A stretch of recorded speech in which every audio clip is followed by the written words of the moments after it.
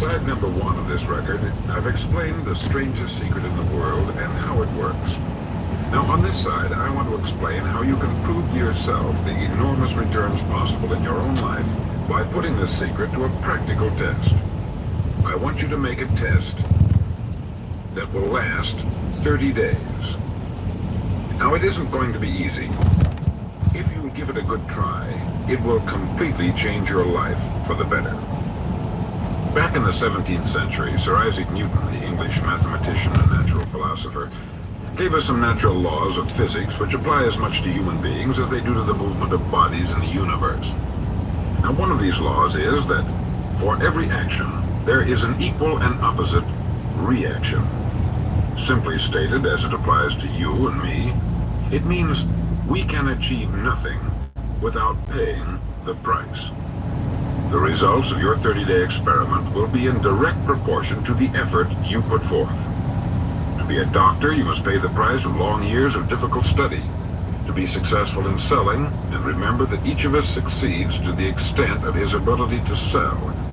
Selling our families on our ideas, selling education in schools, selling our children on the advantages of living the good and honest life, selling our associates and employees on the importance of being exceptional people.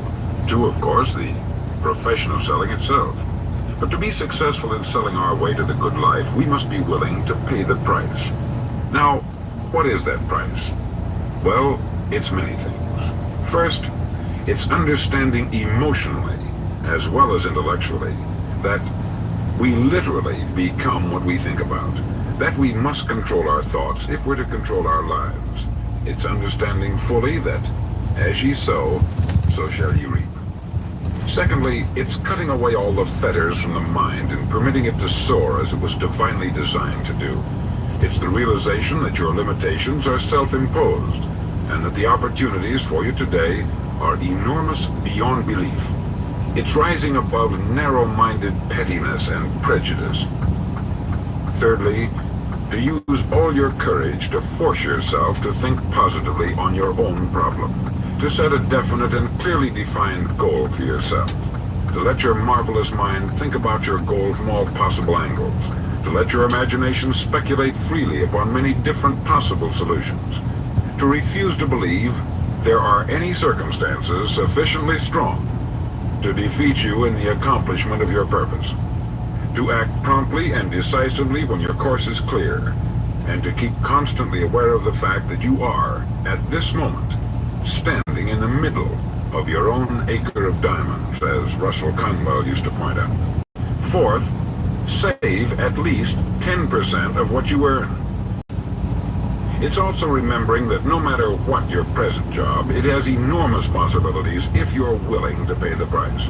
Now let's just go over the important points in the price each of us must pay to achieve the wonderful life that can be ours. It is, of course, worth any price. 1, you will become what you think about. 2, remember the word imagination. Let your mind soar. 3, courage.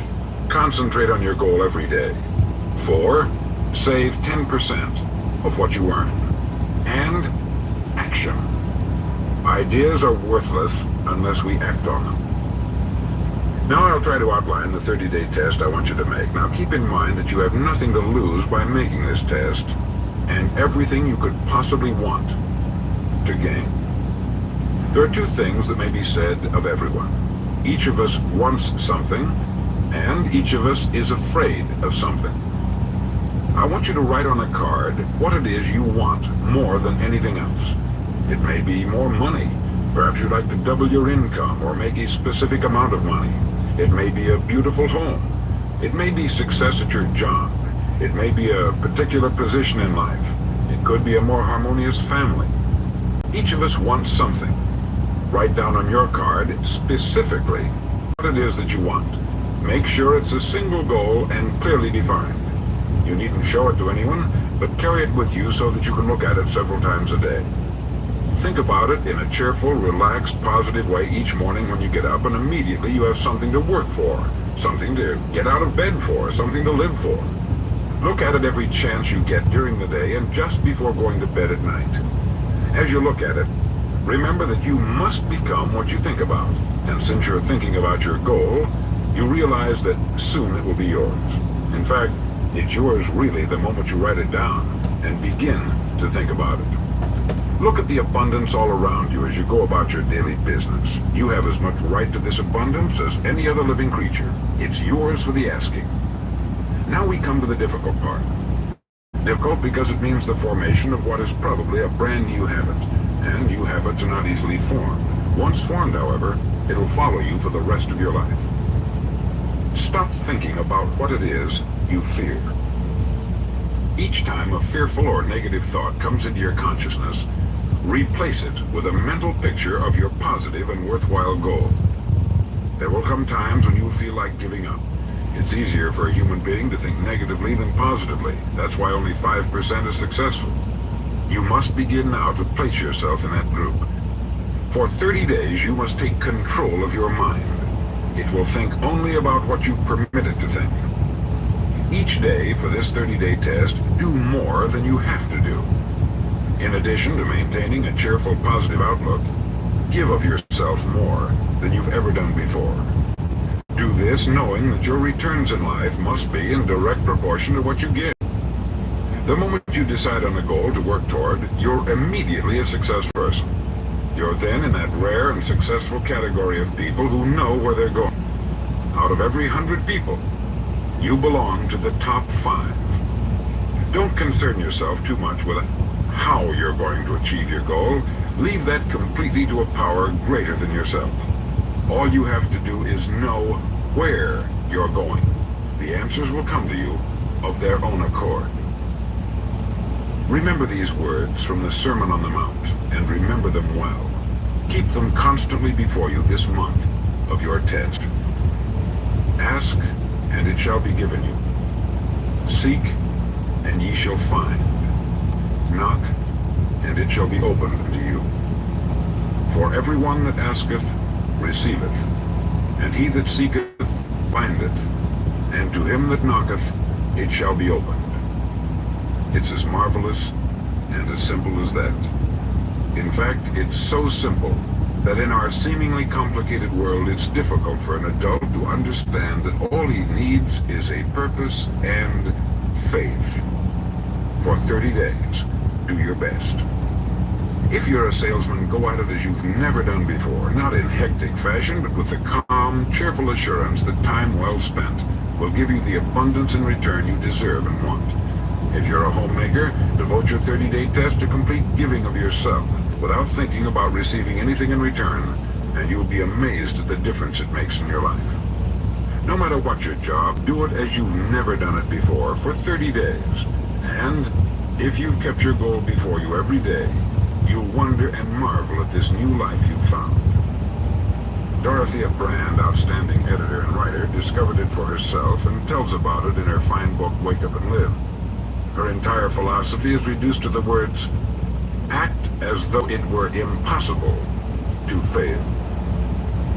She made her own test with sincerity and faith, and her entire life was changed to one of overwhelming success. Now you make your test for 30 full days. Don't start your test until you've made up your mind to stick with it. You see, by being persistent, you're demonstrating faith. Persistence is simply another word for faith. If you didn't have faith, you would never persist. If you should fail during your first 30 days, by that I mean suddenly find yourself overwhelmed by negative thoughts, you've got to start over again from that point and go 30 more days. Gradually your new habit will form until you find yourself one of that wonderful minority to whom virtually nothing is impossible. Don't forget the card. It's vitally important as you begin this new way of living. On one side of the card, write your goal, whatever it may be. On the other side, write the words we've quoted from the Sermon on the Mount. Ask, and it shall be given you.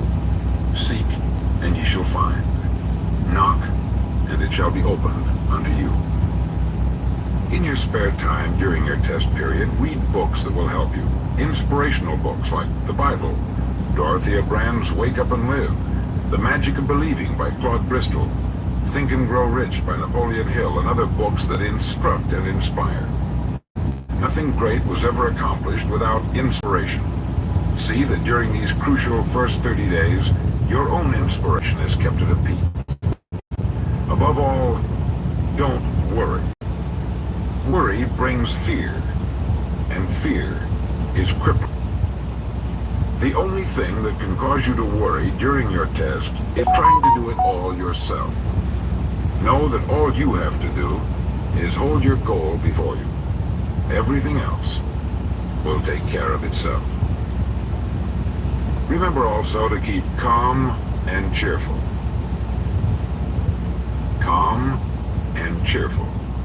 Don't let petty things annoy you and get you off course. Now, since making this test is difficult, some may say, well, why should I bother? Well, look at the alternative. No one wants to be a failure. No one really wants to be a mediocre individual. No one wants a life constantly filled with worry, fear, and frustration. Therefore, remember that you must reap that which you sow. If you sow negative thoughts, your life will be filled with negative things. If you sow positive thoughts, your life will be cheerful, successful, and positive. Now gradually, you will have a tendency to forget what you've heard on this record. Play it often. Keep reminding yourself of what you must do to form this new habit. Gather your whole family about and listen to what's been said here at regular intervals. You know, most men will tell you that they want to make money without understanding the law. The only people who make money work in the mint. The rest of us must earn money. This is what causes those who keep looking for something for nothing or a free ride to fail in life. The only way to earn money is by providing people with services or products which are needed and useful. We exchange our product or service. Therefore, the law is that our financial return will be in direct proportion to our service. Success is not the result of making money. Making money is the result of success. And success is in direct proportion to our service.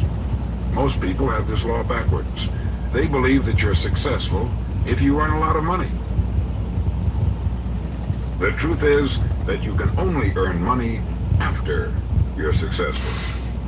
It's like the story of the man who sat in front of the stove and said to it, "Give me heat, and then I'll add the wood."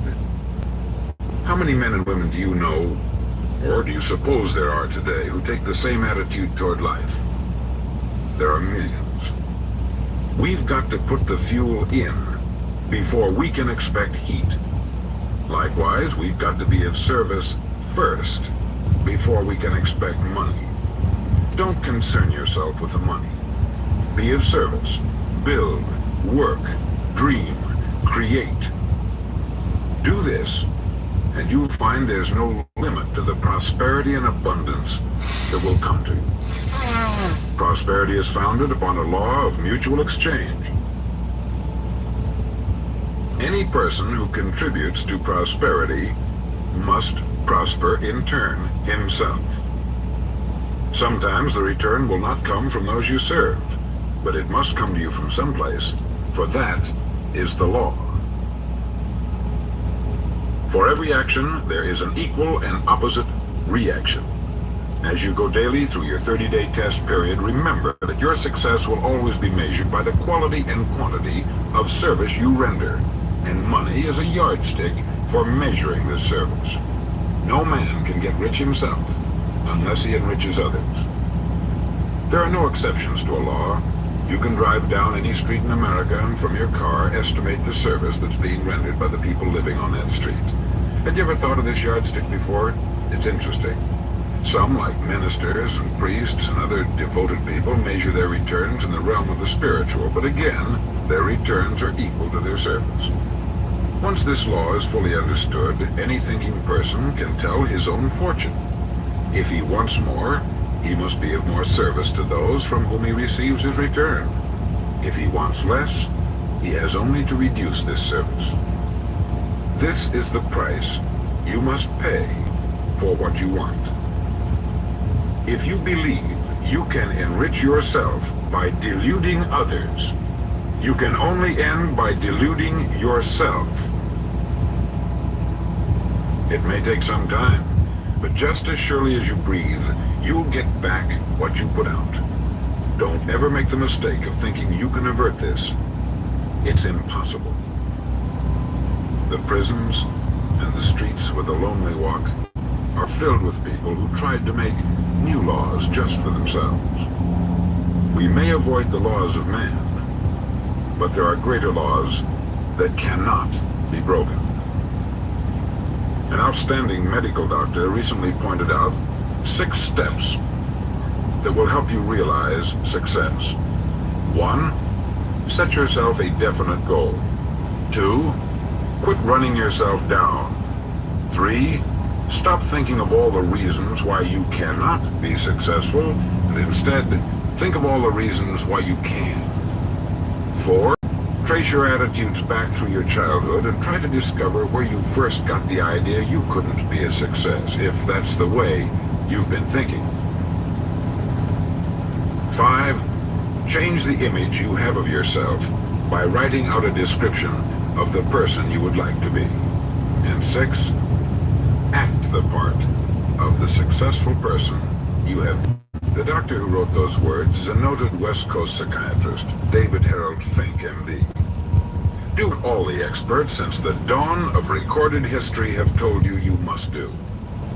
Pay the price by becoming the person you want to become.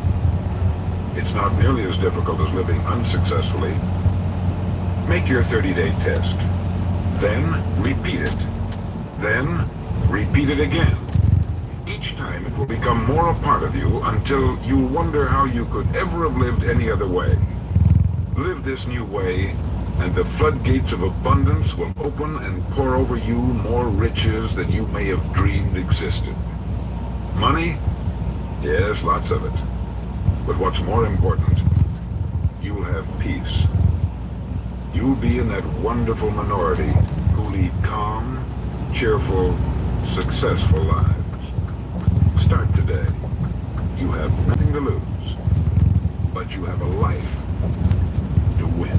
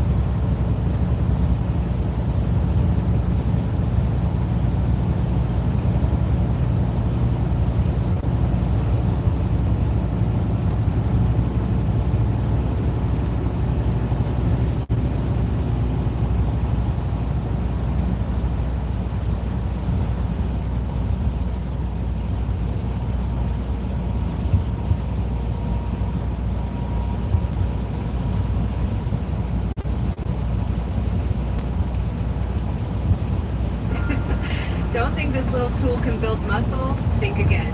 The Twister Arm Trainer is no gimmick. It's a powerhouse for your upper body. With every twist, it activates your arms, chest, shoulders, and back using targeted resistance that traditional workouts often miss. Newsflash, black people around the world, listen. This is the time when we can actually have some dignity. Yes, stay on your feet, stay off of your knees. No time to be afraid. I think we're on the rise of freedom. Yes, yes, there are going to be some sellouts there, some handkerchief head-ass Negroes trying to ruin our progress. But this is the time.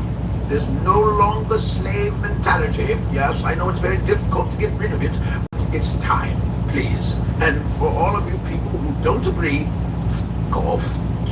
Some more Negro antics, everybody. This video's been going around for a while, you know, but I never commented on it, but it popped back up and I said, oh man, I gotta get into this. Yeah, she ain't getting away with it. Prince Charles, I guess it might be at some, either a store, perfume place, or a baker, I don't know, he walks in and people are excited, right? Listen, it's okay. If I met King Charles, I'll be like, yo, there go King Charles, damn. It's all right to be excited because he's famous as hell. I get that. But the way this woman got excited, it was a little slave-like. It was very subservient. She was like, oh my goodness. Oh. Okay, fine, you're excited.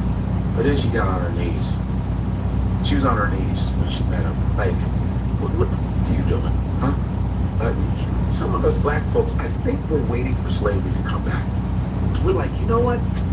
I would be a really good slave. You know, I don't really like my freedom right now. Dignity? Nah. I think I'd be a pretty damn good slave. Yo! Charles like, oh, God.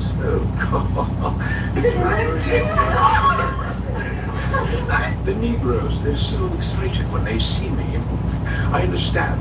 One thing I do like is a Negro on her knees. I thought I was going to get a job. Sorry for the interruption, everybody. Guess what? I'm shooting my hour special at you.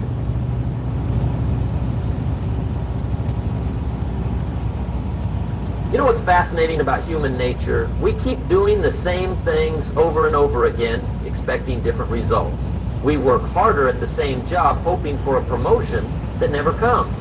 We try the same approaches to our relationships, expecting them to magically improve. We use the same strategies to build wealth while staying broke year after year. Here's a question that might make you uncomfortable. When you look at your biggest problems right now, have you noticed that you keep trying to solve them the same way repeatedly? You stress more, you push through, you work harder, but somehow you end up right back where you started.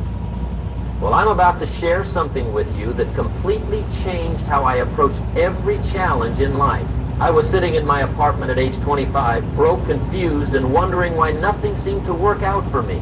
I had tried everything I could think of to improve my situation, but every solution I came up with led me right back to where I started. That's when my mentor said something that hit me like a lightning bolt. Jim, the mind that created your problem can't solve it. At first I didn't understand what he meant.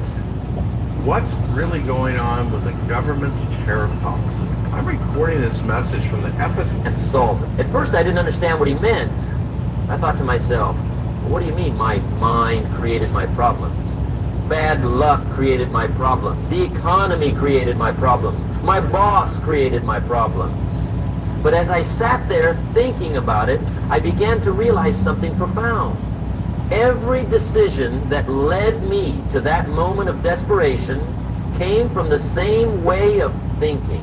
Every choice, every reaction, every response to life's challenges came from the same mental programming that got me into trouble in the first place. You see, most people think their problems come from outside circumstances. They blame the government, they blame their parents, they blame their education, they blame their luck. But here's what I learned that day. Your external world is nothing more than a reflection of your internal world.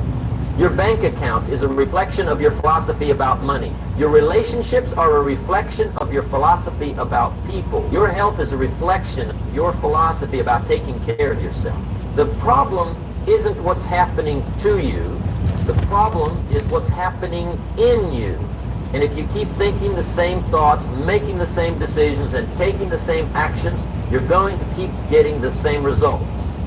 That's not bad luck. That's not coincidence.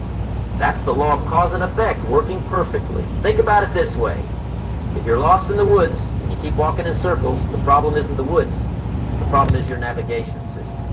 You can blame the trees, you can blame the weather, you can blame the darkness, but until you get a new compass, you're going to keep walking in circles.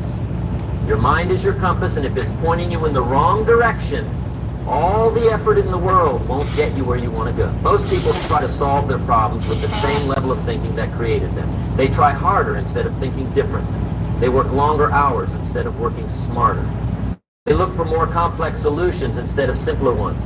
But here's what you need to understand. You can't solve a problem with the same consciousness that created it. Let me give you an example.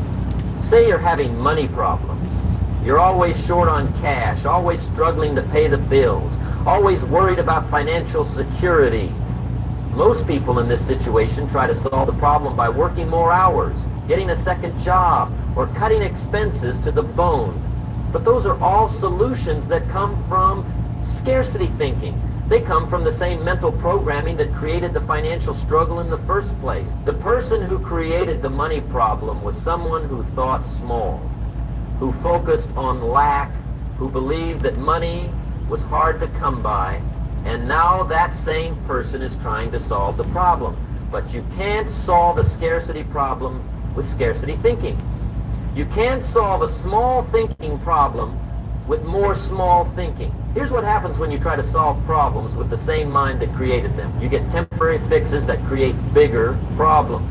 You might work more hours and make more money, but you sacrifice your health. You might cut expenses and save money, but you create stress and tension in your family. You're always playing defense instead of offense. You're always reacting instead of creating. The breakthrough comes when you realize that you need a new mind to solve old problems. You need to think like the person who has already solved the problem you're facing. You need to study success instead of studying failure. You need to focus on abundance instead of scarcity. You need to focus on possibilities instead of limitations. I remember when this concept finally problems, and he said, "Jim, let me ask you something. The problems you're facing?" I said, "Well, yes, I know several people who are financially successful." He said, "Good. Now let me ask you another question. Do those people think the same way you think?" I had to admit they didn't. They thought differently about money, about opportunity, about risk, about everything. That's when I realized I had been trying to solve rich people's problems with poor people's thinking. I had been trying to solve successful people's challenges with unsuccessful people's philosophy. It's like trying to speak French with an English vocabulary. It doesn't work. The breakthrough moment comes when you finally accept that your current level of thinking has reached its limit. This is often a humbling experience because it means admitting that what you've been doing isn't working. Most people resist this realization because their ego is in the way.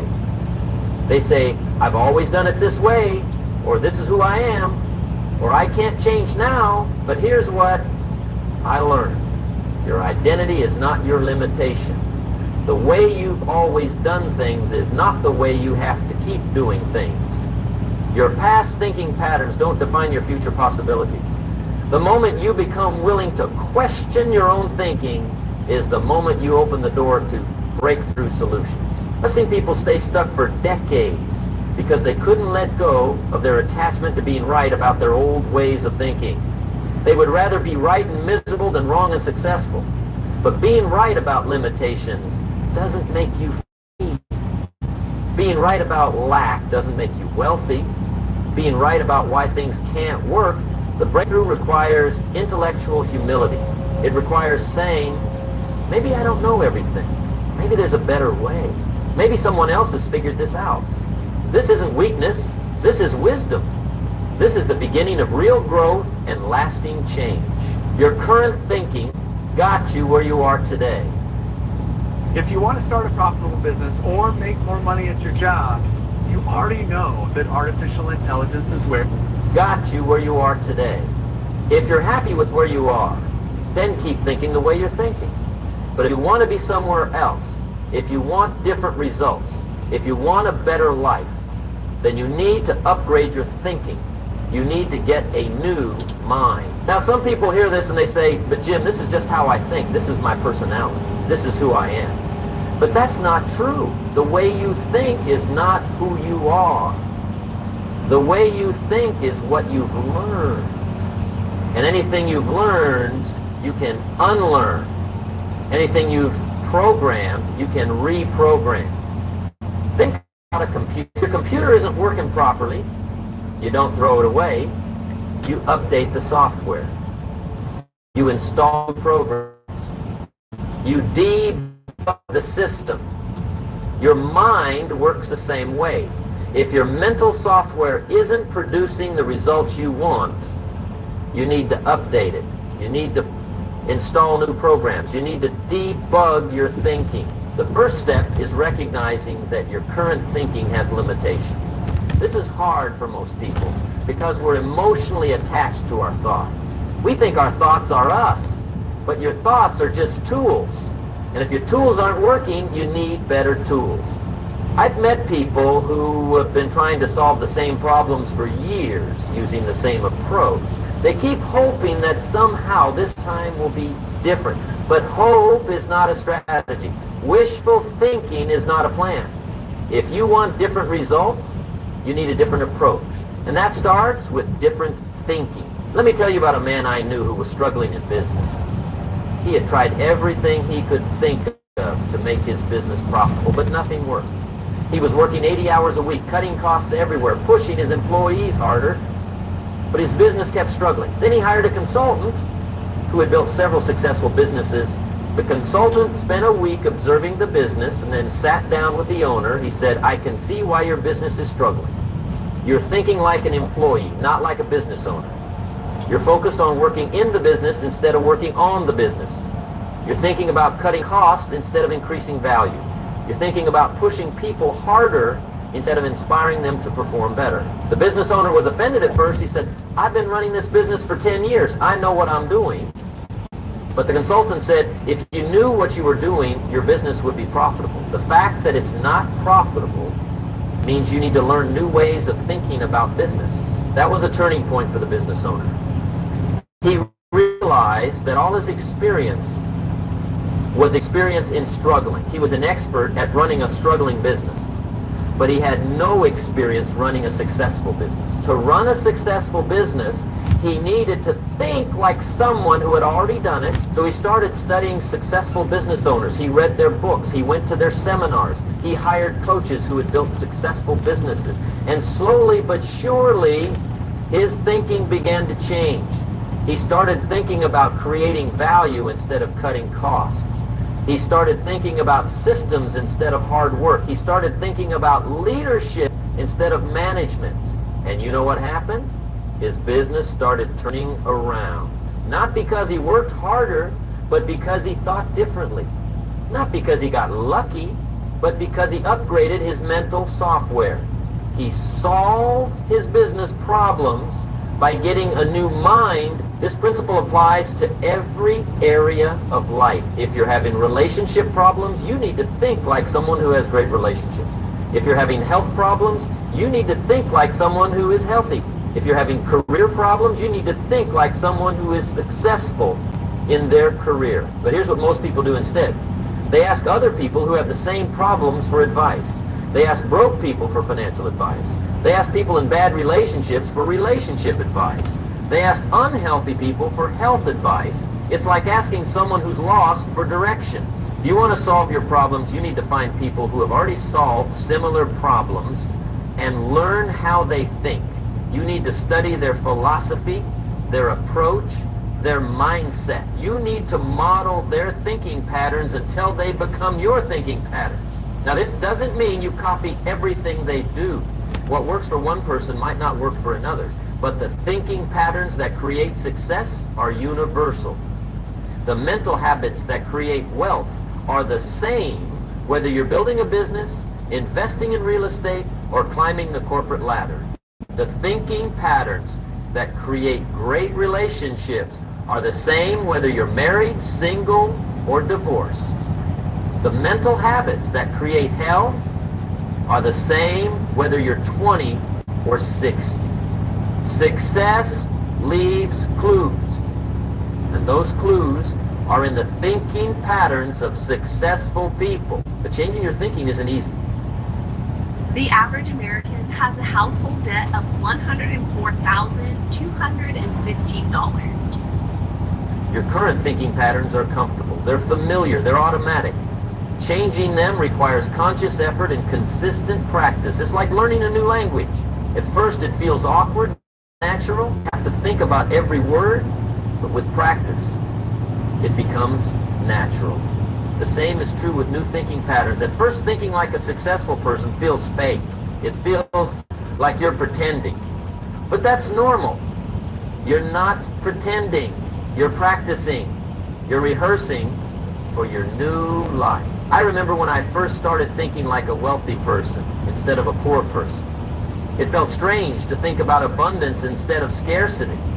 It felt uncomfortable to think about opportunities instead of problems. It felt weird to think about what I could give instead of what I could get. But I kept practicing these new thought patterns. I kept reading books by wealthy people. I kept listening to successful people speak. I kept asking myself, how would a wealthy person think about this situation? And gradually, these new thinking patterns became natural. They became automatic. They became me. And as my thinking changed, my results changed. As I started thinking like a wealthy person, I started making decisions like a wealthy person. As I started making decisions like a wealthy person, I started getting results like a wealthy person. It wasn't magic, it wasn't luck. It was the natural consequence of upgrading my thinking. Here's something important to understand.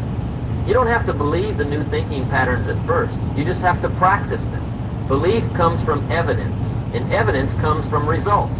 As you start getting better results from better thinking, you'll start believing in the new thinking patterns.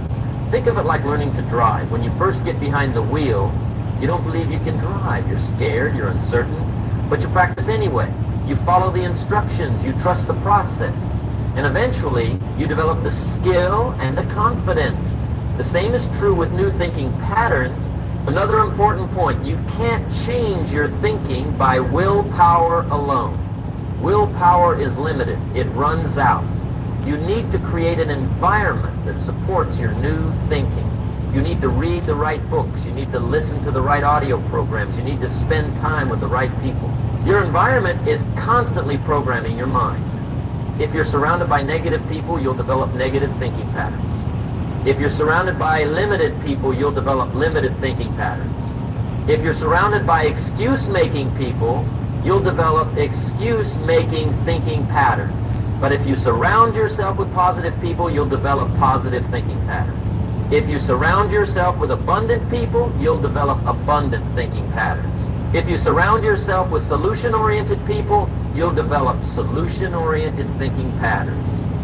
Here's a practical strategy that changed everything for me. I started carrying a small notebook, and every time I caught myself thinking like my old self, I would write down what a successful person would think instead. For example, when I thought, I can't afford that, I would write, how can I afford that?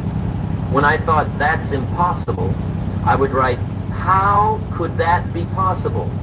When I thought, I'm not smart enough, I would write, how can I become smart enough? This simple exercise forced me to challenge my automatic thinking patterns and replace them with empowering alternatives.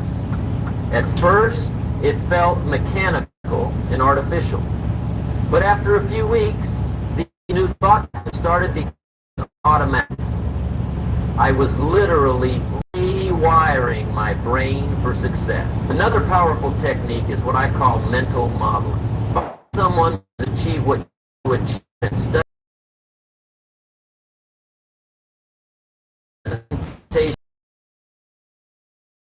but how they thought about what they did. What questions did they ask themselves? How did they view obstacles?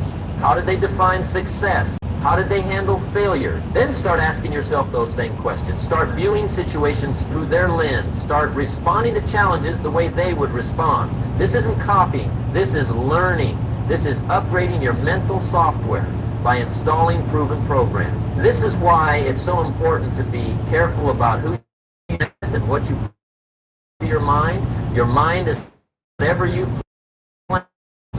If you plant seeds of limitation, you'll harvest limitation. If you plant seeds of possibility, you'll harvest possibility. Some people say, but Jim, I can't control my environment. I have to work with negative people. I have to live with limited people. That may be true, but you can still control what you put into your mind during your free time. You can still choose what books you read, what audio programs you listen to, what videos you watch. You can't always control what goes into your mind, but you can control what stays there. You can choose to focus on empowering thoughts instead of limiting thoughts. You can choose to focus on solutions instead of problems. You can choose to focus on possibilities instead of obstacles. Remember, the mind that created your problem can't solve it, but you can create a new mind. You can develop new thinking patterns. You can upgrade your mental software. And when you do, you'll be amazed at how quickly your problems start to solve themselves. It's not that the problems disappear. Are you looking to establish your business using an address other than your home? Wish you had a professional business address and phone number instead of your home address and personal number? Wouldn't it be great if you could read and manage your business mail from anywhere? I postal one. It's that you see them differently. You approach them differently. You respond to them differently. And because you think differently, you get different results. Let me give you a practical example. Say you're facing a financial challenge. The old you might think, I don't have enough money, there's nothing I can do. I'm stuck. But the new you thinks, this is an opportunity to get creative. What value can I create? Who can I serve? How can I solve this problem in a way that benefits everyone? Same situation, different thinking, different results. The person who thinks, I don't have enough money will look for ways to cut expenses or work more hours. The person who thinks, this is an opportunity to create value will look for ways to increase income or create an income stream. Which approach do you think will lead to better long-term results? Which approach do you think will lead to real financial freedom instead of just temporary relief? This is the power of upgrading your thinking. You don't just solve your current problems, you develop the mental capacity to solve bigger problems. You don't just improve your current situation, you develop the mental skills to create an even better situation. But here's what you need to understand. This process never ends. You never reach a point where you can stop growing mentally. Life will always present you with new challenges that require new thinking. The moment you stop upgrading your mind is the moment you start falling behind. Successful people understand this. They're always reading, always learning, always growing. They know that their success depends on their ability to think at higher and higher levels. They know that the thinking that got them to where they are won't necessarily get them to where they want to go. The beautiful thing about upgrading your thinking is that it gets easier with practice. The more you do it, the better you get at it. The more you challenge your old thinking patterns, the faster you can adopt new ones. The more you expose yourself to new ideas, the more creative you become. And here's something else that happens. You start to enjoy the process. You start to get excited about learning new ways to think. You start to look forward to challenges because you know there are opportunities to grow mentally. You start to see problems as puzzles to solve instead of burdens to carry. This is when life becomes really exciting. This is when you realize that there's no limit to what you can achieve because there's no limit to how much you can grow mentally. Every problem Hey, nice school trip, man. Where'd you guys go on the school trip? Every challenge becomes a chance. What'd you learn new? Your thinking. So let me ask you this. What problem are you currently facing that you've been trying to solve with the same thinking that created it? What challenge are you dealing with that requires a new level of thinking? What situation in your life would change if you changed your approach to it? Whatever it is, I want you to understand that you have the power to solve it. You have the ability to upgrade your thinking. You have the capacity to develop a new mind. But you have to make the decision to do it. You have to commit to the process of mental growth. Don't wait for someone else to change your thinking for you. Don't wait for circumstances to force you to think differently. Take responsibility for your own mental development. Start today. Start now. Begin the process of creating a new mind that can solve the problems your old mind creates. Read books by people who have solved similar problems. Listen to audio programs by successful people. Attend seminars and workshops. Find mentors who think at a higher level. Surround yourself with people who challenge your thinking and inspire you to grow. Most importantly, start thinking like the person you want to become, instead of the person you've Oh, been. Gulliver's Kingdom, like Gulliver's Start Travels, like making the short decisions stories back in like the day when I someone was who has little. already achieved That's what I'm what you assuming. want to achieve. Start responding to challenges like someone who has already overcome what you're facing. Remember, you are not your thoughts. You are the thinker of your thoughts. And as the thinker, you have the power to change your thoughts. You have the ability to choose different thoughts. You have the capacity to develop better thinking patterns. The mind that created your problem can't solve it. But you can create a new mind that can. You can develop new thinking patterns that will not only solve your current problems, but prevent similar problems in the future. You can upgrade your mental software so that you're operating from a higher level of consciousness. Let me share with you one final story that illustrates Oh, it's the a power giant of this amusement principle. park. That's I knew a dope. woman who had been divorced 3 times. Each divorce was painful, and each time she swore she would never make the same mistakes again. She kept attracting the same type of men and creating the same type of relationship problems. She was stuck in a pattern, and no matter how hard she tried, she couldn't break. Finally, she realized that she needed to change, not just her behavior, but her thinking about relationships.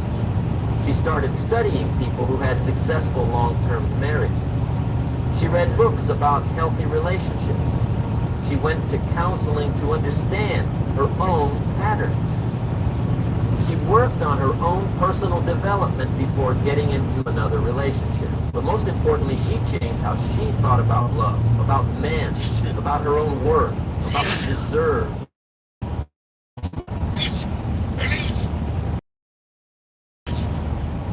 You know what eating cabbage can do to your heart? Cabbage is a cruciferous vegetable that resembles lettuce. It can be red, purple, white, or Men, about her own worth, about what she deserved. She stopped thinking like someone who attracted unhealthy relationships and started thinking like someone who attracted healthy ones. And you know what happened? Her next relationship was completely different. She married a wonderful man, and they've been happily married for over 20 years now. Same person, new thinking, completely different results. That's the power of upgrading your mind.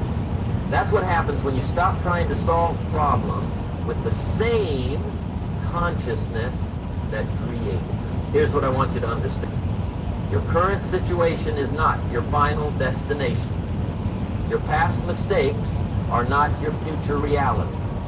Your present limitations are not your permanent boundaries. But the only way to transcend where you are is to transcend how you think. This is your opportunity. This is your chance. This is your moment to break free from the limitations of your old thinking and step into the possibilities of new thinking. Don't let it pass you by. Your future self is counting on the decisions you make today. Make the decision to grow. Make the decision to change. Make the decision to create a new mind for a new life. Start today by questioning one limiting belief you've held about yourself or your situation. Ask yourself, is this really true? Or is this just what I've been conditioned to believe? Then find someone who has succeeded in that area and study how they think about it differently. Model their thinking patterns until they become yours. Remember, success is not about working harder with the same thinking. Success is about thinking better so you can work smarter. It's about upgrading your mental software so you can run better programs. It's about becoming the kind of person who naturally creates the results you want instead of someone who struggles against their own limitation. The time is now. The opportunity is here. The power is within you. Use it. Transform your thinking and you'll transform your life. Stop trying to solve tomorrow's problems with yesterday's thinking. Create a new mind for new solutions and watch as your life transforms in ways you never thought possible.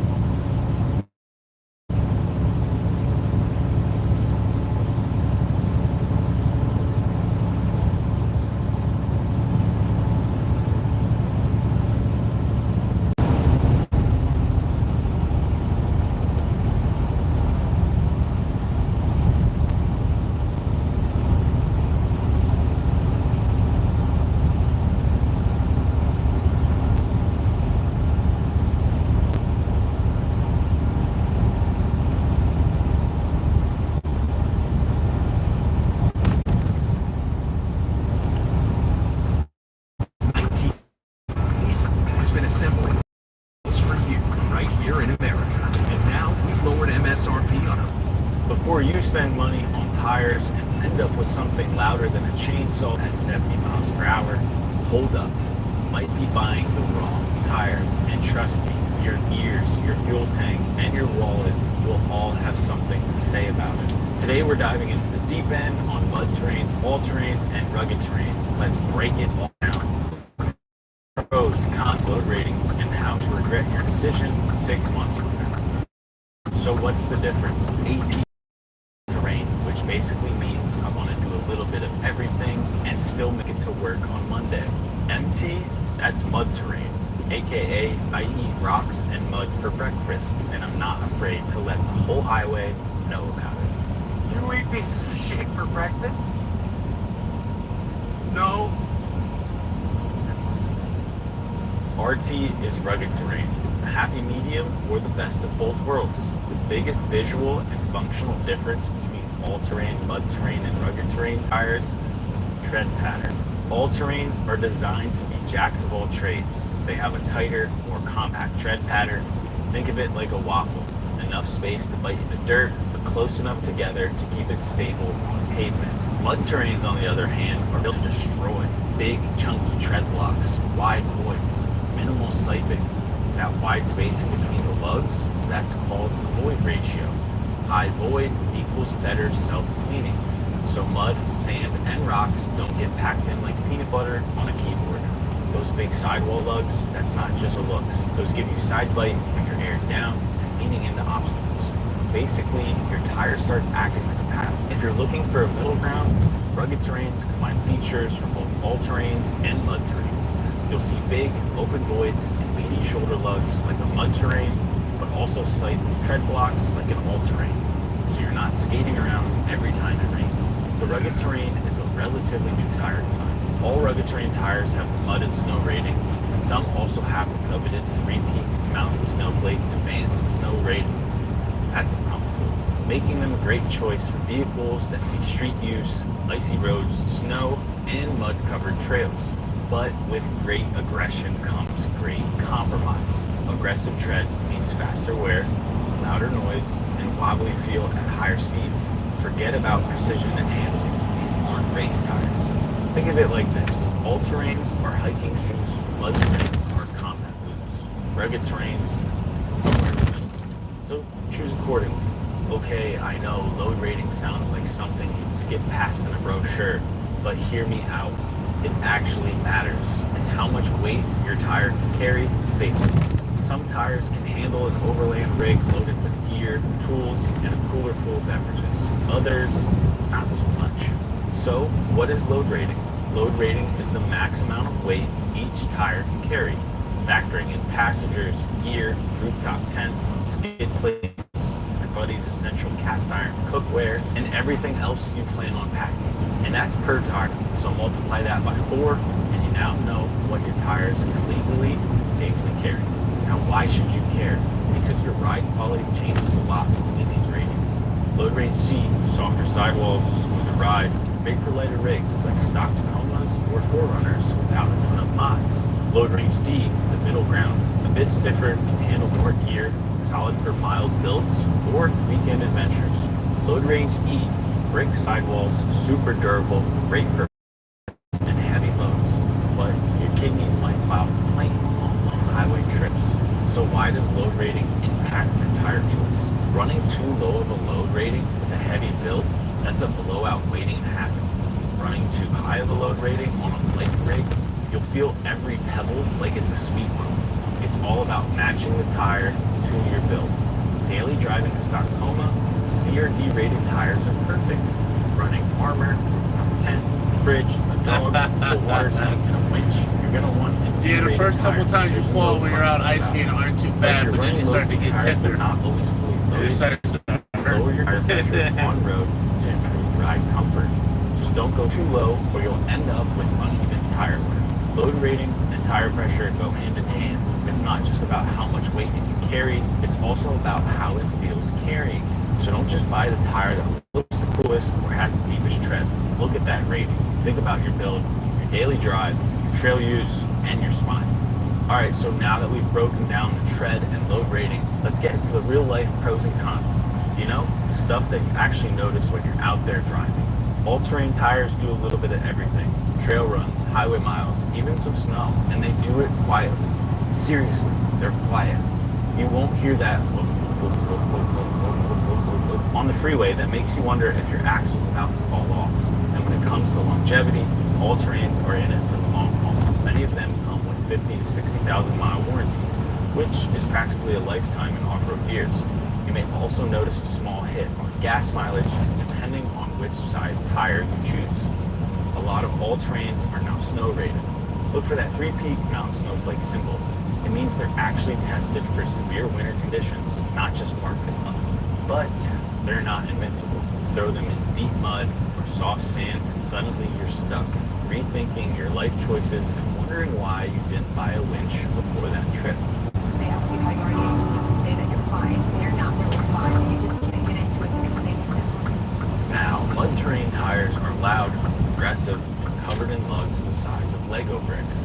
These tires don't care about comfort, they care about traction. And looking good doing it. If your weekend plans include crawling rocks, spinning through mud, and blasting through riverbeds, mud terrains are your ride or die. Their traction in the gnarly stuff is next level. They've also got reinforced sidewalls, crazy side lugs that give you grip even when you're aired down, and your tire might even look like it's a pancake wrapped around a boulder. Now, the downside. Ever tried having a conversation at 70 miles per hour on the highway with mud terrains? It's like yelling over a blender full of gravel.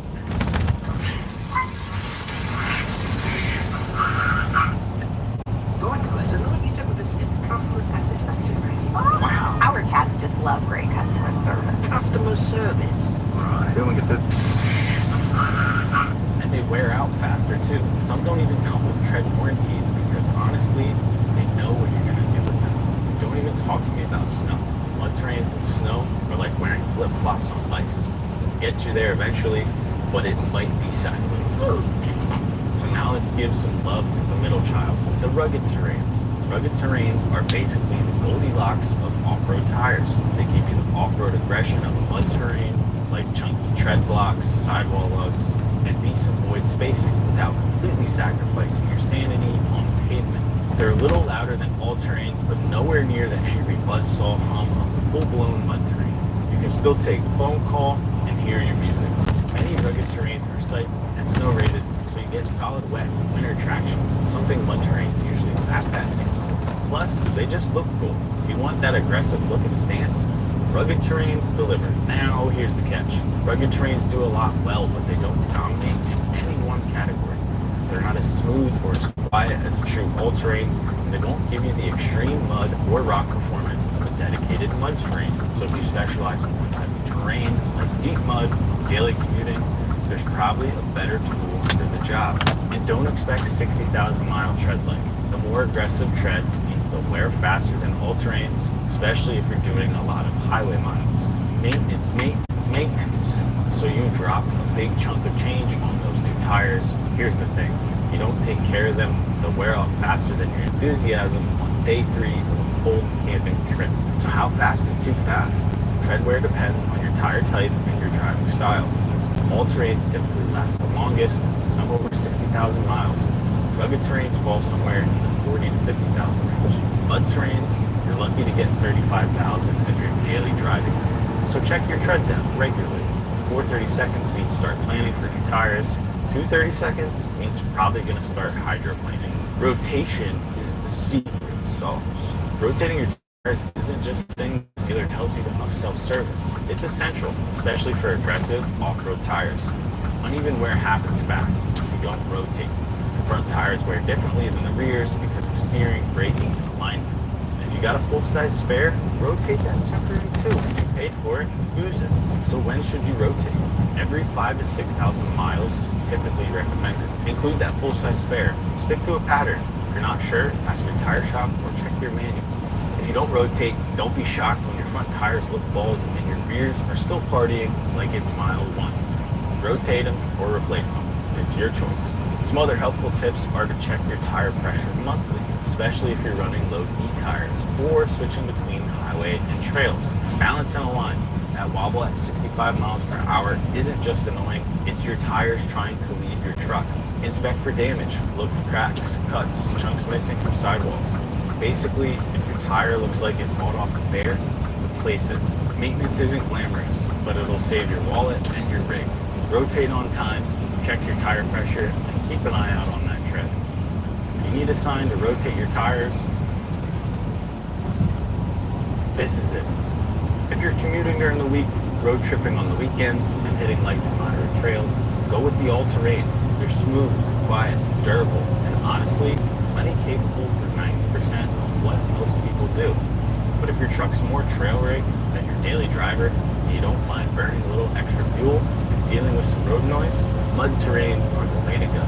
Especially if your weekends look more like a recovery mission than a picnic.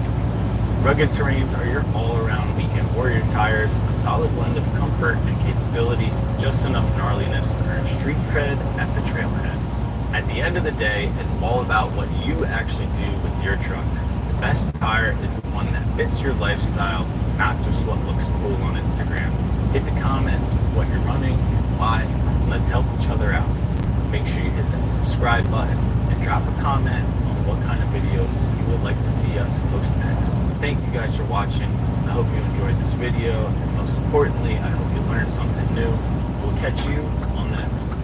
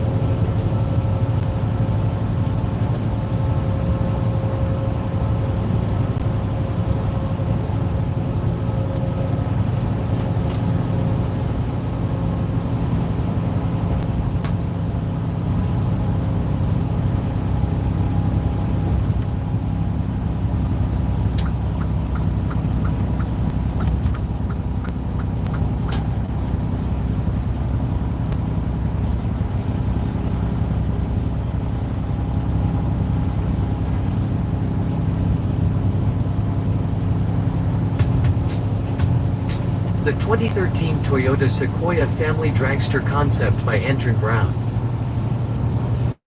Of the 4 vehicles that are set to take part in the Toyota Racing Dream Build Challenge, HRA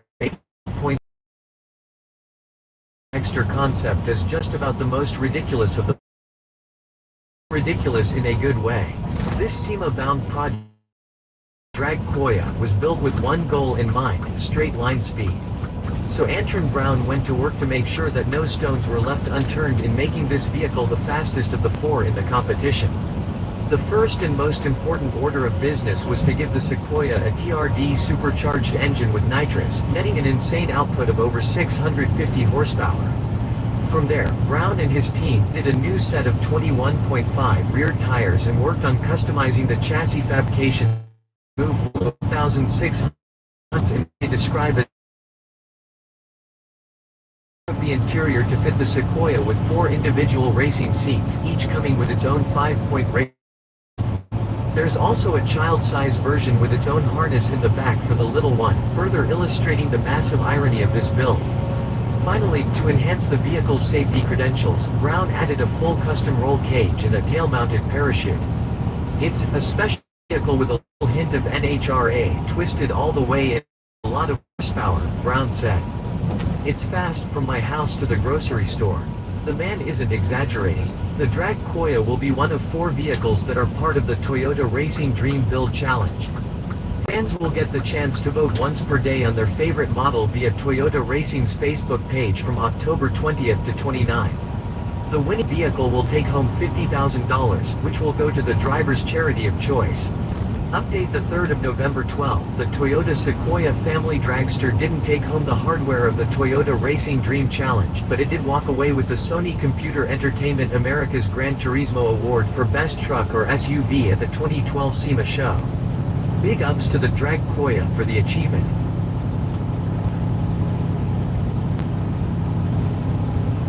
If you liked this video, please share your thoughts in the comments below and don't forget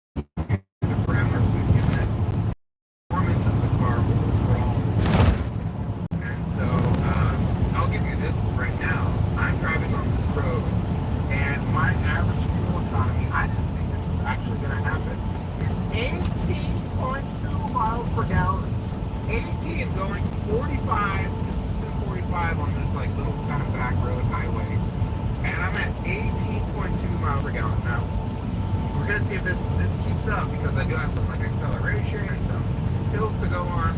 Right now we're at 22.5, 16, so like it's constantly adjusting.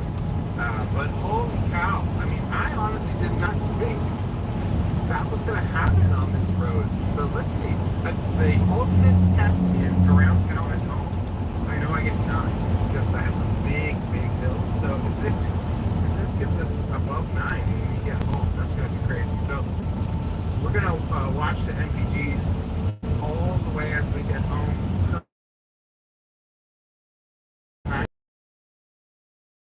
That's what we're getting on the highway, and it's doing really good, idling good, cruising good. Let's see what we get.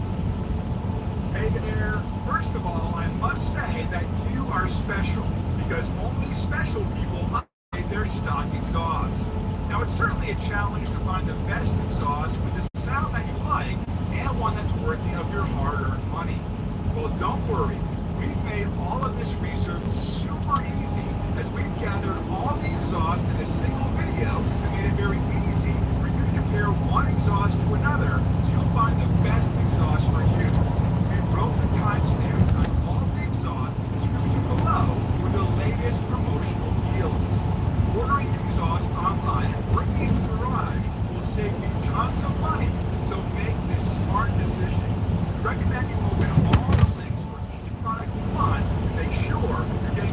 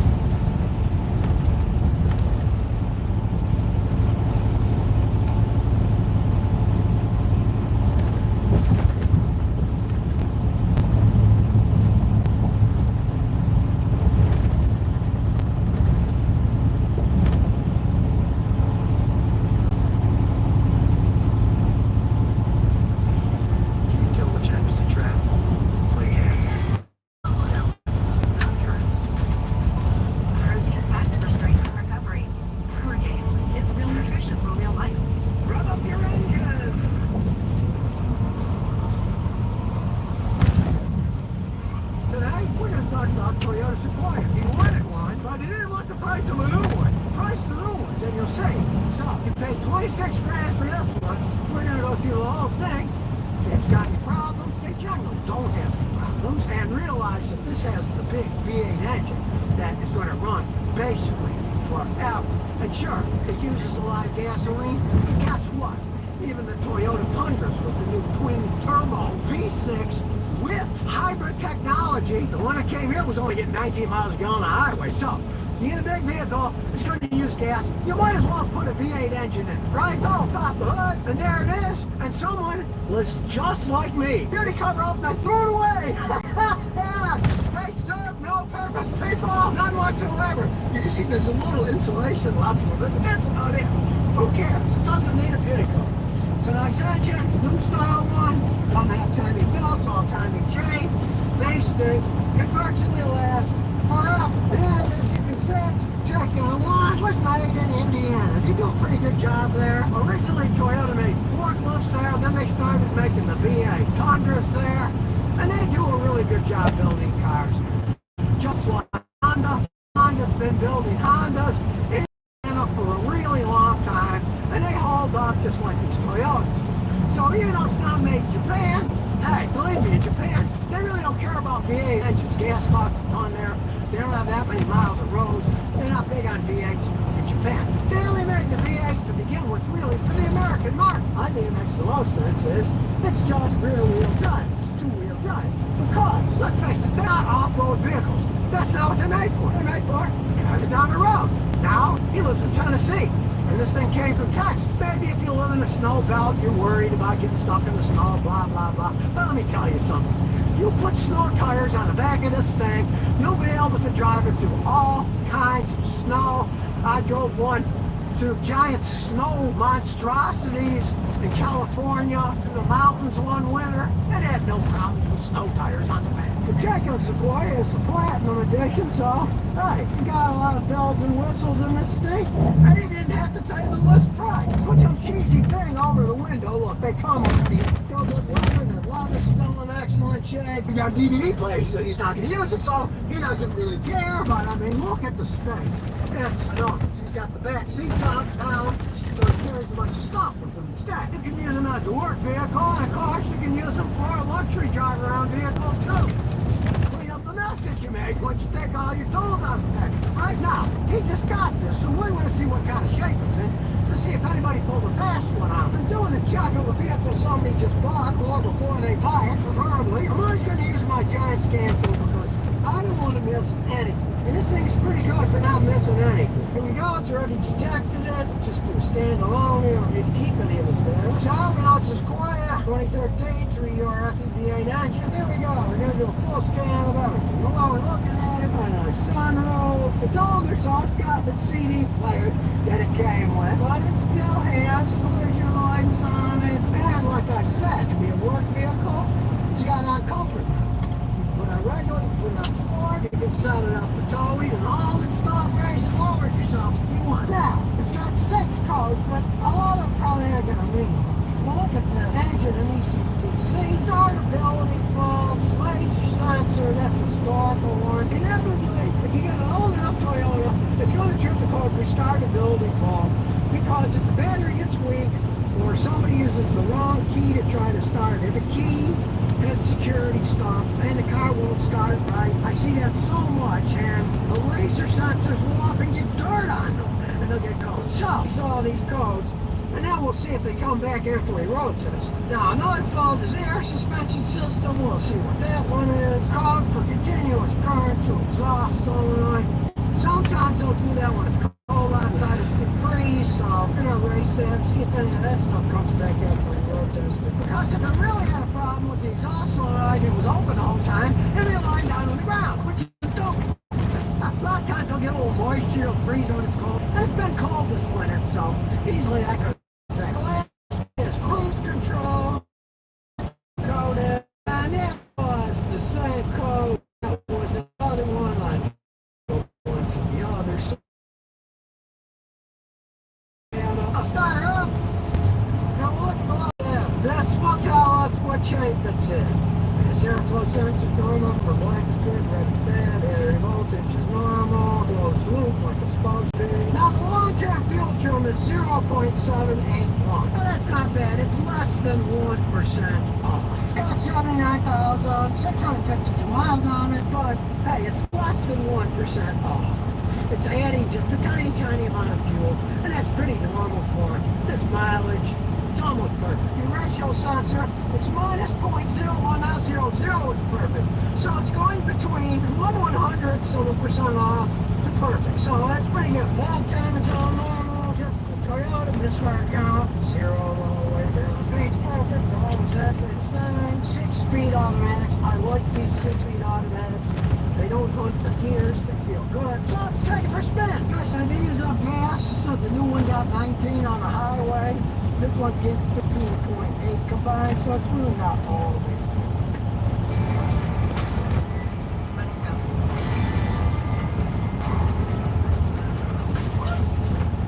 Away. This one's getting 15.8 combined, so it's really not all the way. And this has an insanely reliable power for V8 engine to go 300,000 to 500,000 miles. You're never going to get that out of the twin turbo V6. So the backup camera's kind of basic.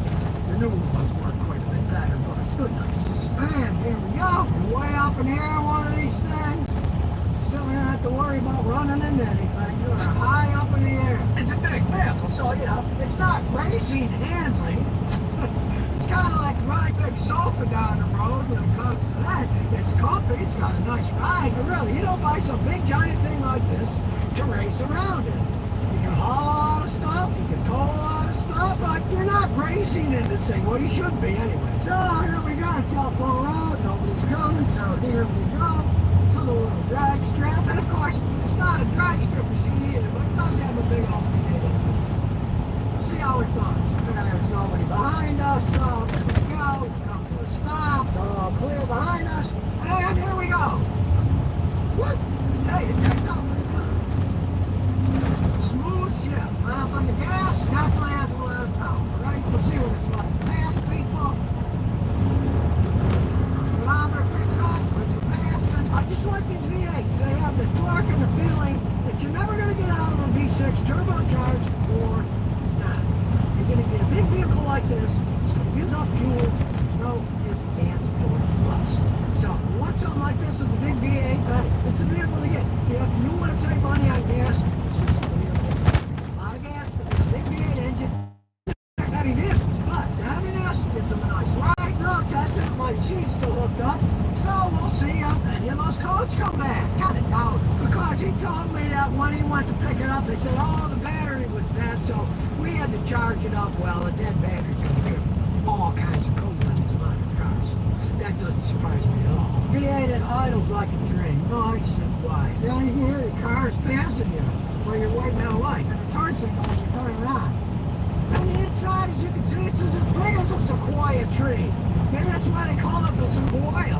It's huge inside. I got to say, driving around the same thing like I'm driving around a giant couch. The only thing I'd be worried about is falling asleep while I'm driving this thing. It's so comfy and pretty quiet inside. I seriously would be worried about falling asleep. All of my vehicles rattle and clunk. It kind of keeps you awake. This thing may lull you into a false sense of security and fall asleep. Builds a moment of truck. You got to run road test. Let's see if any of those codes came back. We're all stands. See, everything comes back. 58, 62% done. 70%. In the end, it's almost done. 87%, 100%, and look, none of the codes came back. So there you have it. If you want a vehicle as big as a tree, a Sequoia is probably for you. It's going to run a really long time. You have to use a lot of gas. That's just the way that it goes. They're comfy. They got space. You can use it as a work vehicle. You can use it as a luxury vehicle. You take vacations in it. You can put the seats on sleeping. They don't want it to, you know.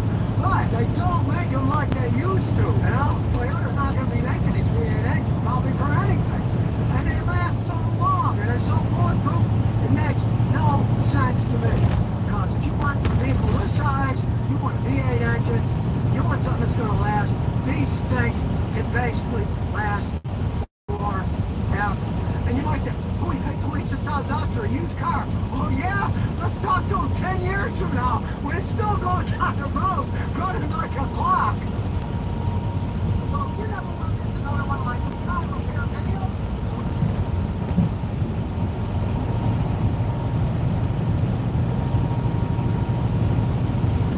mods that I've done on my 2008 Toyota Tundra. First, we put the new radio in, front and backup camera. Next, we installed a swing case so that way I could have a toolbox and a tonneau cover at the same time. Third, we installed some interior lights to make the inside look cooler at night. Fourth, my most favorite mod, headlights. They were super bright and they even have a cool blinker scroll effect. And then lastly, we put in new tail lights. If you guys want me to do more videos on this series, like this video and let me know in the comment section.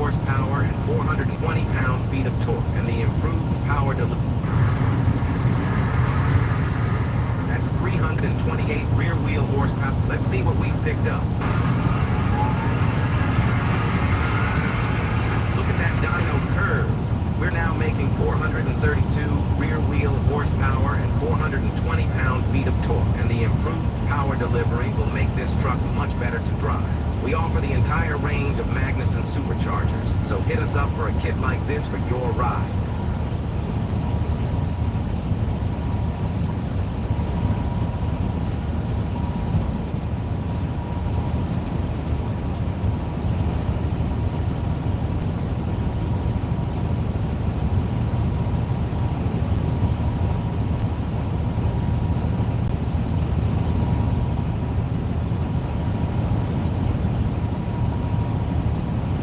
I recently bought the Sequoia for $6.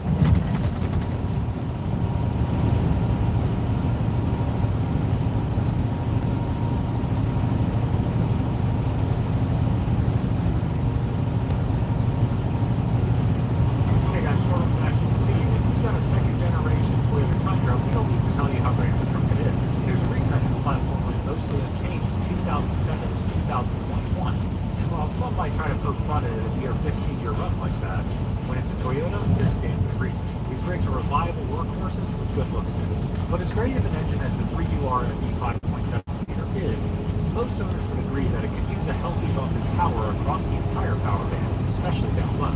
And in recent years, Tundras have become increasingly more popular among off-road and overland enthusiasts. As it turns out, larger tires, steel bumpers, sliders, skid plates... Hey, dangerous, man. You take it easy after that transfusion. I'm glad you're staying nice and chill.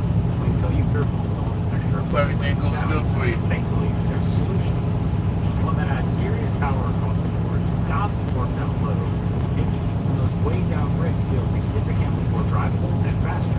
Oh, and the best part, all of this is achieved without compromising on that amazing Toyota reliability. Enter our Stage 1 Herod Supercharged package for Toyota Tundra, Sequoia, and 200 Series Land Cruiser. And this package is built around the Herod Engineering Supercharger system, which features the TVS 26-bit motor pack. Yep, exact same rotor pack from the 2020 GT500 and C7 4.01. And this positive displacement design means that whether you're spinning the supercharger at 1 RPM by hand or 6,000 RPM by your engine, it's moving the exact same amount of air per revolution. Why does this matter for the driver? Well, it means that boost pressure is instantaneous when you hit the accelerator, no matter what RPM you're operating. And for the daily driven rig, think about what part of the power band you're using 90% of the time. Yep, the loaded mid-range. And this supercharger gives you gobs of usable power where you'll be using it most. And for the street and trail light, this results in significantly better performance under all driving scenarios, whether you're merging into traffic, cruising on the highway, or navigating a steep incline off-road. And supercharger aside, the system also includes everything else you need. Fuel system, heat exchanger, drive system, and all the other odds and ends. And our Stage 1 Herod Supercharged package includes all of this and incorporates a custom calibration by HP tuners or BF tuner depending on your specific gear. Now, let's follow along to the shop as Matt's well-equipped 2017 Tundra TRD Off-Road gets set up with our Stage 1 Supercharged package. Up first, baseline dyno pools to get our starting point for horsepower and torque.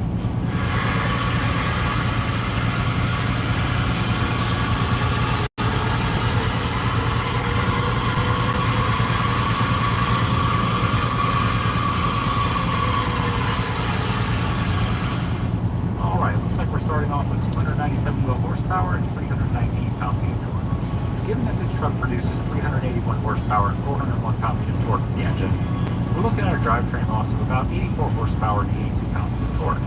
Frankly, not too bad considering the wheel-tire combination.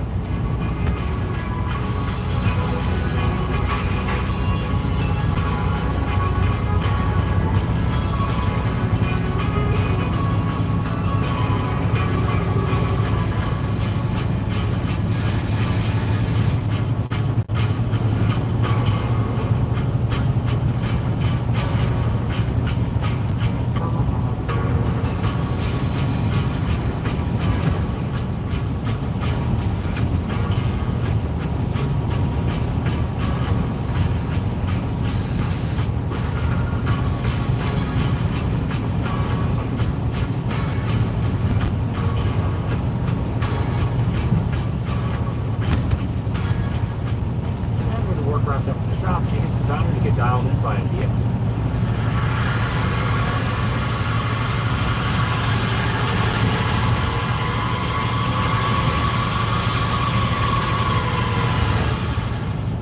With the calibration dialed in, output jumps up big time to 450 wheel horsepower and 454 pound-feet of torque.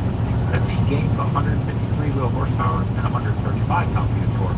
With maximum gains coming in at 166 wheel horsepower and 145 pound-feet of torque. And just check out these loaded torque gains. Absolutely transformative. Now, adding the drivetrain loss we measure from our baseline dyno pools, that puts this Tundra up to right at 535 horsepower and 535 pound-feet of torque at the engine. Huge difference. And if you're ready for this level of proven performance on your Tundra, Sequoia, or 200 Series Land Cruiser, we're ready to help you get there. Reach out today to learn more.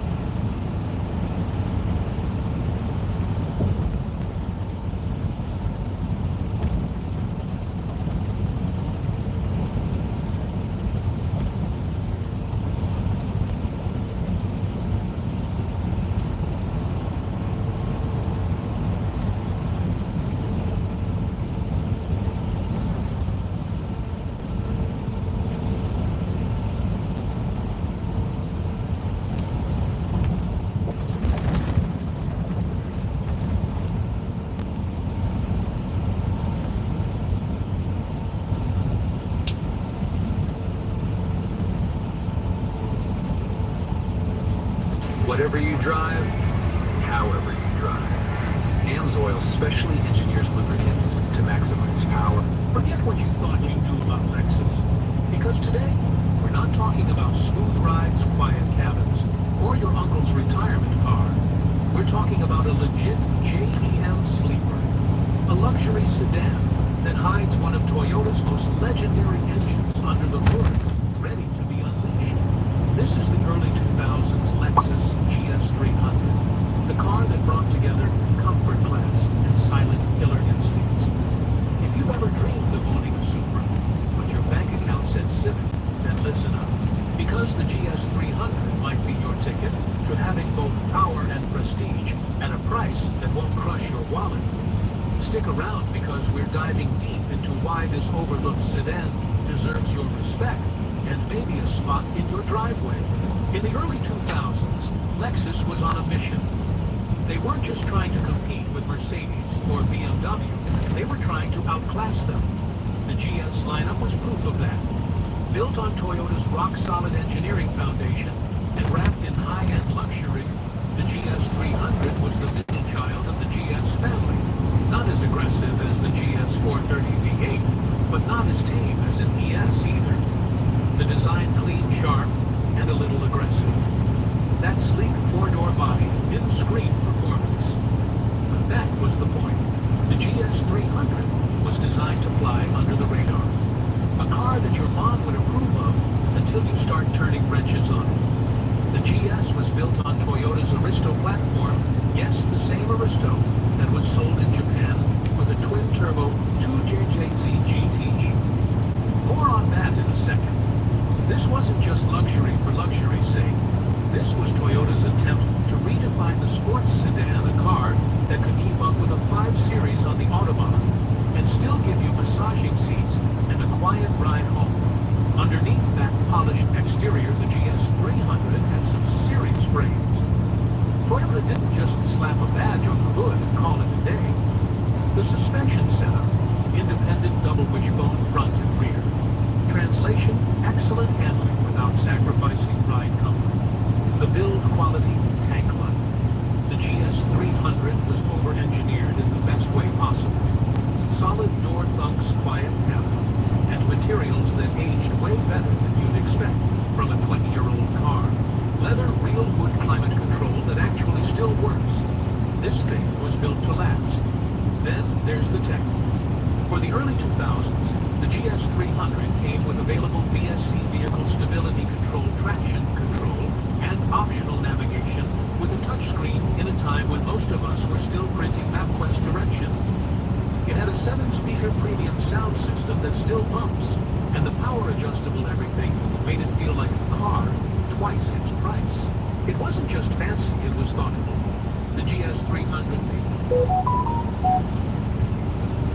it felt smart, deliberate, and a little bit ahead of its time. All right, here's the meat of it.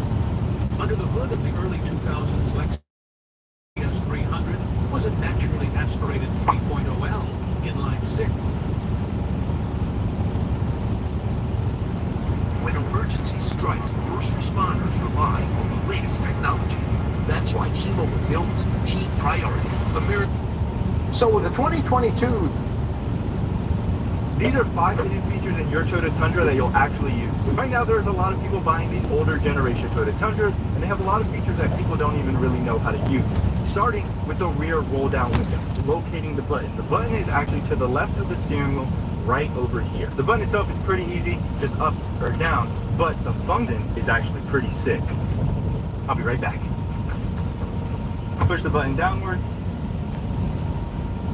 This is actually super sick. If you've never had this, you don't understand how cool it actually is. I know in the Toyota Tacoma it has like a little window that you can open, but having the whole window go down is super cool. Most passengers have never had a vehicle like it, and it's always like a wow feature. But also if you have animals, like dogs, I don't know what other animals you carry in your back seat. People carry cats in the back seat. People, dogs, whatever you carry back here, really like the back window. Also, you don't need to have it all the way down all the time. I personally have it like right about here, and that lets in just the right amount of breeze. That feature is super sick, and actually one of my favorite things about the Toyota Tundra. I bring it up because my dad had his Sequoia for over a year and he never knew that the whole window went down. So if you didn't know, now you know. Next up, if you're trying to have a little bit of fun and you want to turn your traction control off, it's not as simple as you think. At first glance, you can't even see the traction control off button. Where is it? The world may never know until you watch this video. Right there, traction control off. So if you want to turn your traction control off and you press this button, what it does is it turns on the auto SD. What that does is something you don't want it to be doing when you're trying to lose traction. What that'll do is send the power to the wheel that's spinning, but in this case you want the wheel to spin. So we'll push the button again, make sure that it's off, and then we'll push and hold the button. And now when you look at it, you'll see that it's actually turned off. I am no expert, do not take my advice, but if you ever go muddy and you want to have some fun, make sure to remember that. Do not turn on your LSD, but make sure to turn traction completely off and letter E. If you know this one, you're an actual legend. Look at this. Look, I know what you're thinking. He caught me. I did catch him. Because this is only playing for the people that are not subscribed, and you're one of them. You're just watching my content. Oh, let's see what he uploaded. Oh, this video's really good. I'm not gonna subscribe. 98% of you guys not subscribed. Do it now. You see this mirror? Normal mirror. That's what we all think. That's what Toyota wants you to believe. But look at this. If you put it into reverse, the camera comes on, and the mirror is the same. You're saying, hey, did you just scam me? No. Give me a second. Come over to your mirror adjustments. Push it to the left, and this is going to unlock a hidden feature. Also, you can do left or right, but I'm more of a left Twix kind of guy. Pop that bad boy into reverse, and the mirror moves. I'll do it again. So we're in park. The mirror is still on the left. Put it in reverse. Bada boom, bada bing. And if you think that's all, well, you're wrong. It does it for the other side as well. That makes it super easy to park this big of a truck. You know when you're driving in that truck absolutely blinds you with its high beams? Well, sometimes, and most of the times, it's not even actually their high beams. The lights nowadays are just super, super bright. But if you have a Toyota Tundra, you can accommodate for other drivers. Hear me out. So same spot, we're gonna open up the door and we're gonna go right over here.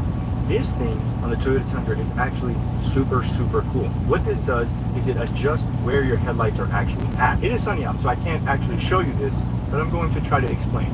It takes your lights from here to here. Why would Toyota do something like this? Do they want you to blind people? No, but this is a truck and it is made to tow. I don't tow, but maybe you do.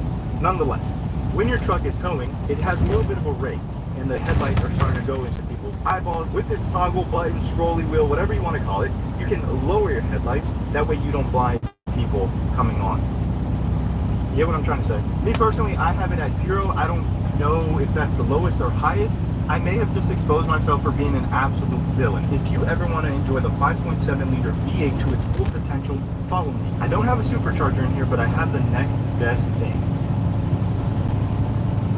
The tow haul button. Listen, Bobbles, it won't harass me. If you've never done this, you have to try it. Tow haul. Pretty much what it does is it changes your shift points, but it also changes your pedal feel a little bit. Okay, on most cars they have like an S mode, a sport mode, a ETC power button in the Toyota Tacoma, but in the Tundra it has tow haul. Good, great. I've driven multiple other vehicles, a Tacoma and a Corolla. Their sport modes do not compare to this tow haul mode. I'm not here to incriminate myself. All I'm saying is, a dirt road, gravel road if you're psycho, tow haul and traction control off means happy man. I recently did this and my tires, they were cooking. They were hot. They smelled like burnt rubber. It is a lot of fun. Now, I wouldn't recommend doing it on pavement unless you got money like that. I don't. If you do, good for you. Anyways, if you have the Tundra, you have to try it out. Well, hello. You've made it to the end of the video. I don't know why, but I appreciate it. Stop into Raymore and Flanagan.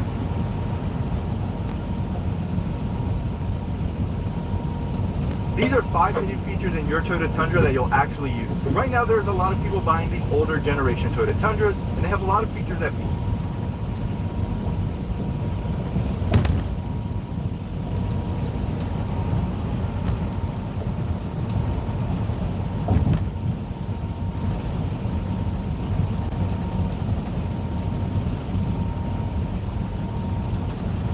quick way to get more power out of your Toyota Tundra is with an S&B intake kit. The S&B intake kit is a direct replacement to the OEM system and flows 51% better than stock. The map sensor comes out of the OEM intake kit. The OEM intake comes out of the vehicle. The map sensor transfers over to the S&B intake system. The S&B intake system gets set up outside the vehicle, dropped on in. The large S&B oiled filter gets put into the vehicle. This filter can be cleaned and reused. We also have a dry option as well. Get that tightened up, everything connected to the vehicle. We'll get our large plexiglass lid installed into the intake system. This allows you to see the condition of your filter, so you know when you need to change your filter or clean your filter. After that, we'll get the engine cover reinstalled and take a look at the new S&B intake.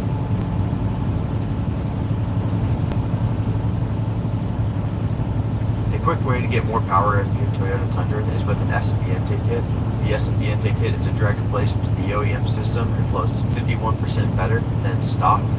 The map sensor comes out of the OEM intake kit. The OEM intake comes out of the vehicle. The map sensor transfers over to the S&B intake system. The S&B intake system gets set up outside the vehicle, dropped on in. The large S&B oiled filter gets put into the vehicle. This filter can be cleaned and reused. We also have a dry option as well. Get that tightened up, everything connected to the vehicle. We'll get our large plexiglass lid installed into the intake system. This allows you to see the condition of your filter, so you know when you need to change your filter or clean your filter.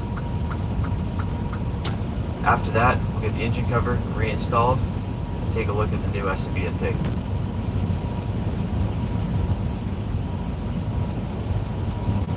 A quick way to get more power out of your Toyota Tundra.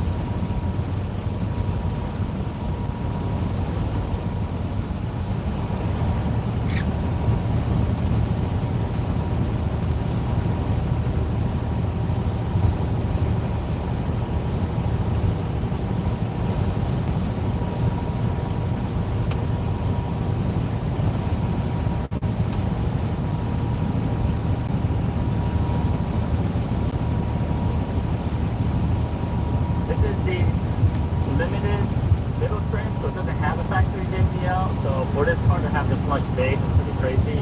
And even the audio quality, very, very clear, very more vibrant, and even with lower volume, it sounds pretty amazing. And it won't break the bank either. This is the limited middle trim, so it doesn't have a factory JBL. So for this car to have this much bass is pretty crazy. And even the audio quality, very, very clear, very more vibrant, and even with lower volume, it sounds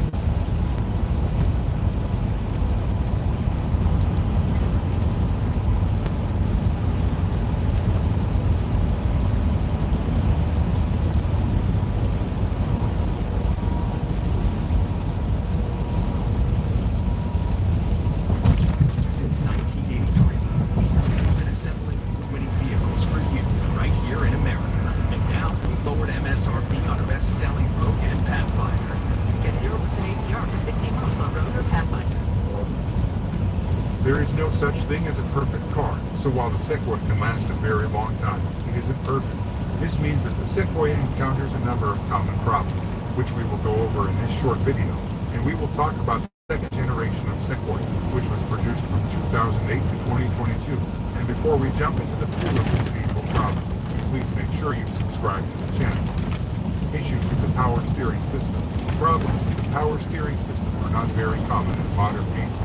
Nevertheless, despite the fact that both of these problems were initially brought on by manufacturing flaws that later led to recalls, the Sequoia still has them. According to reports, the power steering assembly on Toyota Sequoia models produced from 2008 to 2022 has a serious design flaw that could result in leaks. It can be a serious issue when these leaks eventually result in a total loss of steering power assistance. This issue has been the subject of 2 recalls. Oil consumption and leaks. Several Toyota Sequoia owners from the model years 2011 to 2021 have complained about a problem with the 5.7 liters V8 leaks oil from the camshaft tower sealing. The issue here is that because of the engine's slight inclination toward the driver, oil flows toward the cabin. When it reaches the exhaust, it creates fumes that may enter the cabin. Because of how prevalent this problem was, there was even a recall for both the Sequoia and Tundra models with 5.7 liters V8 engines. Some people have even claimed that this leak caused the Sequoia to catch fire, which is definitely not good. Broken valve springs. Toyota Sequoia may refuse to start or even stall while traveling down the highway if it has a broken or damaged valve spring. In addition, a lot of Toyota Sequoia owners from 2008 later reported that their engines occasionally misfired, sputtered, even shuttering the vehicle from left. The rest of the engine can actually sustain significant damage when a valve spring snaps. Owners of the Toyota Sequoia and Toyota Tundra who have experienced this problem have been quite upset by the fact that Toyota even issued a recall due to this problem, but not 5.7 liters V8 engine. It appears that it can be expensive to acknowledge it. Issues with the wheels. The TPMS system and the lug nuts are 2 examples of these issues. The first issue involved the Sequoia models from 2008 to 2011. Which the vehicle failed to warn the driver of tire deflation. Since the U.S. federal transport regulations prohibit the use of vehicles without TPMS, this eventually led to a recall. Due to their failure to comply with U.S. transport regulations requiring all vehicles to have TPMS systems to alert the driver if they notice tire deflation. Toyota recalled specific 2008 to 2011 Toyota Sequoia models back in March 2011. The other problem stems from faulty lug nuts that are vulnerable to cracking. Separate the wheel from the car. To replace these lug nuts, Toyota recalled a selection of Toyota Sequoia models from 2003 to 2017 and May 2017. Door locks issues. 2011 Toyota Sequoia owner voiced a complaint about the electric door latches breaking, which was a frequent issue with the 2010 Sequoia. However, those who complained about these problems the most were those who owned 2012 Toyota Sequoia models. Even after replacing the electric door actuators with genuine Toyota parts, they reported failures on all four doors. Excessive gas smell. Gas vapor inhalation is a serious problem that must not be disregarded. Sadly, if you own a Toyota Sequoia, that is a little easier said than done. Owners of the Sequoia model from 2008-2014 have voiced complaints about the fuel, potentially offensive sulfuric or rotten egg odors that may seep into the cabin. Fuel odors may enter the cabin due to a damaged seal around the gas cap, but this problem may also be caused by a malfunction fuel pressure regulator. The rotten egg odor is probably the result of the problem.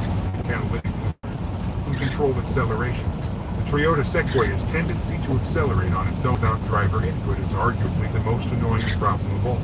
These problems are frequently quickly disregarded because many of the same ones with other cars were brought on by the accelerator pedal. Issued a recall for the 2008 to 2010 Toyota Sequoia models in January 2010, as they needed to swap out specific parts that could engage the accelerator pedal due to friction. Many Sequoia owners, however, complained about this problem in their 2010 and later models, but these vehicles weren't recalled. Vehicle stability control issues.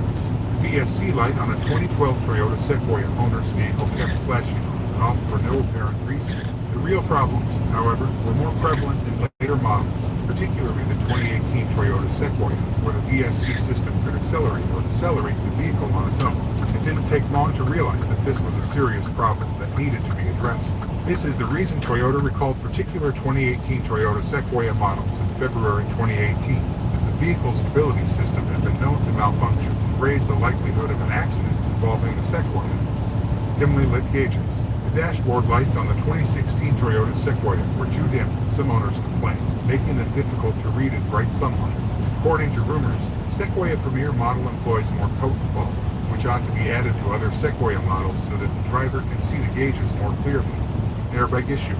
Some of the most important safety features in modern automobiles are airbags. Since they are heavily regulated by the government and airbag defects are dangerous, even minor problems can result in recalls. This also implies that airbag issues may arise in a lot of modern vehicles, such as the Toyota Sequoia. A few of these problems are faulty airbags, faulty airbag inflators, defective airbags that don't deploy, issues with the airbag control module, or issues with a few of the related sensors. Chewed up wires. Toyota used soy-based wiring harnesses, which are frequently very well liked by rodents, for many parts of the Toyota Sequoia electric system. One 2014 Sequoia owner was incensed that he needed to pay for new wires, claimed that this was a clear manufacturing flaw.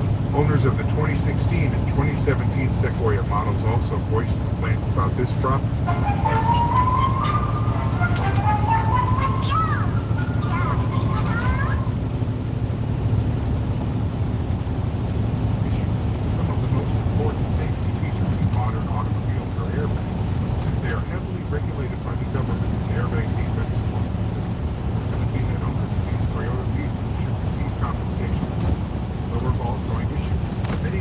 Sequoia models from the 2000s had problems with the lower ball joint shearing off on the steering system. Although these problems were fixed for more recent models, the 2008 Sequoia owners also reported having them. Toyota also issued a recall for more than 500,000 Sequoia models made before 2008, indicating that there was a significant problem with earlier models. Excessive steering wheel vibration. Owners of the 2014, 2015, 2016 Sequoia models have voiced complaints about the steering wheel vibrating at low speeds and highway speeds. The 2014 Sequoia owner claimed that after taking his vehicle to the dealership, they balanced the tires, lined the suspension, and performed numerous other services, but none of them fully resolved the issue. Car going in neutral. The 2013 Toyota Sequoia owner reported that his vehicle could enter neutral even without the key being in the ignition from brake being applied. Naturally, this caused the car to roll backward in case of collision.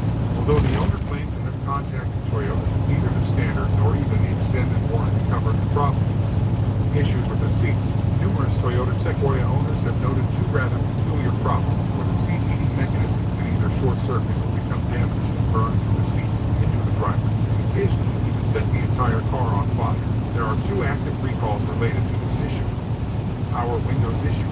We'll also talk about a problem where Toyota's engineers neglected to reset certain sliding electrical contacts inside the door, which were vulnerable to short-circuiting after a while, melting the power window master switch completely. Normally, this problem would have been initially fixed, but it was quickly realized that there was a manufacturing flaw, which ultimately prompted a recall. In October 2015, Toyota recalled a number of 2011 Toyota Sequoia models because the sliding electrical contacts inside the doors were not lubricated, leaving them susceptible to moisture, grease, and debris. These would eventually cause a short circuit and cause the master power window switch to malfunction. Exterior lighting issues.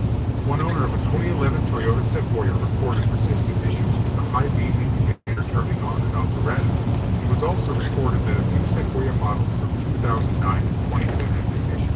This issue seems to be brought on by a defective headlight relay that needs to be changed. One owner, however, asserted that these issues persisted even after the relay was changed. So, that's it. Hope the information was useful for you. If so, please press the like button and subscribe to the channel.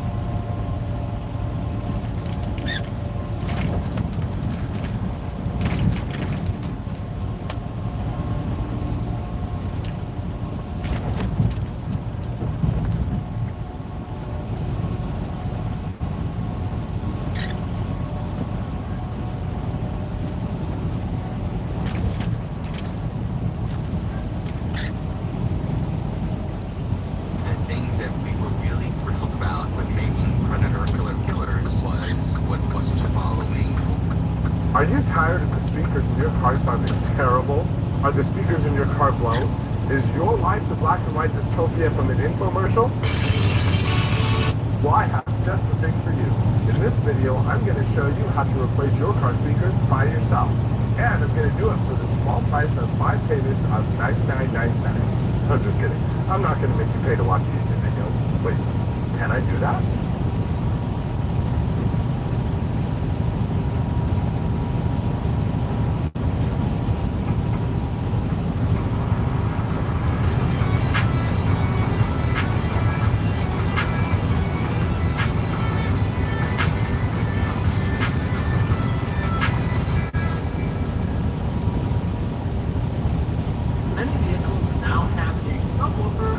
factory. But unfortunately, this factory usually isn't special.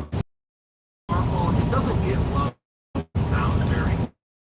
And it's not a square-shaped box. Why do that? Already has a location for a sub. We should add a subwoofer in that spot, and that spot usually has a complex shape. How can we avoid a ton of custom fab fiberglassing? An aftermarket upgrade that has been around for years, the JL Audio line of stealth boxes. But is it really that easy to install a stealth box? What do these pre-made boxes look like on the inside? And most importantly, do they really add that much space? Well, my dad's driver project is working out perfect test subject for this, so let's find out. Alright, so I've cut the box open. Let's see what we get inside with a JL Audio stealth box. So first of all, it looks like we have a bag here, some different brackets and hardware along with the warranty, and I'm guessing, yep, directions. Ooh, that's nice. They're color directions, so a little bit easier to see. It's definitely very helpful to have a set of instructions when you're removing panels from the vehicle if you want to do it right and you don't want to break anything. JL Audio does a great job of this in the instruction manual for the stealth box.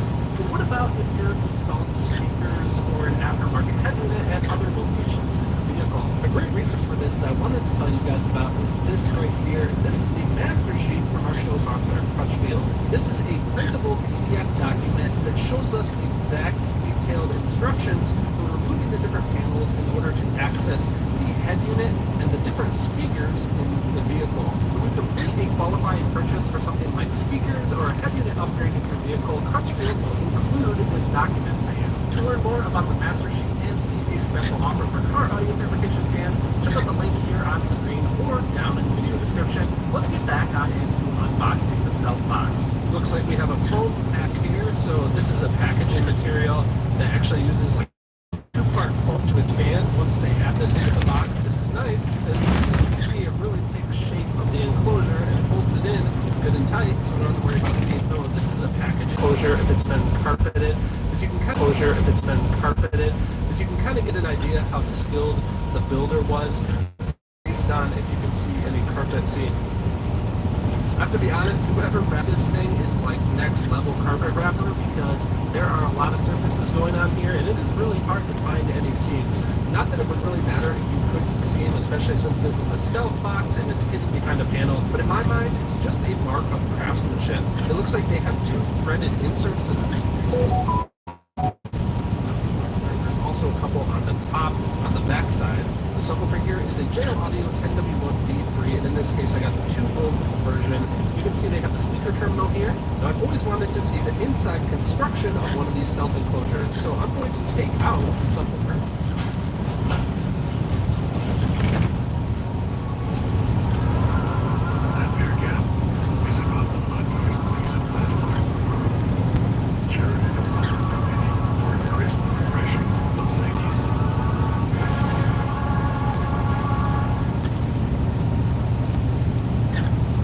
So check this out, since this is a sealed enclosure, they do have some pop.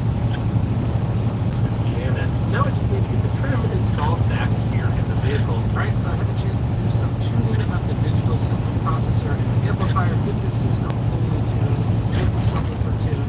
I have to say, one, this system sounds absolutely incredible. We're definitely going to have to get my dad's reaction. And two, even for me, the sealed and the subwoofer absolutely jam. Let's listen to some of the bass on the royalty-free tracks.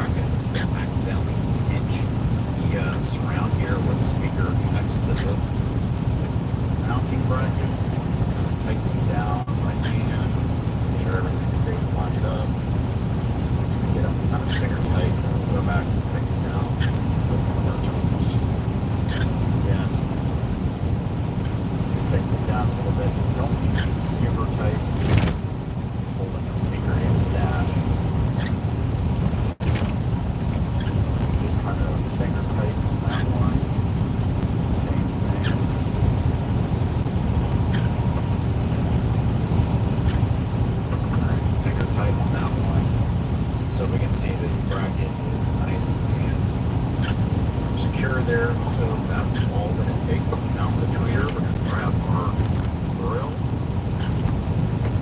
Just going to line that up. Push that back into place. Alright, so you guys saw super simple on the dash speaker. Now we're going to move on to the front door. So we're just going to take the door panel off. We're going to go our 6x9. I'll show you how to put the door panel all back together. So let's move the front. Before we start taking the door panel off, let's do a quick overview of all of the things we're going to need to release the door panel. So the first is going to be this zipper trim here. We're just going to be able to pull that straight off. The second thing is right below it. The truck's actually missing them. There should be a little push pin retainer that you're going to need to remove. These can easily be removed by pushing the center of the retainer in, and that will release it, and then you can pull the entire piece out. There is a Phillips head screw located behind this cover panel, behind the door handle. We're going to remove that. And then the last one is there's another Phillips head screw in the bottom grab handle here in the middle of the door. So crunch feel kind of the four things that we need to remove. The rest of it is just getting the fingers around the edge of the door, and we will be able to just then pull the door panel off and release those. So tools we're going to need to get panel tool and definitely a screwdriver. So I'm going to grab panel tool. We're going to start with removing the two Phillips head screws, and then we'll get the rest of the door panel. First thing you're going to want to do is just remove any little insert piece that you have in the that out of the way, and then you can see the Phillips head screws right there at the bottom. Screwdriver and here the little screw.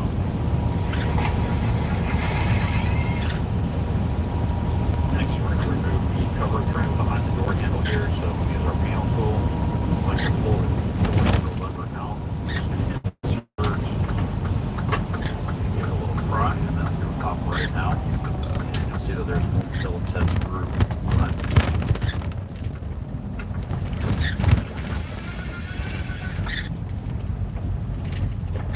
Next, we're going to remove this corner sail panel. So to do that, you just reach and just grab and pull straight back towards you, and you're going to release the two pins here, and that piece is just going to come off. So we'll set that to the side.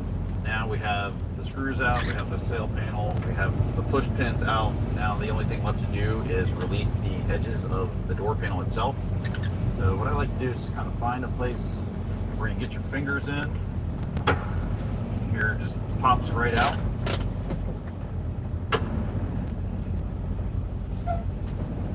A long day on the road, and you're scavenging for scraps like some roadside raccoon.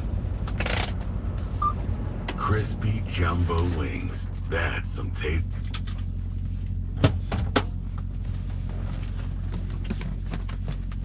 Okay. Wanna go to the bathroom? No. You wanna sleep? Not gonna stop for a while again.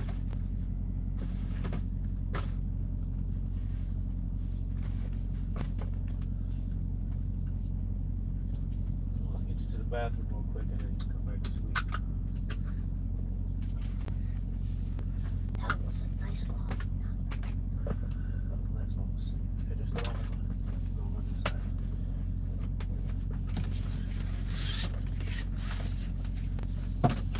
Are we after lunch? No, we don't have to run. We're gonna walk.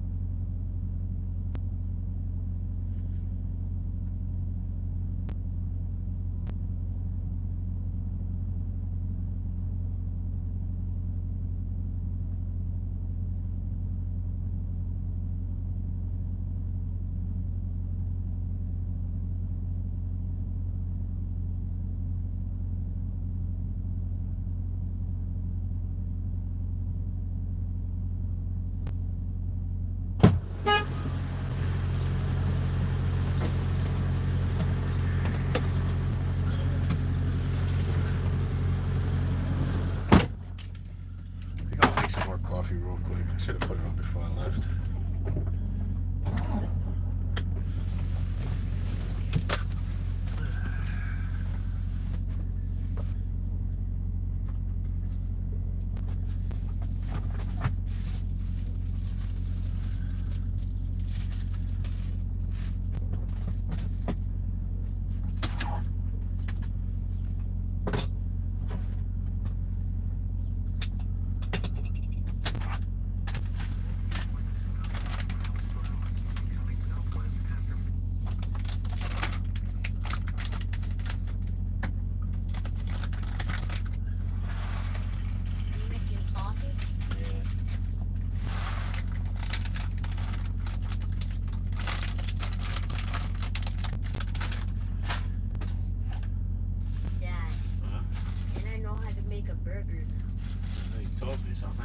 Patties for the air fryer, huh? Yeah. So you can make burgers? Yeah. We'll stop by a Walmart. Get some stuff. Well, if you know how to make burgers, that means you can make chicken patties and chicken breast and salmon. We'll try to make it all. I know you want the burger game. I need to learn all the games. You need to learn all the game. That's right, my boy.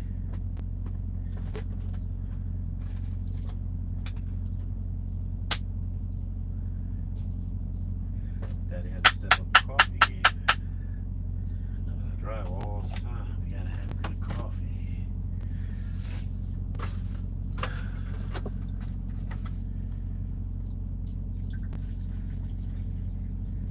You always fill it right above the 3. Just above the 3. Because that's how much coffee it holds. Right?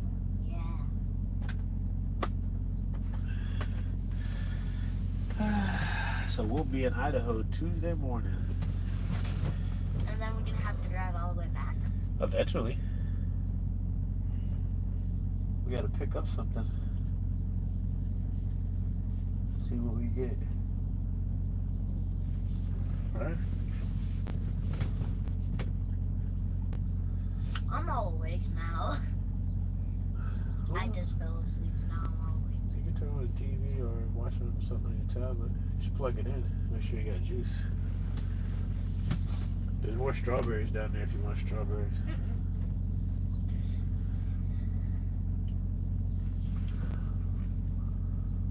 What do we do now? We'll wait for the coffee to percolate. Then brew the coffee and then I'll start driving again. And then we'll stop in about 4 hours. 4 hours and 25 minutes is all we're gonna drive left today. And then we'll chill out until I gotta go to sleep and drive again later. Where are we gonna go swim? When it's time for us to chill after work's done.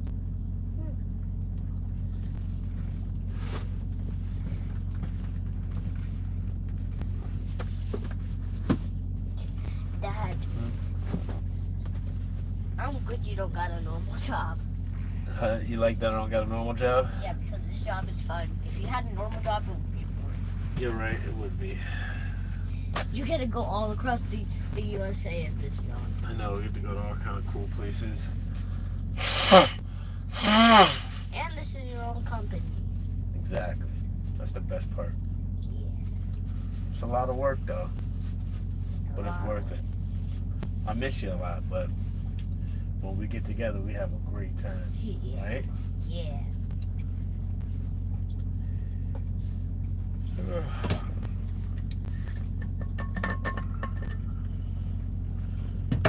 And besides, nothing's better than a dab with cool stuff.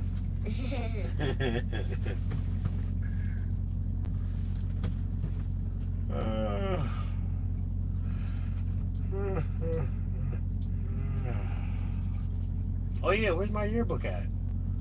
Did Mom give it to us? Oh, that's it. Oh, I left it at home. I want to see it. Oh, well, Is it? My yearbook is yellow. It is? to see your picture and see if he's in any of the stuff. Guess what? What's up? Dad, the third graders came in the classroom for the yearbook signs. Yeah? Yeah, they wanted to sign the yearbooks for all the teachers, I think. Cool. Did you get a signature?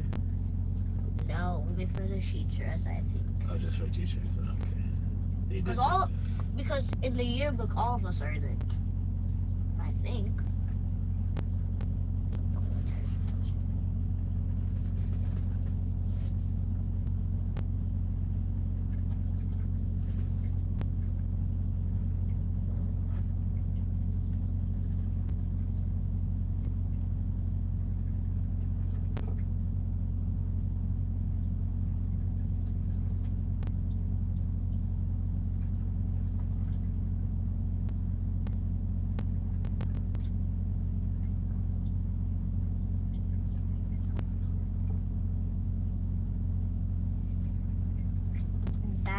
So, have you ever been in 5th grade?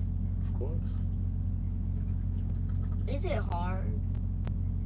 No harder than any other grade. All you gotta do is what they tell you to do. Do the homework. Do the homework, read the books. But you got a lot more homework. You do. But you're supposed to get more as you get older.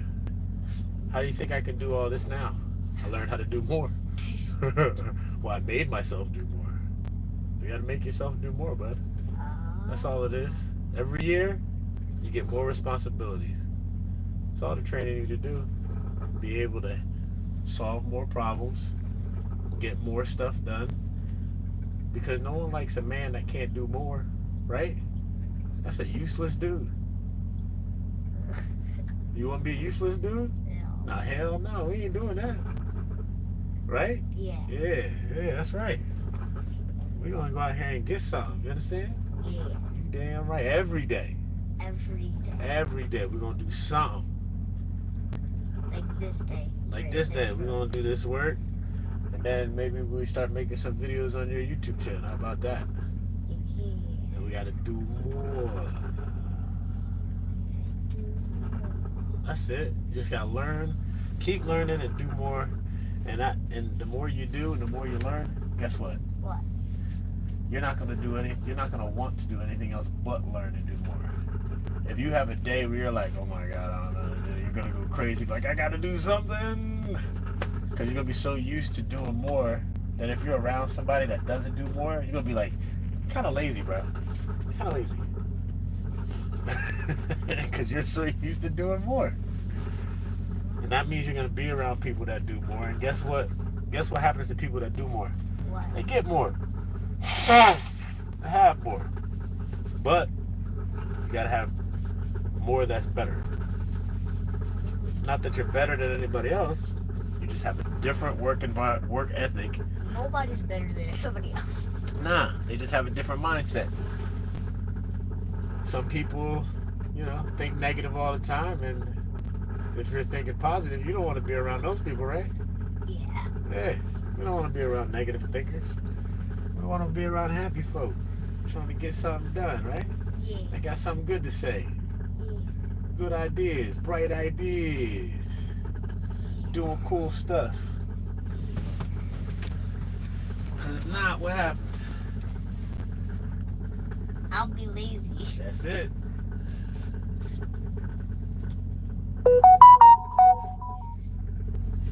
Dad, I can see myself. That's what mirrors are for, buddy.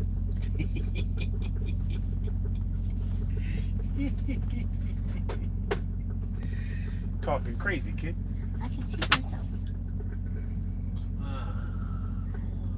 Dad, I can see my hand and another hand. Dad, I can see 3 hands of mine. You got 3 hands on? Dad, look. 1, 2, 3. Oh, 1, 2, 3. Oh, that's right, because there's 2 mirrors in one hand.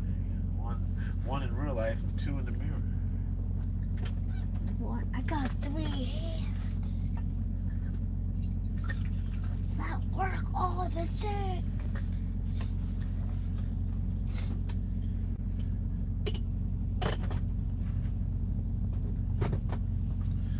Alright, coffee's done. I guess we can get moving again. apple, and a couple more cookies. Looks like Dad is gonna live off a little bit of sugar. Guess what? So, Guess what happened the day after today? the day after today? Yeah. You don't know because it didn't happen yet. Watch out, come on, don't kick your stuff on the floor. You tell me what happened the day after today. Matter of fact, tell me the winning numbers the day after today, so we can win the lotto and go home. We'll hit the lotto. We'll go take a 2-week vacation, and then get back to work. I'll pay the truck off, and then I'll work 4 days a week instead of 7.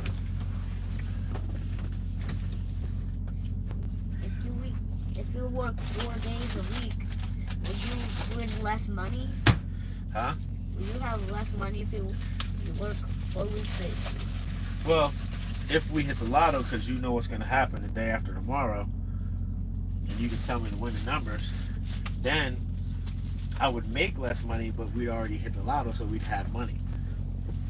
So then I wouldn't have to work as much. I can chill with you more. Maybe even you come live with Dad, you go visit your mom. But you gotta tell me those numbers. I know.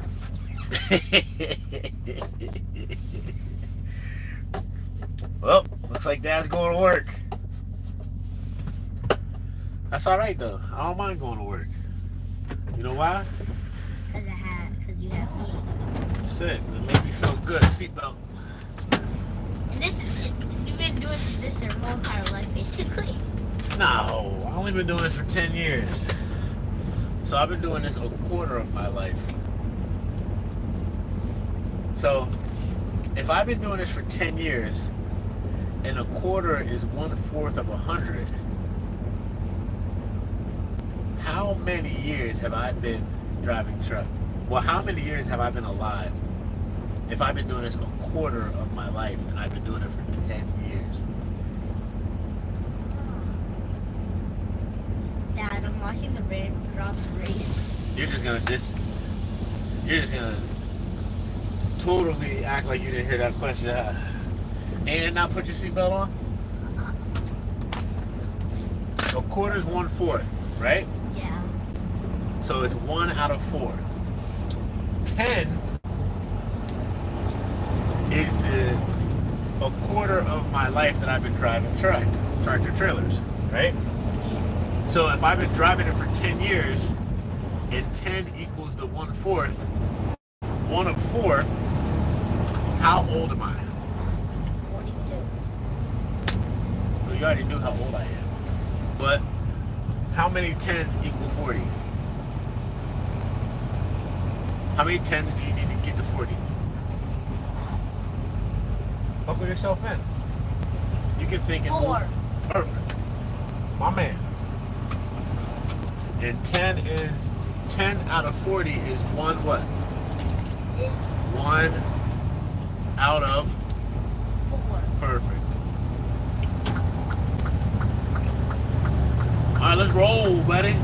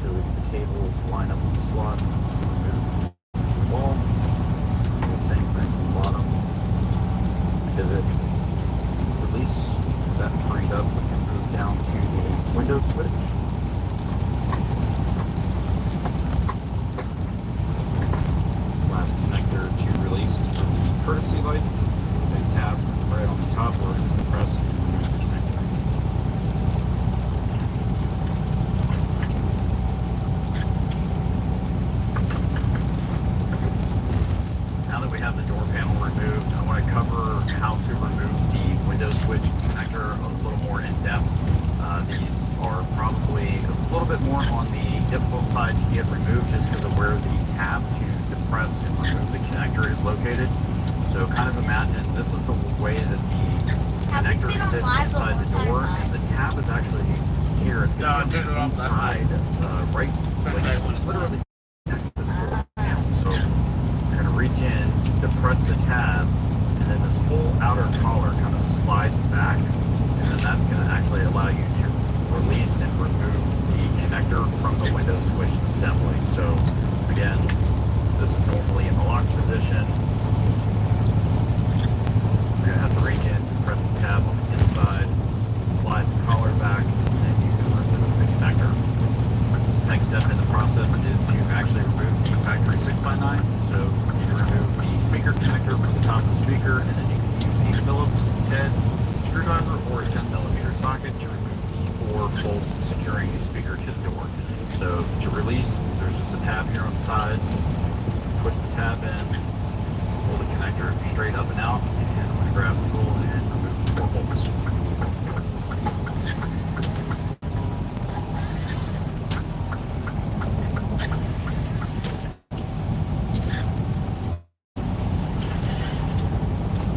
Once we have the speaker, give it a little pull. We're going to lift it up and out. There's one retaining tab here we need to remove, so again, you just kind of lift up, pull back down, and that will remove our factory speaker.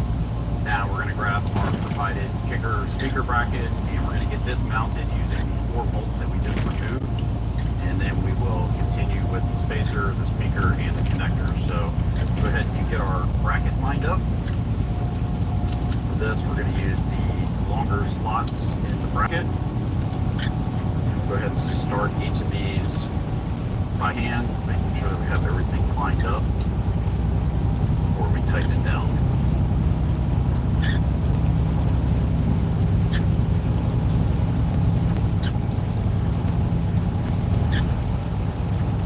Alright, now that we have our 4 bolts started, we can go ahead and tighten those down.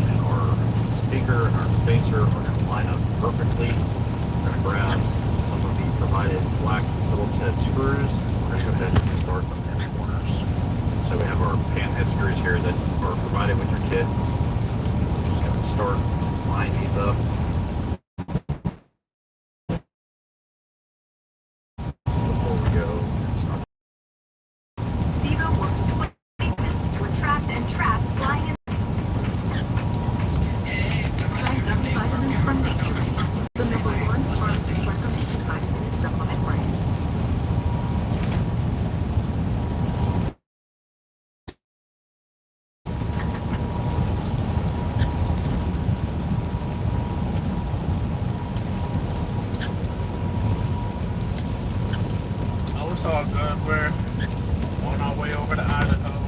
It's got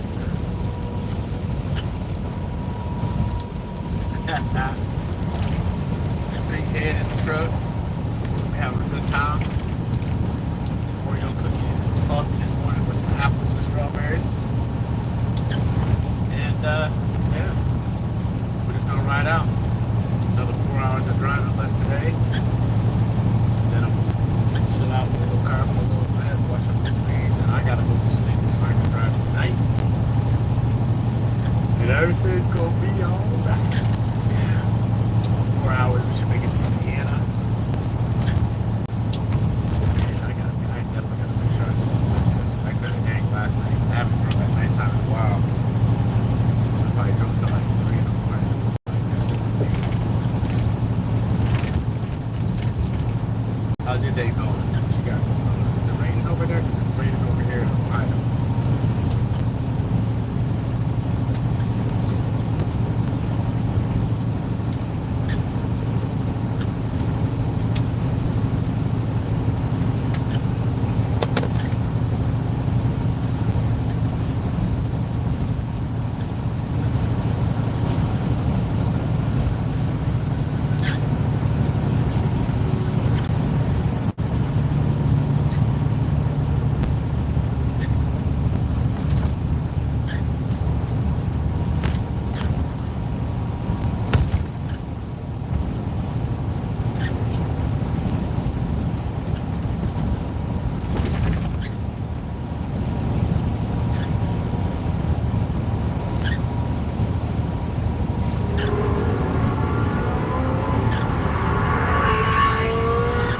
Like that sound? Well, let me tell you, it's the secret, my friend. You could actually afford that car. Yes, everyone thinks supercars are exclusive and prohibitive to rent for people, but come on now, that ain't the case because What just hit today the car? you've got a handful of incredible supercars that What just hit the car? Yeah.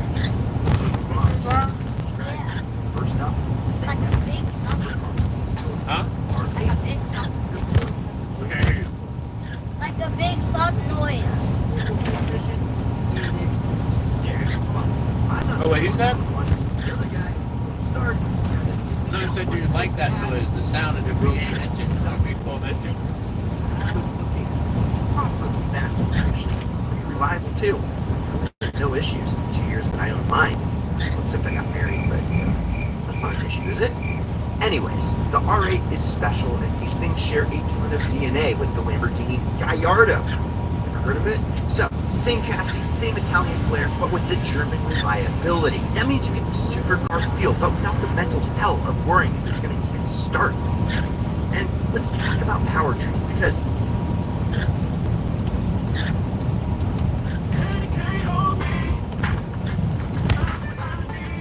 At Kia Vepper, we're getting psyched for summer with hot savings all month long. Alright, for fun, fun, and safe. Buy any new Kia in stock for only $90 down and make no payments for 90 days. And as always, get quick and easy credit approval.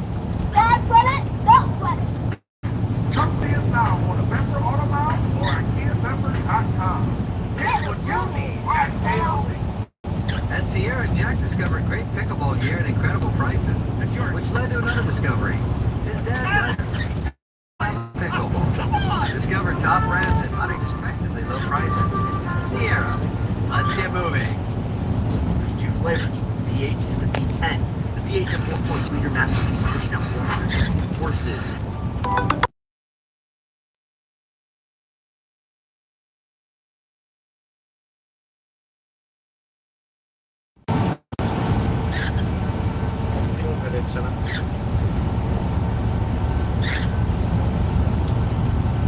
What you doing?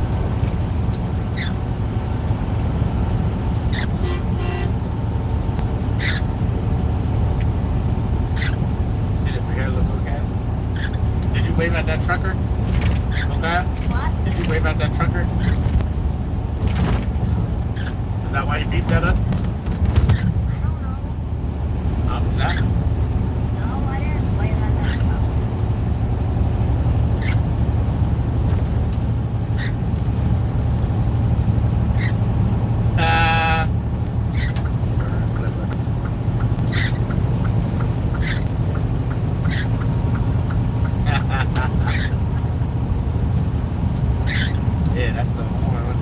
time.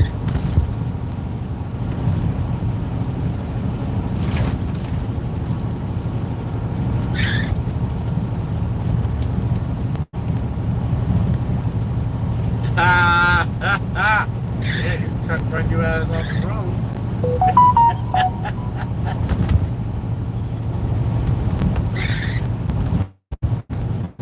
Like my light work?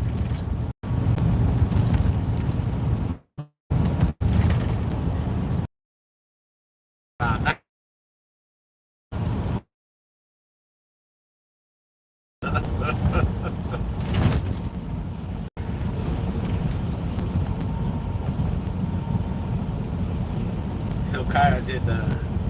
Hilkiah did all the he did the controls so I can make the video.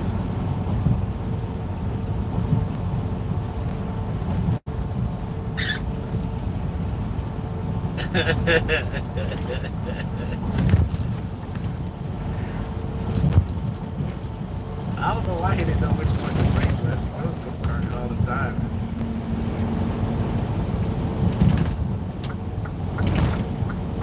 It is.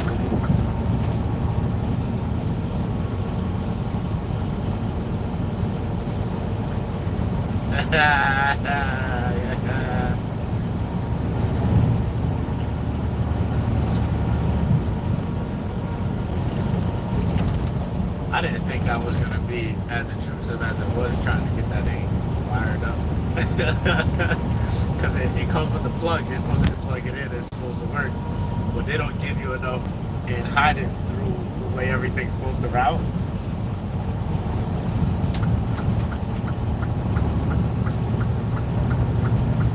Yep. It came out good though.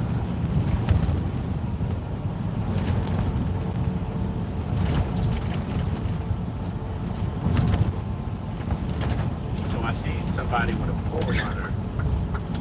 But theirs lit up. I was like, how come they got that for the 24 months?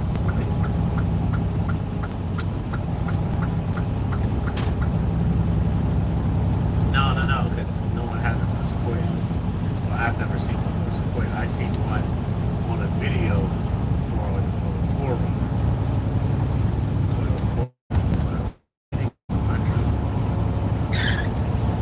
Found one.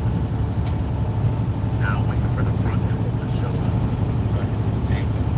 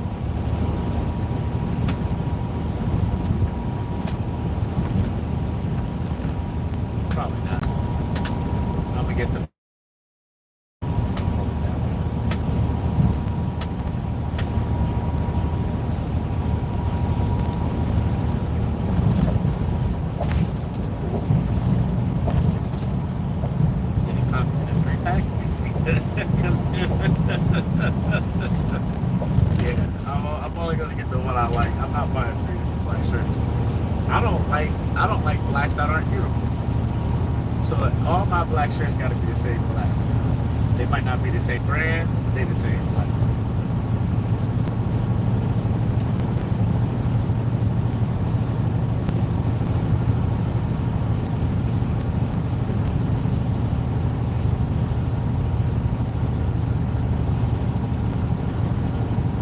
Well, now I can't knock them. That's a deal and a half. $1.99, 3 shirt. I'm buying all 3.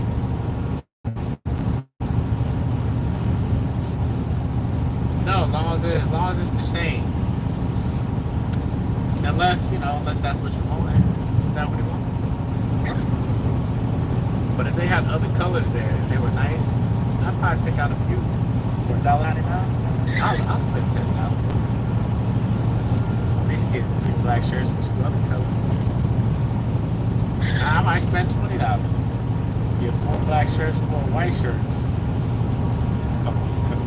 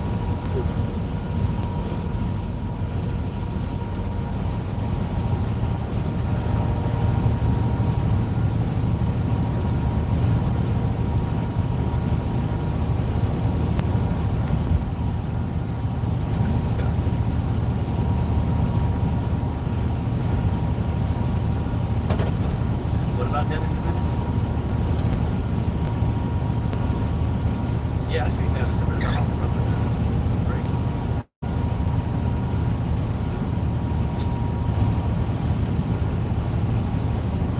Oh, you're talking about the movie. Oh. I didn't see so many episodes.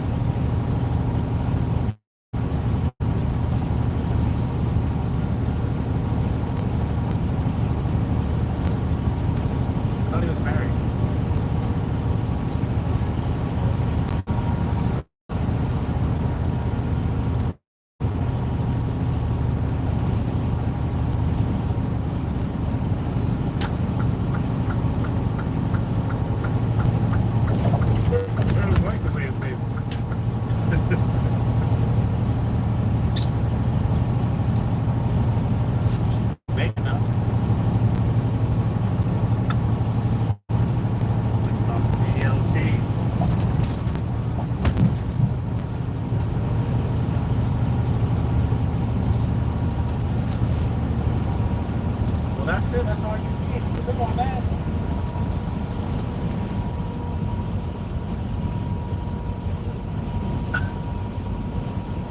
So you gotta gotta add some fruit to that joint. To that pork baby.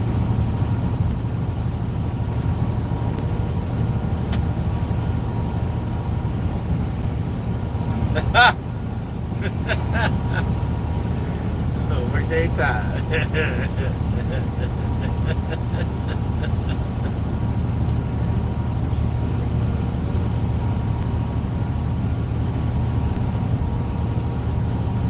Walk around when it's ready.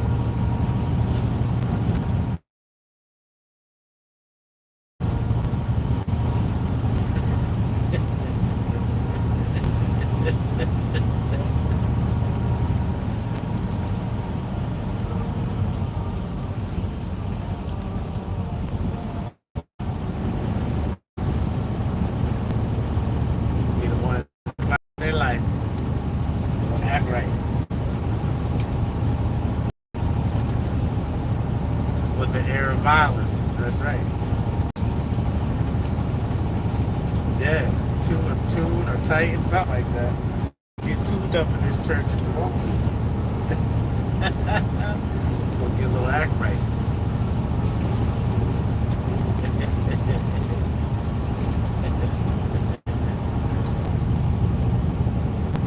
You in the back of the church and have you sit down in the pew and everybody looking at you like you just give.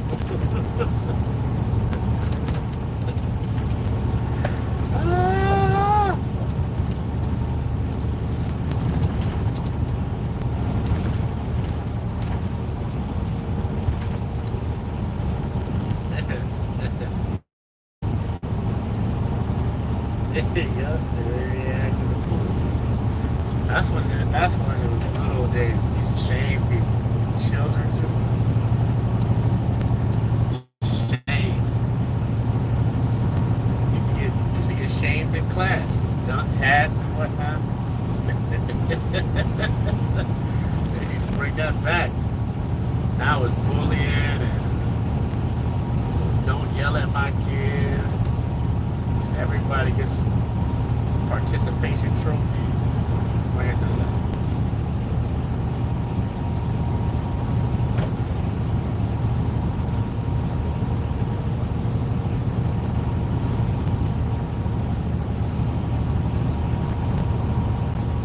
I was one of those kids. My grandpa came with me in front of class a couple times. And my teachers knew.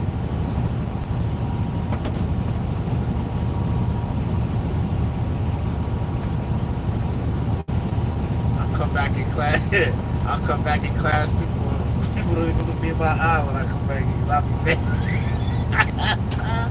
Because you know he will come back. He'll come back. Go ahead and say something slick to me. I'm catching you. I'm sharing my pain.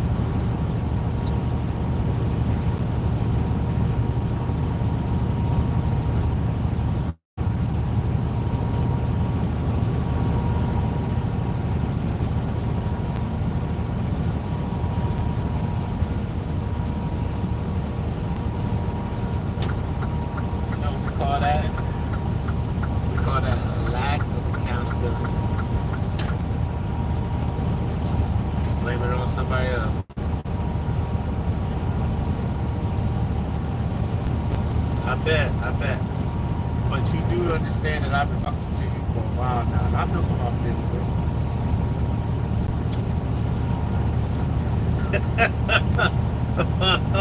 Oh, this is new.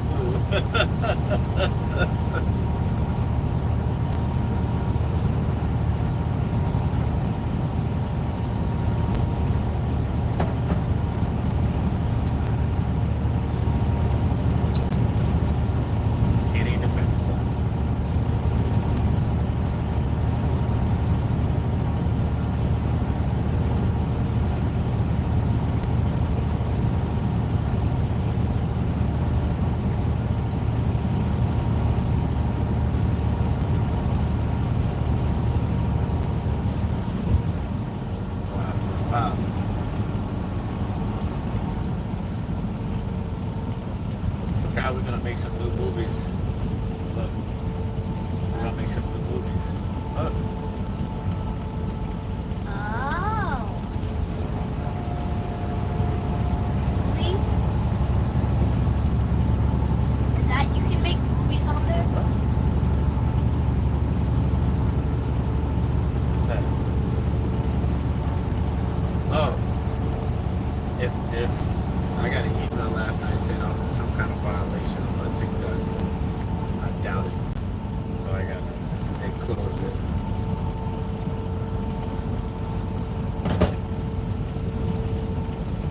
No, I didn't upload anything. I don't upload nothing at once. And it's only for the business page.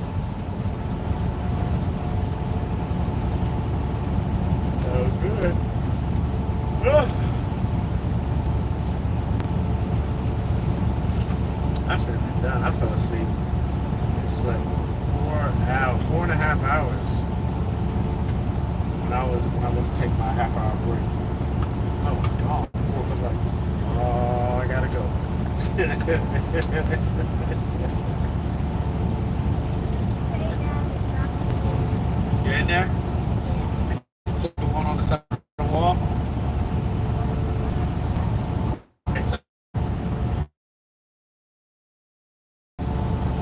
No, right there.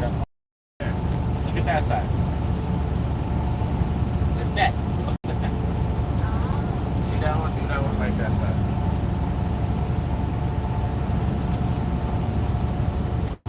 Got it?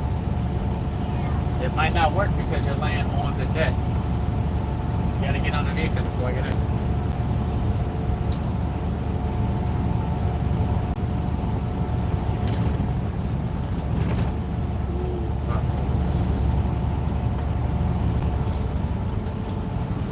Oh, that's what I wanted to buy. So the Ninja got a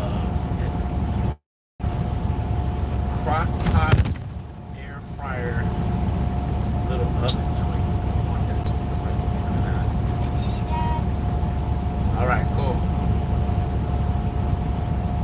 I think it's a crock pot and an air fryer. Or is it a crock pot and an oven? I can't remember. But I know it's something I gotta up my food game. Yeah. I done retired into a foreman though because there's too much to clean.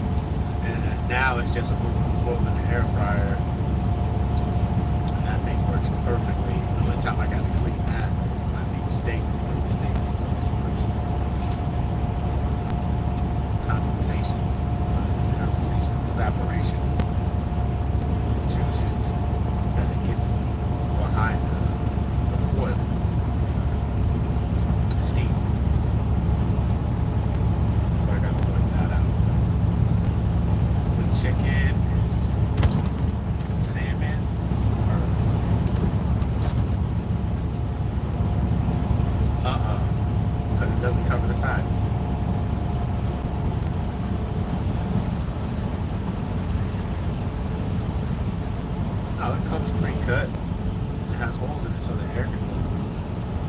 But I ain't trying to clean up nothing.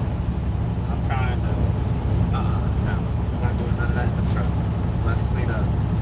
Let's take the old foil out, put up the trash, and let's push it over in the storm.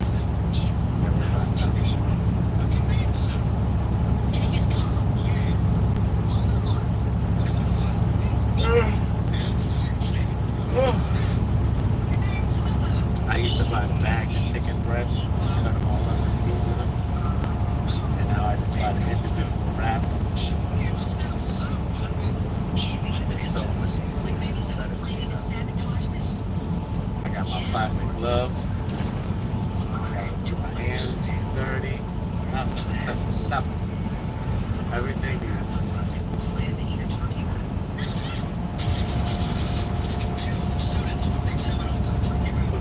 Push the button and wait. That's it.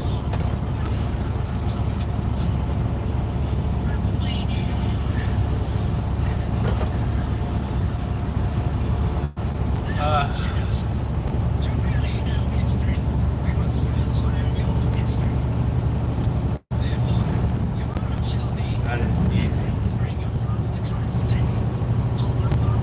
No, don't touch the seasoning.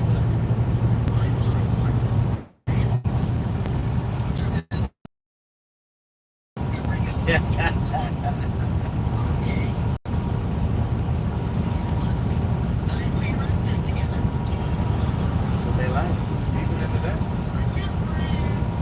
I need onion powder, garlic powder, seasoned salt, fresh garlic, and butter.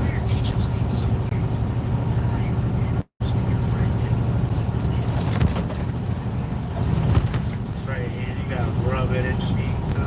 Flip it over and rub it in. Hit them edges so the fat is crispy.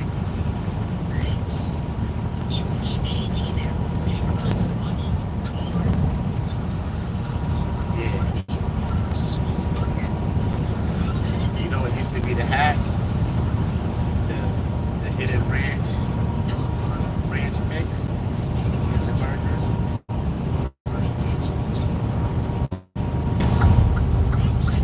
Sounds good.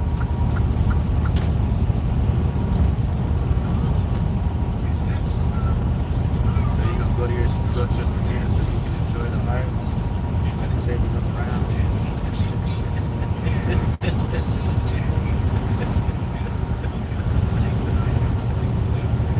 That sounds good. That was good.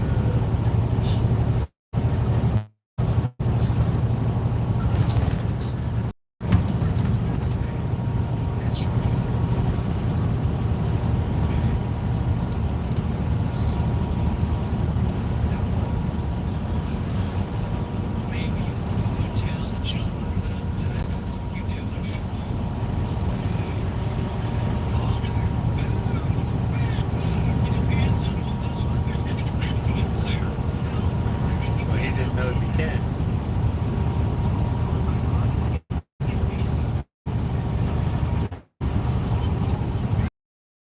I just can't put my finger on it because you don't know the word backwards yet.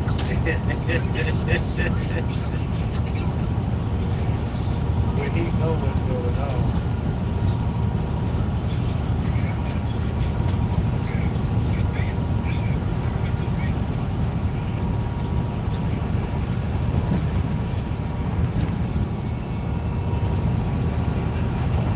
Chilling. I thought you said you were gonna sleep till now. Yeah, see? And you didn't go get breakfast.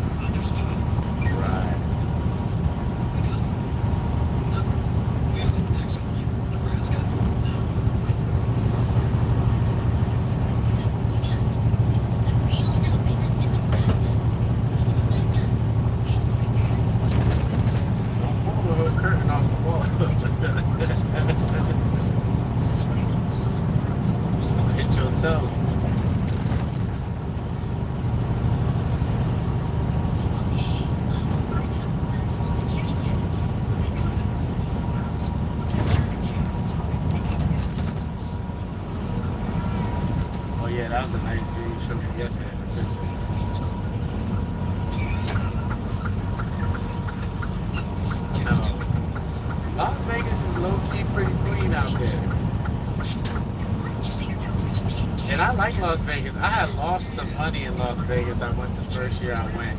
And then the next year I came back, I found $100 floating down the street. I was like, my money. They're waiting for me.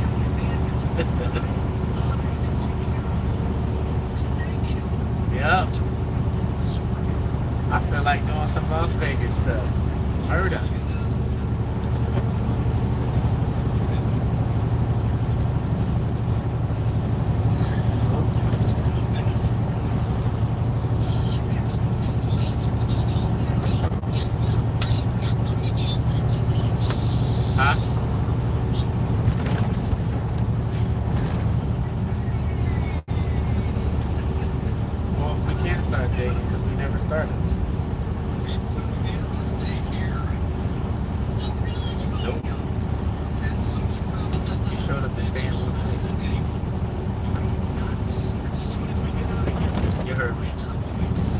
Well, it's been fun talking because you said bye 3 times. That's what I said. Listen to my wording. Listen to my wording. You came to stand. I didn't say the inverted version.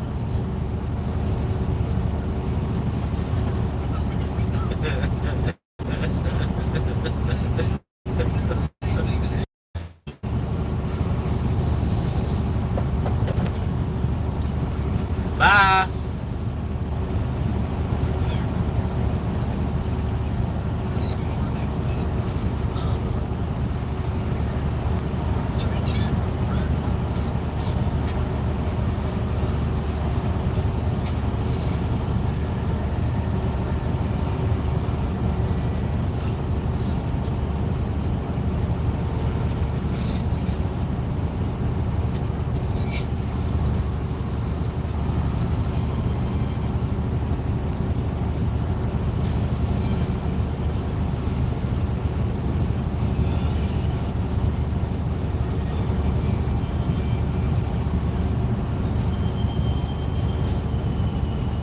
I've been in one of these meetings that really don't mean something, but I'm looking for stuff to buy anyway all last month. I don't know what it is. I think it's substituting being bored with shopping all of a sudden. But I don't normally do things like that. I think I need to talk to somebody. I mean, I'm not doing it anymore. That was last month. I probably don't need to. Because all I had to do was take a look at my account. It's like, nope, I'm buying nothing else.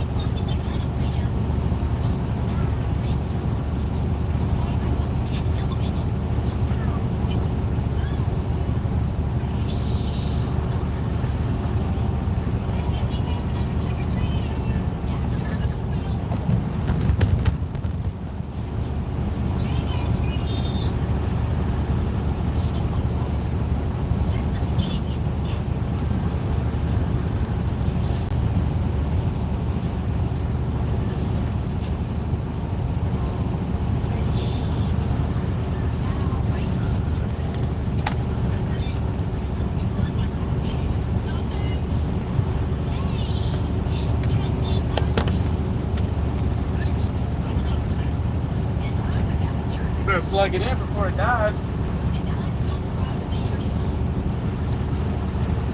Okaya. Okaya. You better plug it in before it dies.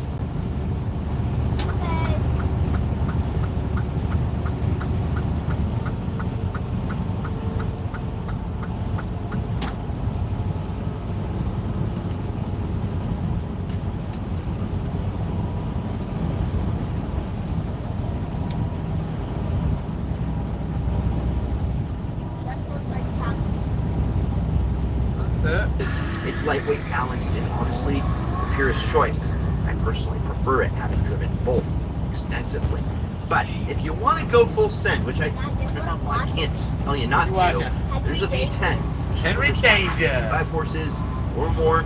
Sounds like a freaking symphony at full throttle. You know what? The best part is, you might actually be able to afford first-gen Audi R8 with a manual transmission. If you're lucky to find one, go for as low as $1,000. That's less than you could spend today on a fully loaded enclave Pioneer, folks. Yeah. Yes, as far as actual performance figures, this thing delivers. The V10 version rockets through the quarter mile in just 11.4 seconds. That's the same as a 2018 AMG GT, a car with a years-long advantage in technology that costs $8 more. And if you want to have a little fun, the rear-biased all-wheel drive system lets you slide this thing around with some upper throttle control. Yeah.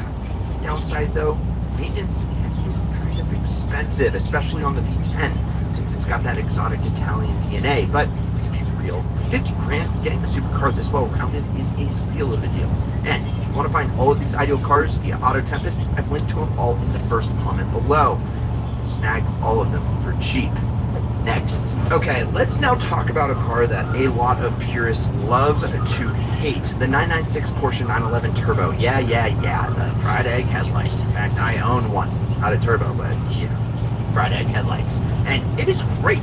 It kind of looks like my breakfast, and I like breakfast. It's the most important meal of the day. And look, I get it, but if you get past the whole quirky face thing, you're looking at one of the best performance bargains on the planet. Because under the hood, you know, the rear hood, you got a 3.6 liter twin turbocharged flat six pushing out 415 horses. This thing is turbocharged, you know, so like, I'm piping it to you're looking at way over that. 0 to 60 stock is 4.2, which is actually the same as the Ferrari F40, one of the greatest supercars, turbocharged supercars of all time. And yes, some will say this is not a supercar, it's just the top trim level of a supercar. Power out R8, all-wheel drive that puts all the power down just as well, if not better than anything else out there. I would argue that the turbo easily qualifies supercar sleeper. Plus, the 996 Turbo is actually one of the most reliable 911s ever made because of the legendary Mezger engine. Yeah, Mezger. No IMS bearing failures here, just pure unfiltered speed. IMS, RMS, LOL. If you get it, hit the like button. And 415 horsepower isn't enough for you, which, to be real, these things, yes, they do love mods. You upgrade the turbos, you upgrade the intercoolers, fueling, well, you're looking at 600 plus wheel. That's a pure rocket. But it's always a butt for every seat. If you really want to go ape crazy, well, 1500 horsepower is in your realm. You can dominate the runway racing because, well, the Porsche stability is unmatched at high speeds and helps those mile-long runs to be a little less pants-shooting. So, what's the damage? You can snag a 996 Turbo for around 50 grand, like this one with only 38,000 miles, and the exclusive X50 for 152. That's insane value for a car that was over 120k brand new and can keep up with the best of today's performance cars. I'm gonna go buy one real quick. Be right back. Style and substance in the GMC Sierra. Or get 0% APR plus 2,600 total value on this Sierra 1500 model. Experience cordless deep cleaning for your new home. With powerful Dyson suction and versatile tools for a fresh start. Pioneering Dyson technology. Find the right vacuum for your home. Alright, it is time, after I bought that 911, to get into something that has proper exoticness all over it. The Ferrari 360 Modena.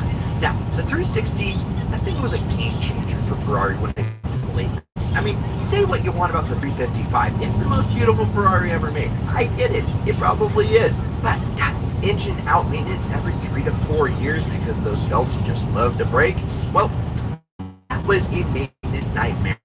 Oh, now while the to have an all aluminum chassis, lighter, stiffer, and better answer. And that motor freaking reliable.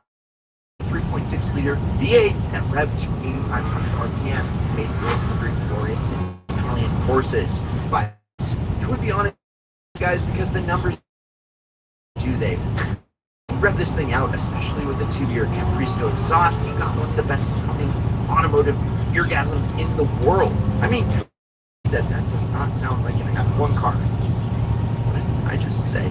And yes, like I said, maybe the F355 has that classic Ferrari look. 360, as long as you get over those headlights, just like the 996.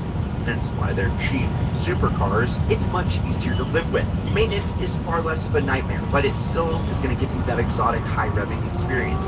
So, how much? No, believe it or not, you get a Ferrari 360 Modena for around 65 grand. Just be careful with those single clutch F2 transmissions. They like to roast clutches if you don't know how to drive them correctly. Like the early Gallardos, that'll cost you an arm and a leg, so learn how to drive an automatic. Okay, I'm gonna buy one of these this year. I mean, let's talk about a supercar killer that's also a supercar in its own right.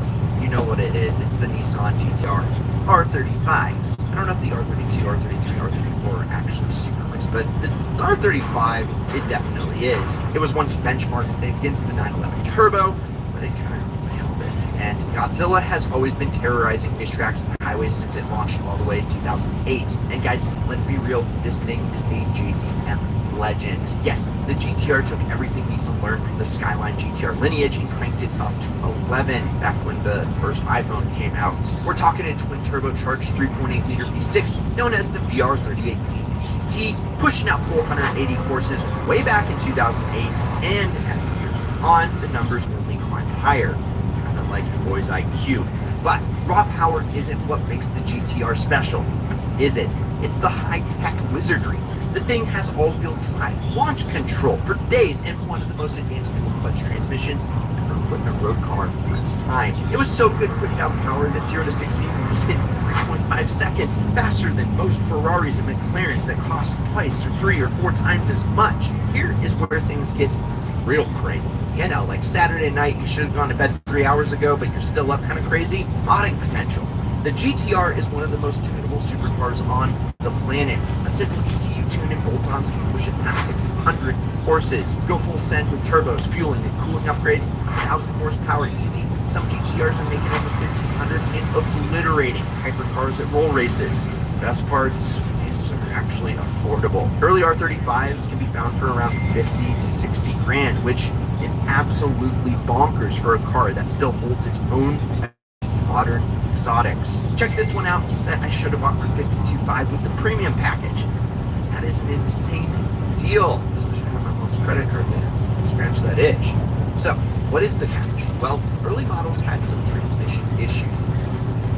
They're not as bad as you actually about, but the dual clutch setup, it's fast for abuse, and if it breaks, you're not looking at a Nissan repair bill, you're looking at more of like a exotic. Yeah. Plus maintenance, it really isn't Nissan cheap either. This thing drinks premium fuel like it's free, and brake jobs cost real supercar money. But if you want a car that punches way above its price class and dominates the drag strip and still turns head everywhere it goes, Nissan GTR is an absolute monster. Just don't expect to fly under the radar, because everyone and their grandma knows what a GTR is actually capable of. And it's what I was capable of. I'll tell you that. This thing has aged better than anything, really. I mean, it is the real showstopper. The car that everyone thinks of when you hear the word Lamborghini. It's the Baby Bull. It was the best-selling Lamborghini ever. Once it entered its production line, it's called the Gallardo. And if you've ever dreamt of owning a Lambo, this is the most affordable way to do it.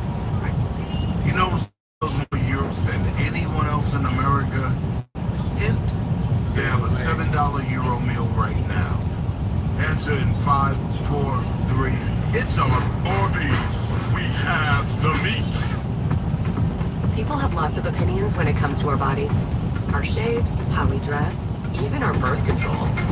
Time out. Since when is it any...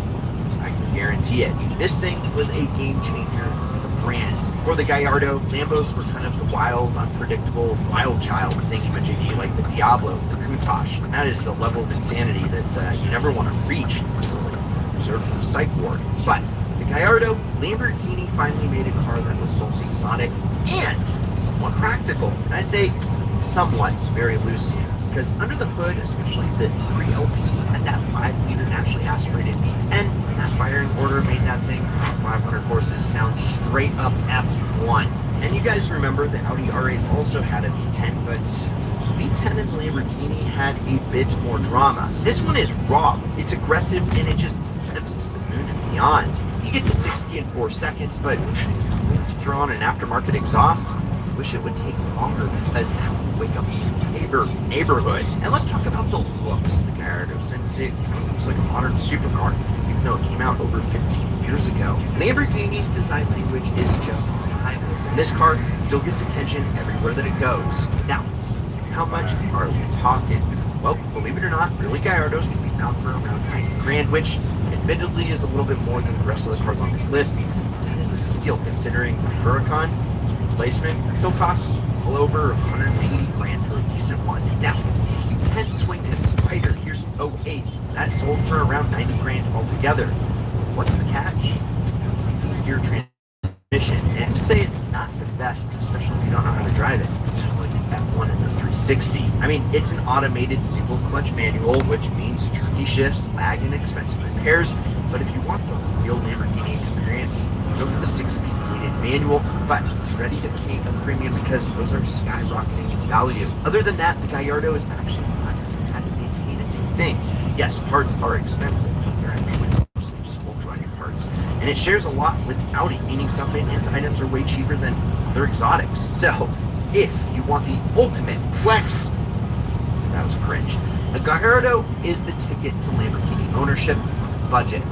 Yes, ladies and gentlemen, we are coming back full circle because remember how I mentioned earlier the Ferrari 355 was the best Ferrari of all time? Well, I meant it, and now we're actually going to talk about it. Now, Ferrari has made some of the best sounding cars in history, but if you ask any enthusiast which Ferrari has the best exhaust note, 9 times out of 9, I'd say the 355. That other person, the 10th person, well, they don't exist. That's because the 3.5-liter V8 with 5 valves per cylinder, which means it revs insanely fast and it just rails like an F1 car from the 90s. Seriously, I mean, if you put on an aftermarket exhaust, it is pure music, full blast. Performance-wise, it's not the fastest on this list. I mean, which isn't a bad thing, so you can see it going by. Yeah, it makes 375 horses and does 60 in about 4.6. Let's be honest, if you buy a Ferrari 355 drag race, buy it for the experience, the sound, the heated manual shifter, the beautiful Pininfarina styling, and it is just peak Ferrari. And believe it or not, these are actually somewhat affordable. You can pick up a Ferrari 355 for around 70 grand, which is an insane deal for a Ferrari. It looks this good. It should almost be illegal. I mean, this properly read F355 with the 6-speed manual and 27,000 miles sold for a tick under 70. Here's the reality check. Maintenance, brutal. No, it can't. It can be. It is brutal. Like I said, this car usually needs engine mount service for time to belt replacements. Few years. If you decide just to skip it, you're looking at a catastrophic engine failure. I don't know if they make these engines anymore. So yeah, it is not for the faint of heart in the maintenance department, but if you're willing to find a well-treated example and take on the maintenance, the Ferrari 355 is one of the best sounding and most beautiful Ferraris that you can buy for under 6 figures. And honestly, that alone makes it worth it. So, there you have it. 6 insanely cool supercars that will destroy your bank account. If you want to look at any of these and find the cheapest one in the country, I've linked to all of them via Auto Tempest in the pin first. Let's compare the differences. For this comparison, we're using a 285/70 R17 in both sizes. They're Load C, they're both the 3-ply. Yes, you heard me, 3-ply. That's one of the big changes for the Falcon, is they now come with a 3-ply option. This one has a tread depth of 30 seconds. This one has 15. You're going to notice the difference in the mileage. This one has a 50,000 mile warranty. This one has a 60,000 mile warranty. Hard to tell with the camera, but this is a lot wider, even though it says that they're the same size. The biggest improvement to the KO3 is they did a lot of work to channel water better and improve on ice with a lot of extra siping and changing up the pattern a tiny bit. The biggest improvement on the AT4W is this thing is made to handle a lot heavier truck. They beefed everything up, they made it a lot stronger. That came at a cost though, because it is a lot heavier now. This tire is 56.6 pounds and this one is 67.2. There is more than a 10-pound difference between these two tires. Let's compare differences. For this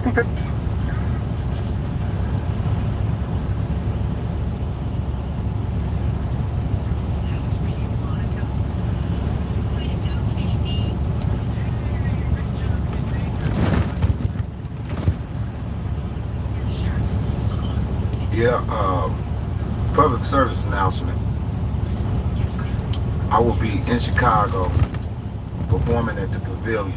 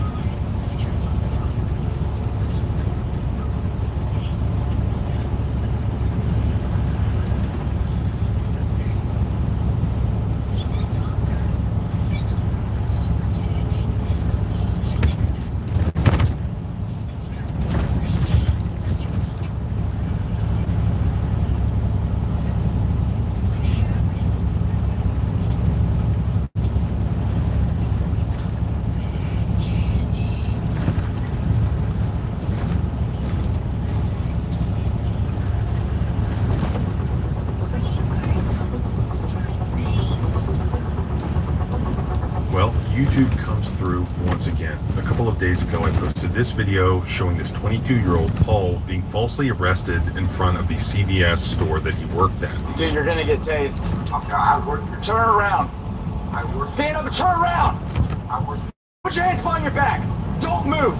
More than just that community, it seems like the entire nation was outraged at what they saw. My video got an unprecedented like 2.4 million views in the first 24 hours. Also, within that first 24 hours, because there was such widespread public outrage, prosecutors in Volusia County, Florida dismissed the criminal charges against Paul. The town of Edgewater also quickly responded, putting Officer Rippion on leave pending investigation, and now it's been reported that he's already been fired. Of course, they just used the word separation. I have updates from that. I have updates from Paul's family, but this one was a surprise, or perhaps not a surprise. Daniel Rippion with the founder of Street Cop Training. And in that social media post, Officer Rippion bragged, glad to be at an agency that values good training, Street Cop. You may recall this guy. Right? So get pepper spray, tased, windows rolled down. I featured him in a video a while back because their training was outlawed by the state of New Jersey, with thousands of police officers having to be retrained according to the Attorney General list. I've made it very clear to all 38,000 sworn officers and their leadership that no one should be attending street cop training. I've been using Ridge wallets since like 2022. I have a ton of them, like my years worth of experience using them. About 6 months ago, a different wallet company, Extra, reached out. My buddy Lackluster had been trying to get me to use an Extra wallet for the longest time. 6 months ago, they sent me Extra wallets to use. I started using it. The things I liked about the Ridge wallet, the minimalism, the RFID blocking technology, still has those. There's just something about a premium leather wallet that has the same features. And also a couple extra spots to store things, like that weird little gym thing that you use to sign into the gym, and there's no other place to put it, especially in a Ridge wallet. When you're paying, you just press the button on the bottom and boom, your cards shoot out. You can pick which one you want to use. The other thing I didn't like about Ridge wallets is over the years, it absolutely would destroy my credit cards. In fact, the one I use all the time, you can see it's all completely frayed, and that was from the Ridge wallet. I haven't seen that occurring with the Extra. They're actually having a Father's Day sale. You can get up to 40% off right now. Use my code TC. Building a home.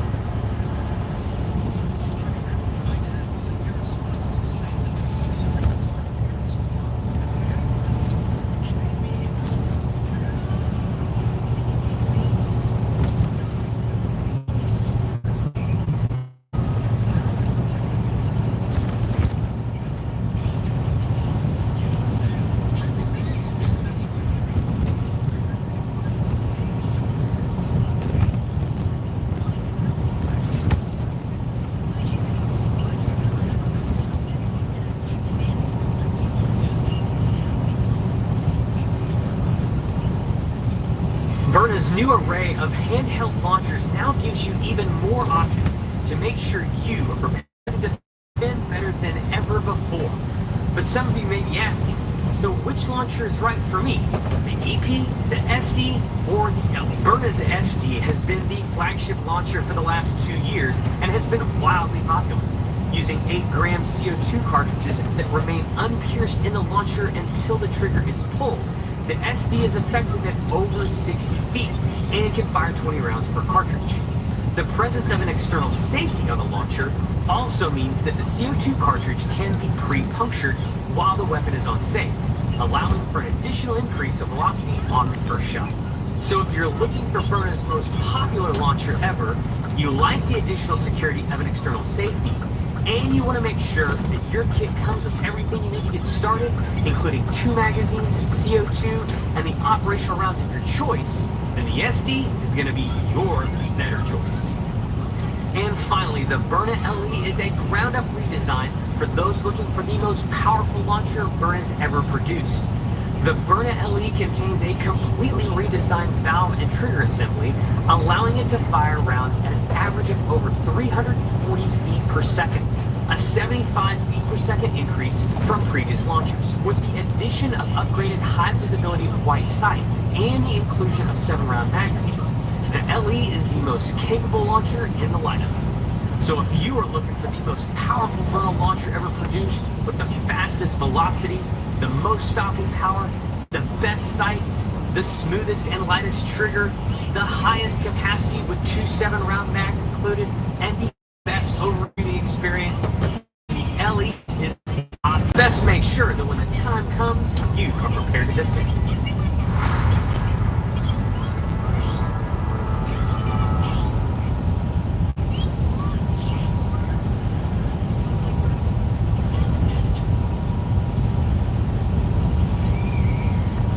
Hey there everyone, welcome back to Sammy's Used Less Legal.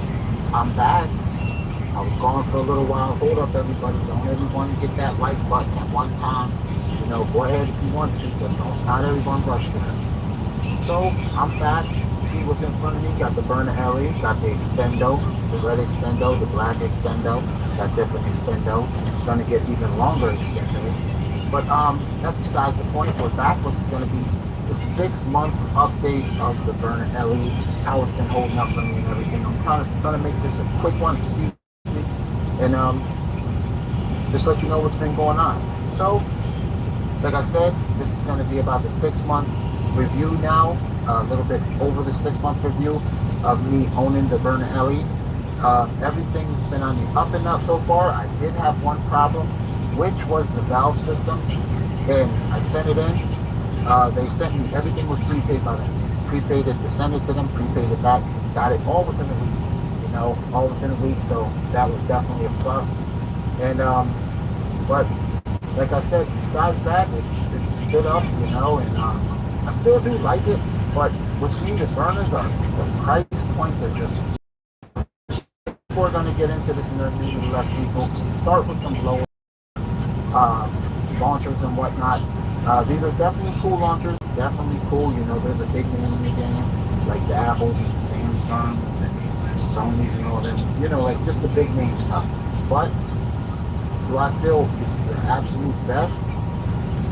Nah, there's definitely some winning points, and there's some things I don't like about it. You know, what really soured my taste with it was when my valve system went out. You know, when it was giving me a problem. You know, and that really put a sour taste in my mouth, I want to say.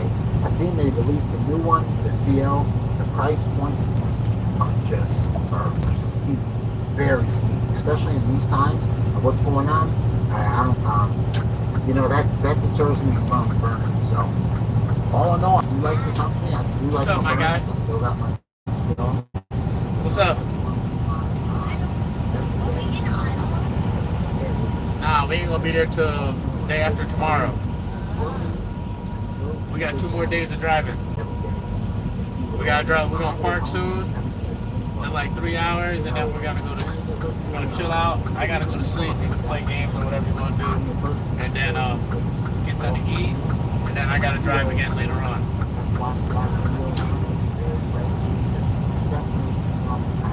You know, think about it. I would like to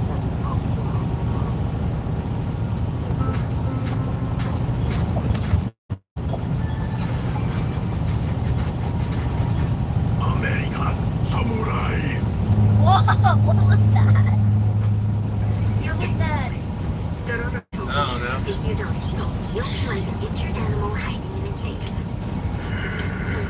Well then, a song. I know you like songs, right?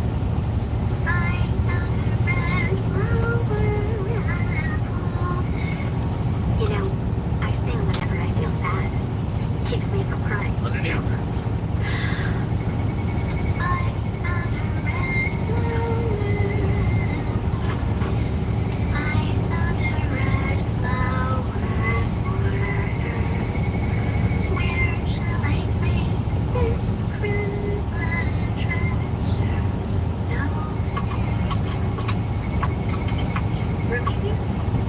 Yes, I shall be taking it slowly and go where I can. It is easy enough to go around where the demon god is. I am in no hurry anyway. Although, it would be useless to try and convince a young model of that. Why's that? If you take something away from a child, the child will always try to get it back. He was born with nothing. And now, you take back everything he has never known. In his heart, the soul simply calm him down. Calm down how? The demon god claims that the young follower has sensed his entire life. They are the emperors left behind from his old ordeal, or something like that, perhaps. Just make sure that whatever comes out of that cave is not evil itself. Find out.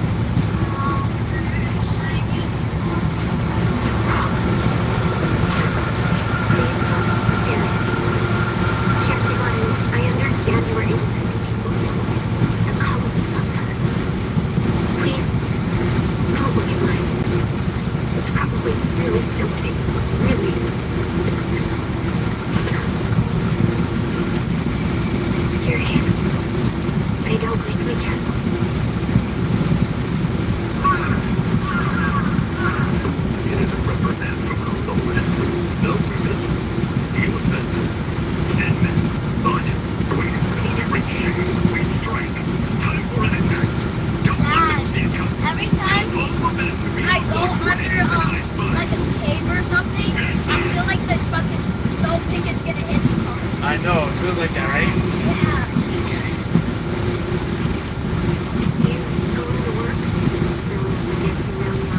My job is. Sir, I mean all the purpose. It's fine. How we all survive.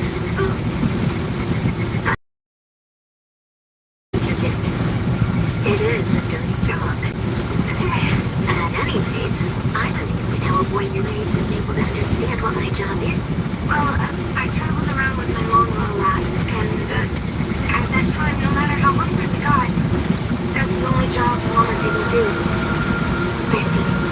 What is it? But that's how Mama died. Mama was admirable. But so are you for staying alive. You are! You're gonna take from war what was from you and those kids, right? And take every last bit of it! Right here, all of it! I will do that.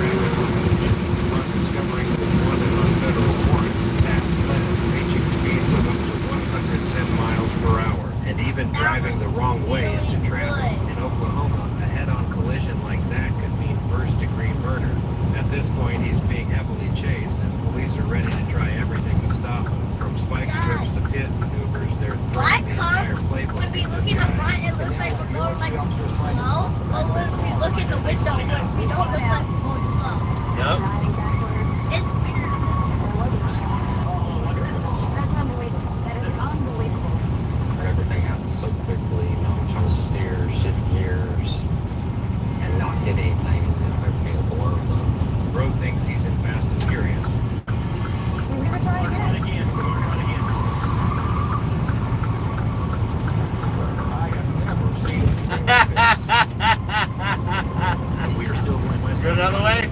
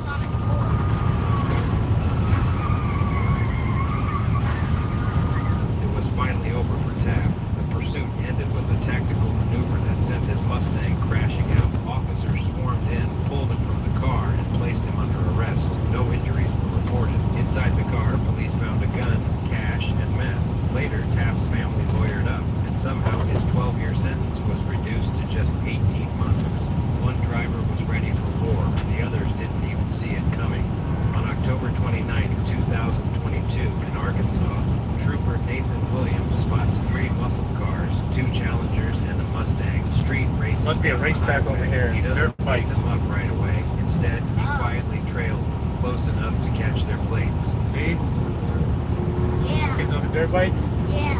Can I do that? Yeah, you can do that.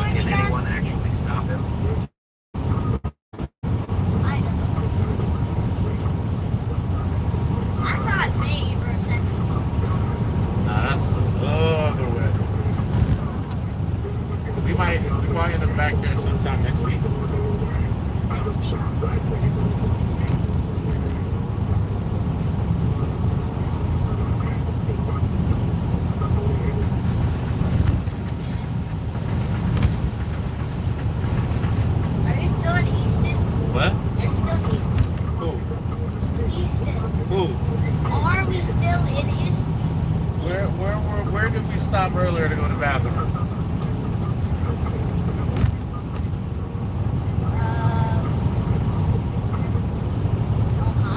At this point, the driver feels untouchable, swimming. Easton is in what state? Pro. Then he sees red blue lights. No, that's the country. What state? We're in Ohio. That's the state. What state do you live Just in? like that, he's gone. This one has a crazy storyline. These guys were recording a music video. That's right. What town? Felony. That's it. We're in. We're in. We right now are in where? There we go. Look at the sign.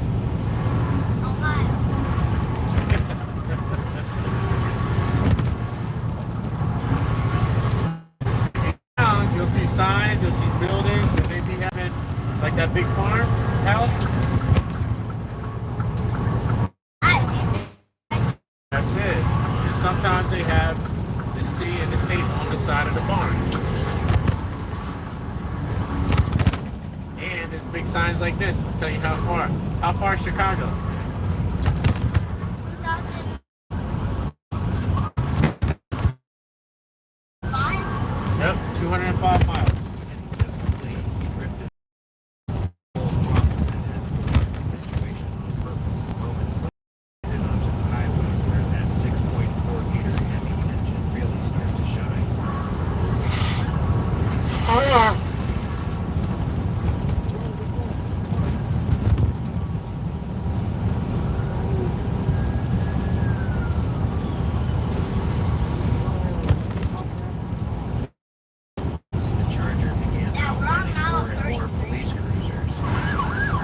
Yep, mile marker number 33.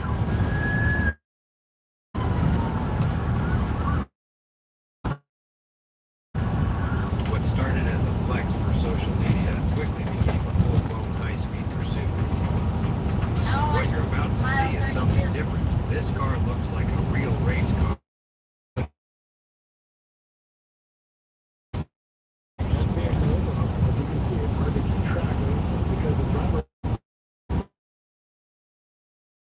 Sirens, no panic. 25 highway like a legend. Yeah, right. Flying off that. You see that car diving out of the way there. It's going to go straight through that street and continue down. Now we're still on mile 32. Your live picture here. I don't think we're on mile 32. Now we're on mile 31. While watching this chase, you should be feeling that something's off. What even is this chase? And here he is coming to us off. Let's do laps here. What's going on here, guys? Something with what? It's funny something. Oh, great. Let's do it. Yep, this whole thing was just a commercial for the Daytona 500, starring none other than Jeff Gordon. Every scene was carefully staged to promote NASCAR's biggest race of the year. Subscribe for more crazy chases if you enjoyed this one. Oh, Jeff lost his mind.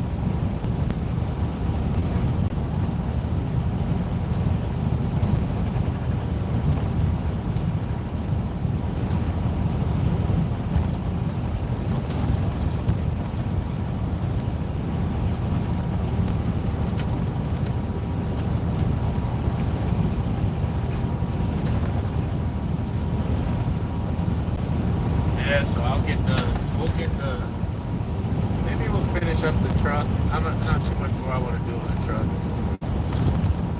And then we got to get the motorcycle done and out the way.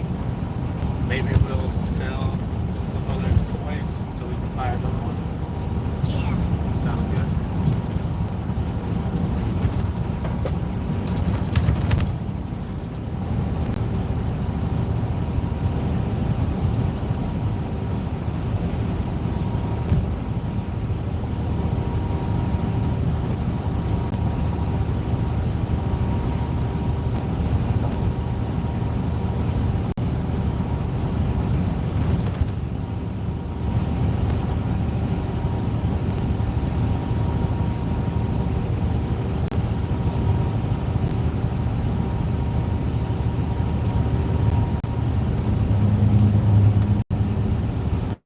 The fastest way to get shape is not.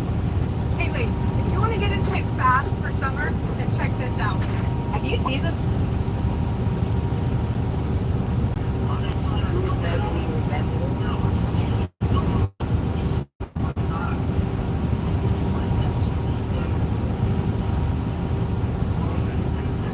Dad, guess what? It's gonna be really cool, really stupid. When I turned 5, I forgot everything when I was a baby.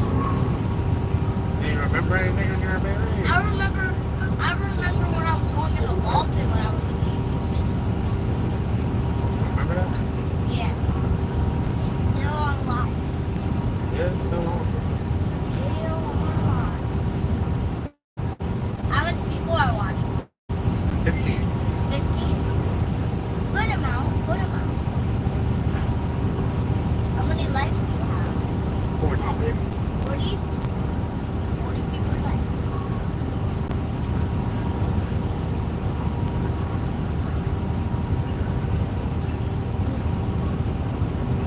It's therapeutic. We're just riding and chilling. Yeah.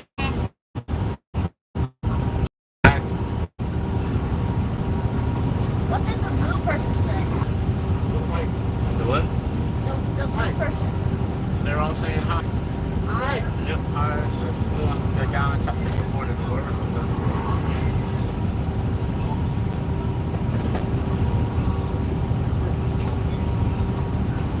We're gonna stop right outside of Chicago. To do what? We're done. We gotta take a break. Swim a little?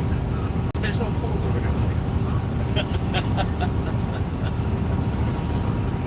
There's not gonna be no swimming for a little bit, alright? Don't worry, you'll get to swim this summer.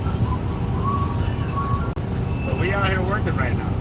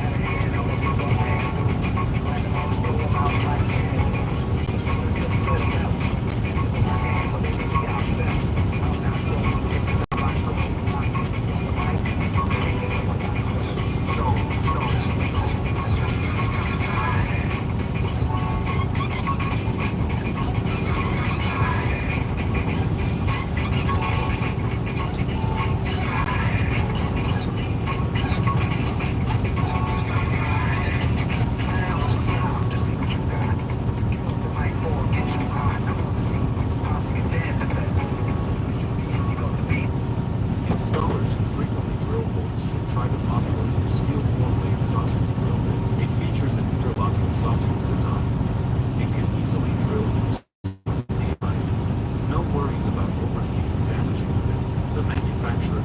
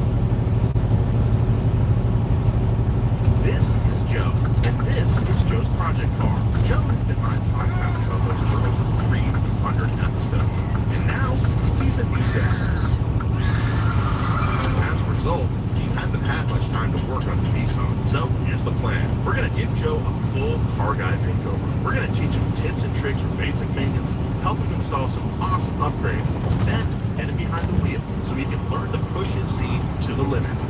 Joe, tell us about the baby.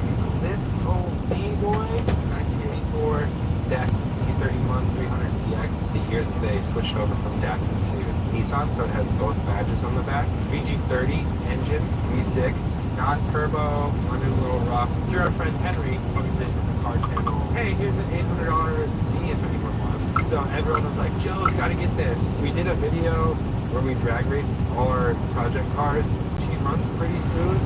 This last time when I drove it up the hill though, it's bogging down. So at least the spark plugs, maybe fuel delivery system is a little wonky. I had a really good version of this before called the Hero Special. It's turbo. I worked on that and learned on that and learned that this engine is super hard to work on. Me and Nolan actually changed the spark plugs on the old one and it took us 2 days and we had to make a tool. So since then I've been really like leery about working on Z's, especially because I have a baby now. It's like I don't have any time to work on it. What I think is we can make this thing a lot more reliable. You're gonna have a lot more motivation. Because like if you're able to just drive it around every day, you're gonna fall back in love with it again. Yeah. This car needs a lot of work since it's been sitting for so long. So the first thing we're gonna be tackling is the brakes, which are super crusty and not really safe to drive on. So this is a super straightforward job, and everything is going smoothly, except both of the rear calipers seized. So it is the next day working on the Z. Unfortunately, I have a very, very special talent, which involves me taking perfectly good running and driving cars and leaving them either on the back of the flatbed or on jack stands. And that's the case with this guy too. It arrives here at the office on the back of the flatbed because both of the rear calipers were seized. But we're moving on from that today. Not because we fixed it, but because I want to do something else. And that is cleaning Joe's engine bay so that when he gets those tasty modifications, he can be looking bonjour. Look at that, it's melting away. It's filthy though. Whoa! That thing looks way cleaner. The engine bay's actually white. Now that we got all that taken care of, let's go ahead and roll it in the garage and get those spark plugs changed out. We said last time that the spark plugs on the previous version of this car it was absolutely horrific. It was a nightmare. It was a nightmare of multi-mental proportion. Like being in the gulag, right? Let's start for spark plugs. Alright. Oof. There's nuts. Some little squirrel left nuts in here, dude. That's sick. Holy Joe. Gnarly? That is dirty.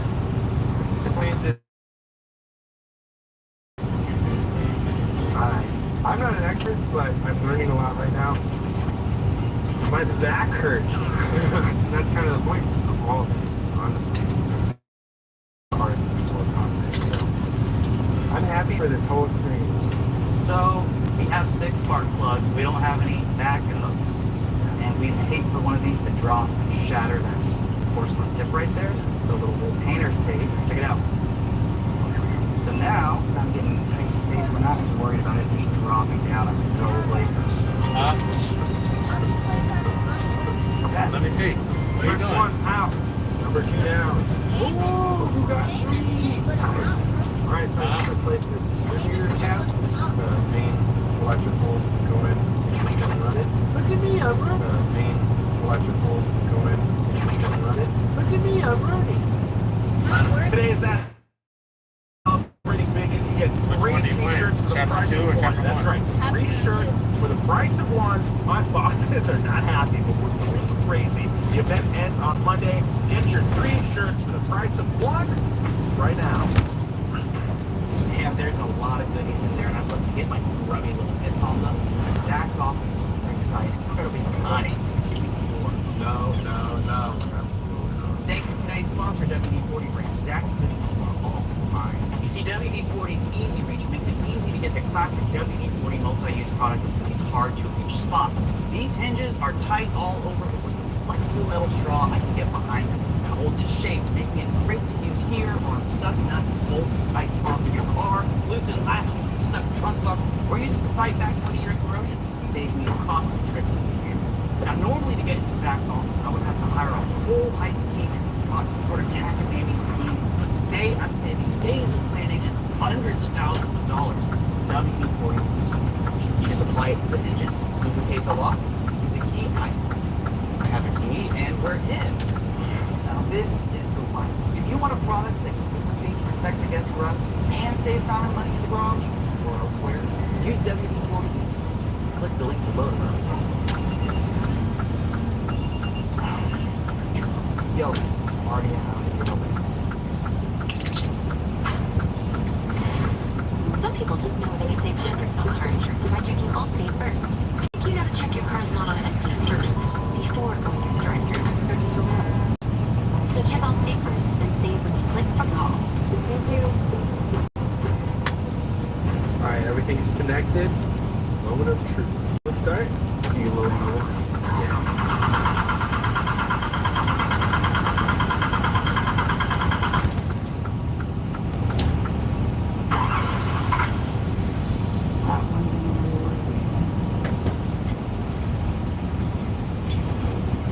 Try that. Whoa! Exactly. What was it? Loose plug. Hell yeah, we did it! Yeah, shut her off. I love you, baby. I love you too, baby. Now that the car is roadworthy and won't fall apart, it's time to sneeze up this fine automobile. So, Joe. Hey, I'm just reading an adventure. Do you need me for something? Yeah, I need you for something. You want to come to the garage? You've worked hard. You've seen all aspects of building these cars at your highs and your lows. Yeah. Today, that's all going to pay off. Whoa! What? We got some wheels. We got some coilovers. This is like Christmas. Oh my God! I love you guys. Happy birthday, early Christmas. Thank you. You like the wheel? I love those things. And heat pumps? Yeah. Dude, you know the wheel. Yeah. Hell yeah. I love these, dude. Hell yeah. Every day I get happier and happier to work on this thing. Last night it started up. The last thing we did, it finally started up. So today it's like, this is like a 10. Well, hopefully we don't break any more stuff. I mean, we probably will. Okay, so I think we're just stuck with the rear coilovers. So to do that, we got to take out some of the interior stuff.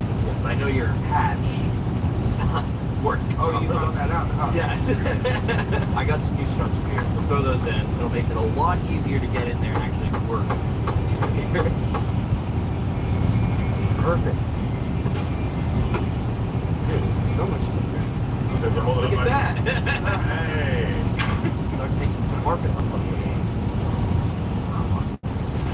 I've never seen your shop car. That's crazy. Dude, that tire saw 9/11 and the Berlin Wall. This tire was 30 years old for this car. Oh God. Yeah, there's a lot of detritus in here. Nice word, Tristan. Thank you. Is that how you pronounce it? My parents used to punish me by making me read. So our next step is the rear seat bring out the binder, boys. Okay. Compare it to the new one. Oops. Give me a watch your please. Yep. Woo! What's that? Whoa! Nice. There we go. There we go. Woo! I'm about to put the rear coilovers on. This is the first type of suspension I've ever worked on, so it's a little scary to me, but I feel confident. It's only like a couple volts. So, yeah. Thank you, Steph. This is a really nice piece. So You got a 3-volt setup. Jimmy has just informed me that this is a really nice piece. So. yeah. Well, these are our power tricks coilovers. We got Swift springs on them. I'm like genuinely excited for you. Honestly, I don't want this to end. This is like a good swim. Dude, don't worry. This is purgatory, bro. It's gonna last forever, dude. It's gonna be a really comfy setup for you. It's not gonna be too harsh. The first coilover ever. Throw it in, Joe. All right, just hold it steady, okay? Yeah. Oh, this is gonna be low, huh? Yeah, dude. Okay, so I just adjusted the rear coilover just a smidge for us so we can get a little bit more dialed in ride height. So right now it's at 2.5 inches. Yeah. That looks great. The last thing we need to do for our rear coilover is torque it to spec, which is about 50 foot-pounds. 50 foot-pounds. So There you go, right? That's it. Now that we've got the coilover done on this side, we should probably finish this brake job that we started 2 days ago. I got part of the caliper. The rest of the caliper. I did this all by myself. Do you feel proud? I do feel proud. Meanwhile, Steph and I are putting in work removing these bubble joints.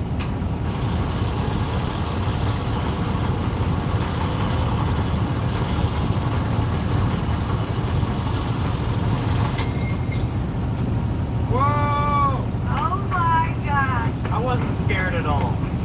We're almost done. All we have to do is put the front coilovers on, hook up the brakes, and put the wheels on, and then we're done for the day. There's still stuff tomorrow. No. This is like Disneyland. Week past.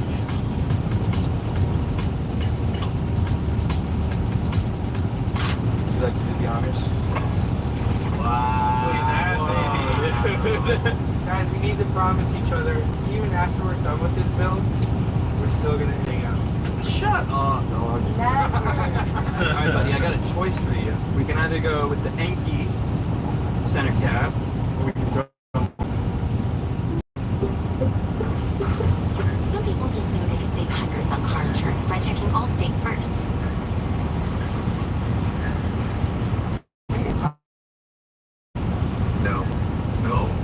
Like you would check your sunroof is cleansed first, before going through the car wash. Yeah, checking first is smart. So check Allstate first and save or call. You're in good hands with Allstate. I hope nothing surprises me, because I'm gonna have some water in my mouth. We got like 4 hours to finish this. What? Do you want to put the brake on? Think of stuff before I do it now, because yesterday I put the brake line on and I realized that I put the wrong side on first. So today it's all about consciousness, and we used to have a saying in the restaurant business: hurry up and slow down, do stuff confidently and fast, but also think about what you're doing. I'm gonna change out the fuel filter because I looked at the video last night and I feel pretty confident about it. Now it's really snug up there. Not the fuel line. Oh, that's not bad. That's pretty good. All right, it's time to start this baby up. See how she burns. Moment of truth. Here we go.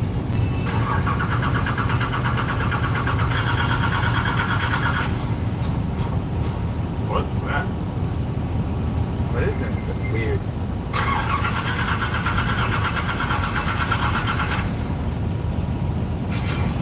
What the f is that? That's a ghost! Why did it go back? I don't know! Dude, this thing's haunted. Should we take lunch? Let's take lunch. Sometimes you just gotta spend an hour on the forums to figure out what the heck's going on. Thankfully, we got to the bottom of this mystery.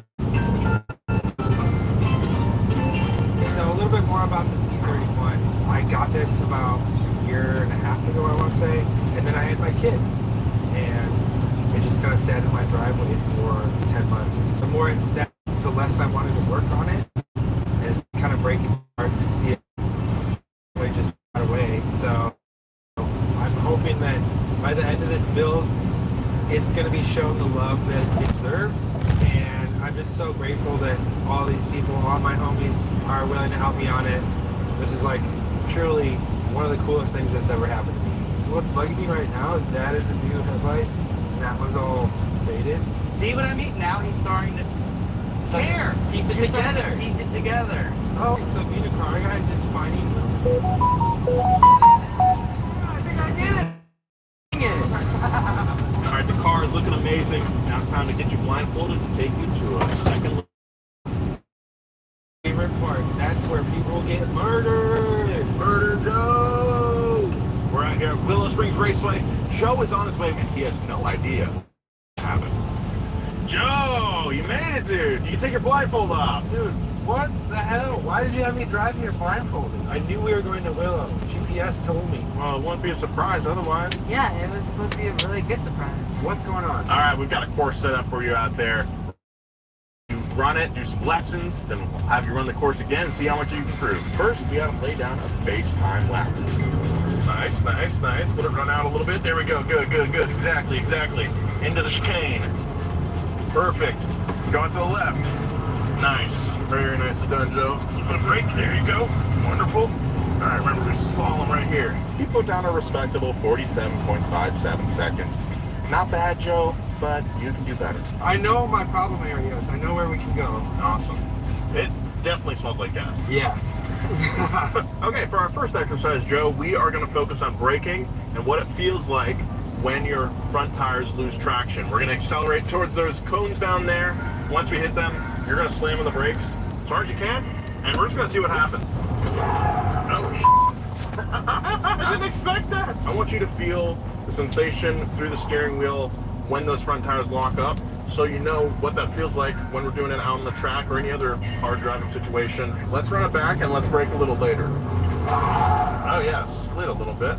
I think I wanted you to hit the same braking mark, but once you feel the wheels lock up, let off the brake pedal a little bit so you regain grip in those front tires, and brake. Nice, yeah. I feel like I can go way harder on the brakes than I was before. Now you know what your brakes can do.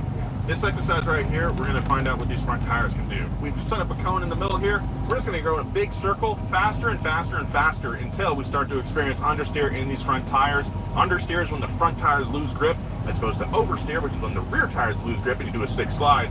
Let's get in the car again and start doing some circles. Smashing! Cue the jazz music. Hold this angle and let's just speed up, see what happens. Okay, I feel the rear end stepping a little bit. It's under. Okay, that's understeering right there. Yeah, I can feel the front and the rear end kind of switching. Yeah. It's kind of switching out between oversteer and understeer, which is a little concerning. Right there. Yeah, that's. Oh, but see, you can feel the car rotate. Well, that's when I let off. When you let off, exactly. Keep that in mind, though. Yeah. When you let off, you get lift off oversteer, which you can use to rotate the car. Yeah. See, there you go. Ah, my neck hurts. To be 100% honest, I don't know if I learned anything.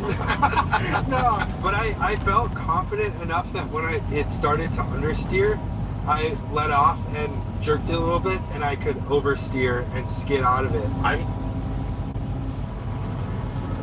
There's a place no map will show you.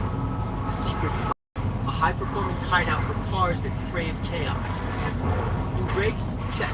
Roll cage? Check. A spoiler so big it doubles as a picnic table? Oh, bet. Every apex we nail and every second we shave, it's all knowledge that goes right back to your ride. Look like fun is win. I want you to just take this all the way down the straightaway around the bend, do a big oval, and just deep breaths. Yeah. Center yourself, and then we'll go for it. Okay. Yeah. This week has been really crazy. I did not expect this at all. To be doing this.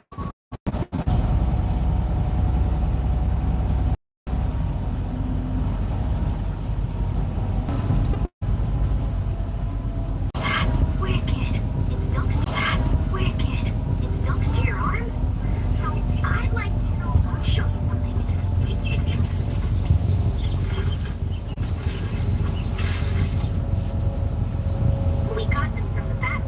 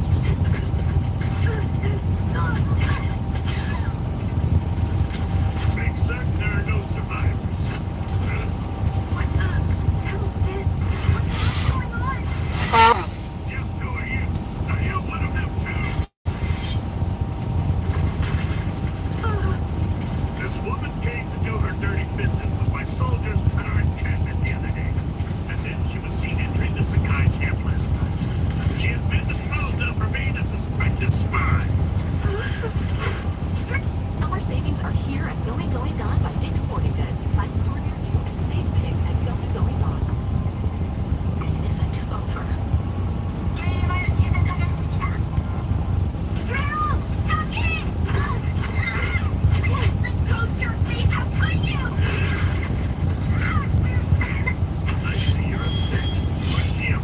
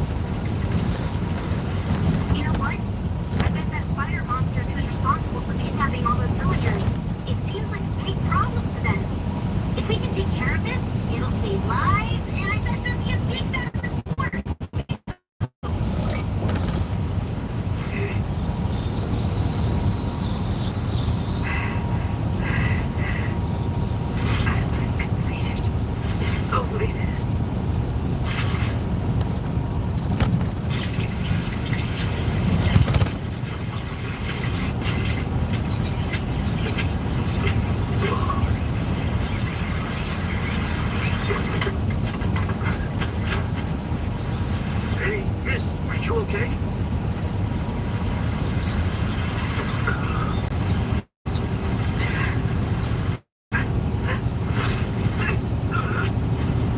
I'm sorry, I didn't mean to scare you. You're sick. It's painless death. You can come to my place. I can at least give you something to eat. Would you like me to carry? I can walk. Okay, follow me. I need life force, and this pool is a good place to start.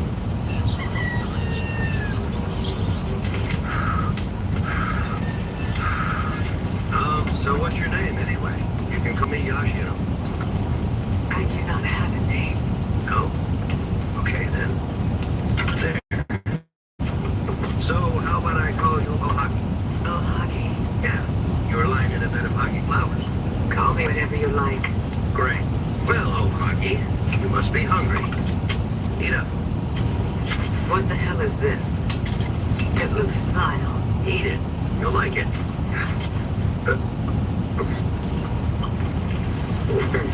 It's good. So, where are you from? If you don't mind me asking. If you must know, I do mind. Okay. Why were you lying in the road? I wasn't lying there. I wanted to leave.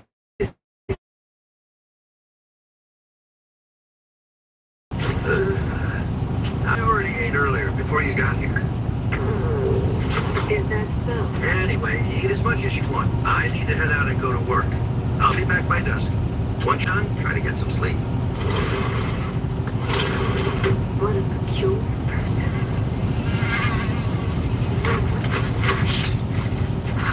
This is my food. You are not allowed to touch it.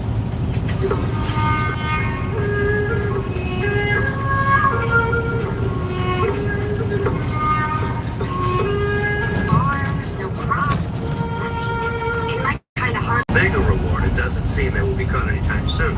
Here you go. Just like I... Mega reward, it doesn't seem they will be caught anytime soon. Here you go. Just like I said. That reward is gonna be ours. Oh yeah, kid? Do you know who it might be? So are you after the reward too? It's better if you keep your distance on this one. I mean, we're dealing with a monster here. A monster? That's right.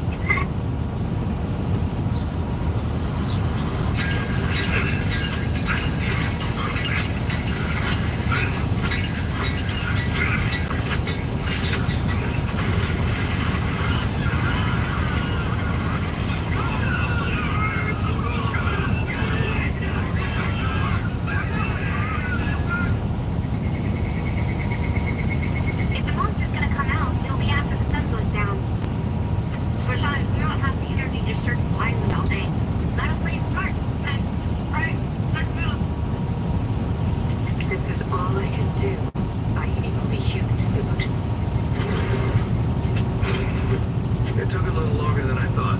Sorry. Did you manage any rest? I slept, but I was awoken by all the noise outside. Yeah.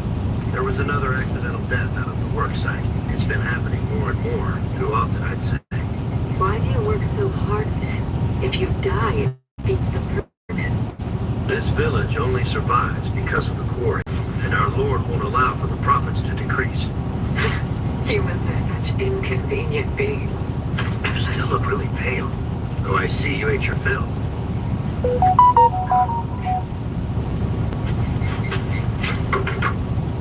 Why did you let it go?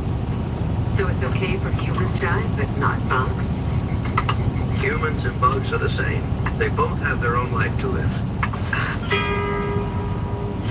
I have never met a human who would say such a thing. You're an odd one. Am I? Anyway, here, eat some dinner. And then sleep. It'll do you some good.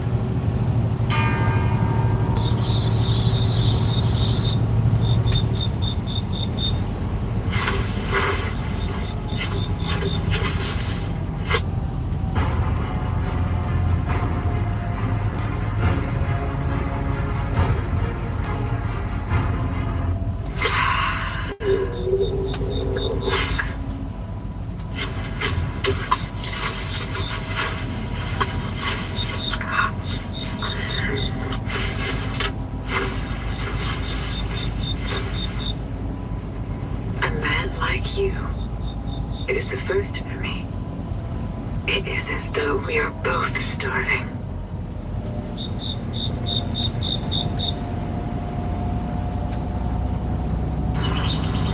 I'm pooped. We walked all night long but didn't find anything. Where the heck is that stupid spider monster thing hiding? I can't even think straight. Let's get some sleep while it's still cool out.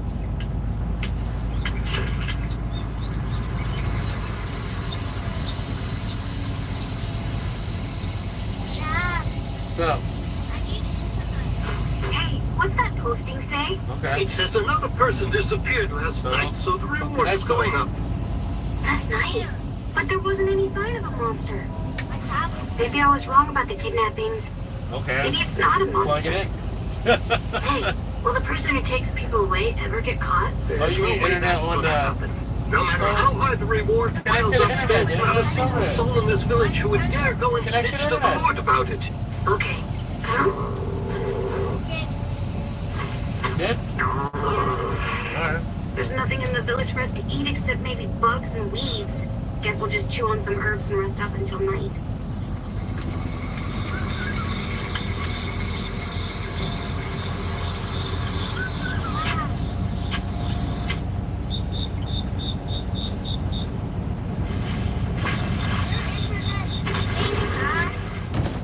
Obviously.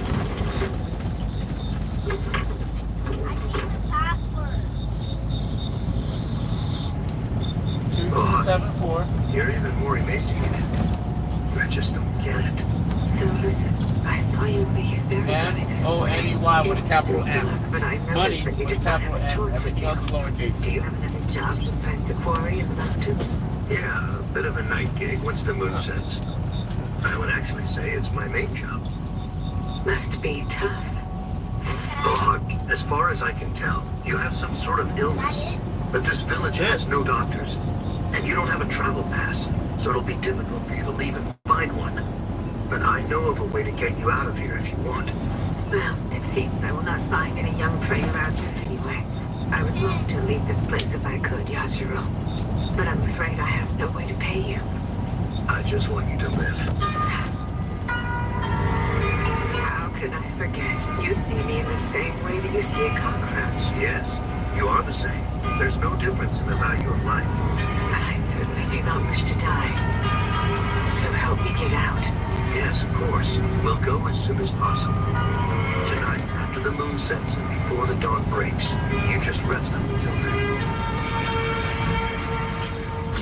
If the kidnapper isn't a monster, then it'll be pretty difficult for us to even find him. Anyway, tonight's our last chance. Okay, this will be our last night looking for the monster. Hard to get motivated on an empty stomach, but let's do what we can. Where are we going? This is not the way to the village exit. There are always guards posted over there. It's right this way. We have to hurry up and get out there before sunup. It's a rough trip, so bear with me. It's tough on a kid like me to walk 2 nights on an empty stomach. Sorry about this. Looks like we struck out this time. We should give up and move on to the... Do you need to take a minute to rest? Do not underestimate me. I can suck your entire life force away. Hey, you're the guy who we met yesterday. You're the boys after the reward. You again. Have you come to finish me off, you filthy little pest? I've heard that voice before. It's her! It's her! This lady is the spider monster! I just knew she was the village kidnapper! You get away from that thing, mister, or she's gonna suck you dry. If we take out the monster, then we can eat! Get to slashing, big bro! Oh, Hockey is a monster? Huh?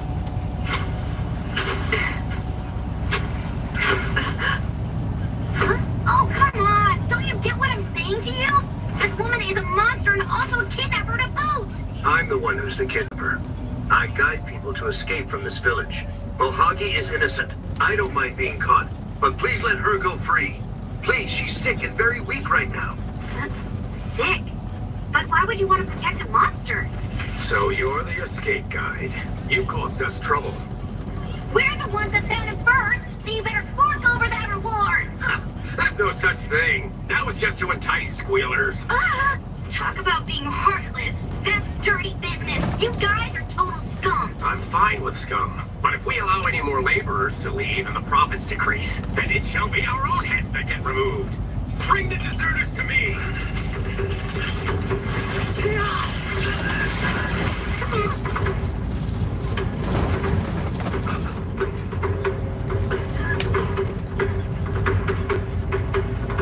Such well-tasting energy. Be careful.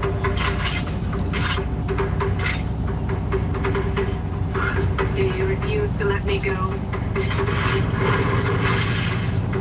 Don't just stand there. Your job is not done yet, escape guide. Which way do we go? This way. Come on then. All right, stay still. So yeah, the reward was fake, which means that we're working for free. So now what? I guess that answers that.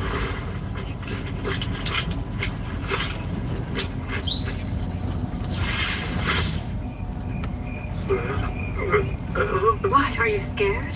No. If I do not do this, they will catch up to us. I'm fine. Good. Hold on to me. What?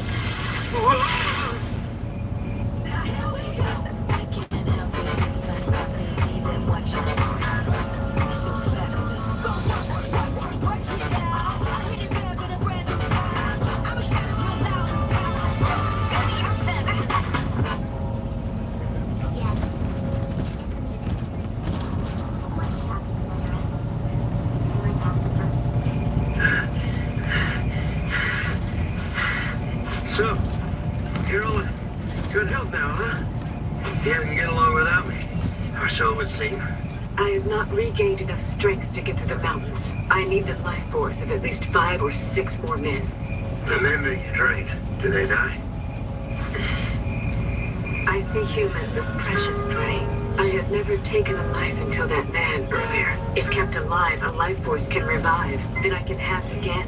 Because living together is the secret to life. So then, you'll continue, right? Yes. That's good.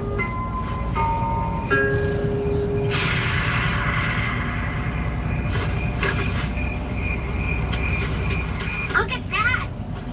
Not even you could climb something that crazy steep. We'll just have to chase after them. Let's go.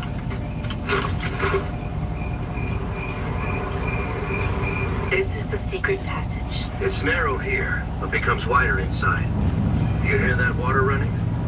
Follow that sound and you will reach the stream on the other side of the mountain. It is dark in there, but I assume you don't need a light, so I doubt they will catch up to you. Well, my job officially ends here. Now, you should go. You need to come with me. Huh? You cannot stay here anymore. Now that your secret has been exposed. When you get caught, do you think they will let you free? I'm pretty sure I'll be used to set an example for everyone else. Is that how you want it to end? Of course not. Then you need to escape with me. Or do you not want to be with a monster? Okay, Ohaki. Instead of dying here in this godforsaken village, I will leave with you and live on as your prey. I know I will never meet another human as strange as you ever again. Shall we go then?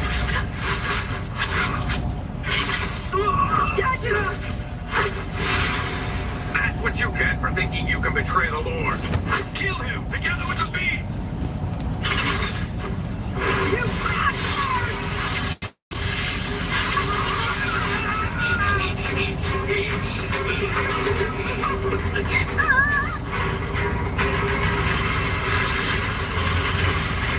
I will take the life force of every one of you!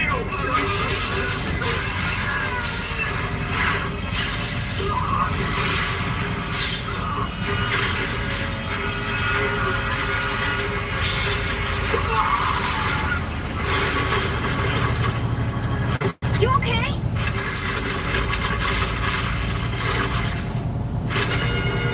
I know there is no doctor in the village, so I will take you to find one. I will not let you die on me.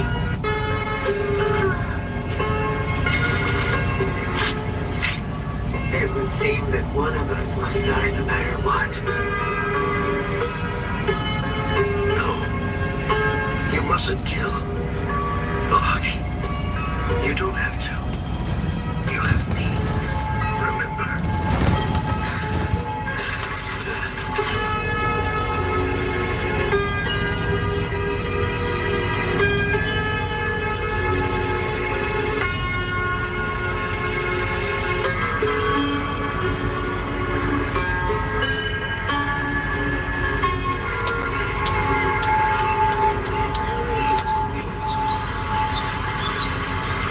Well, those two went on their way.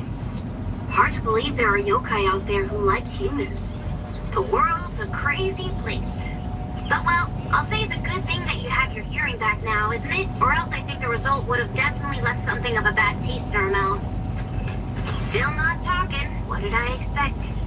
Well, fine then. I'll talk enough for the both of us and get rid of that gloomy and dour mood you love so much. Ah! Ugh, spider! Ow! You bit me, you little turd! I'm sorry. I probably scared you more than you scared me. Oh, wait! Did you just snorted! I heard it! It was your very first chuckle! But that was me! That's not the kind of chuckle I want to hear! You're laughing at me, not with me! I know you know the difference.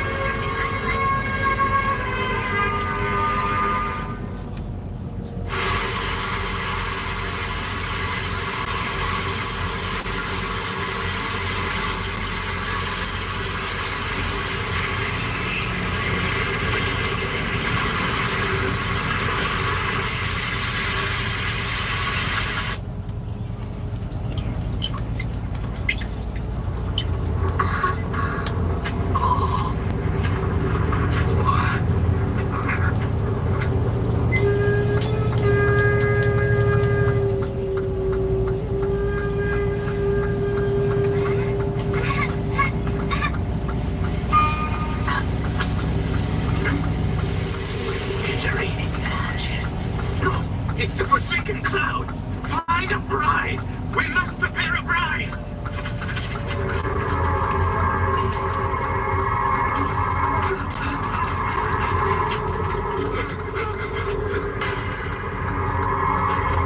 The cloud had mysteriously appeared, as if from nothing.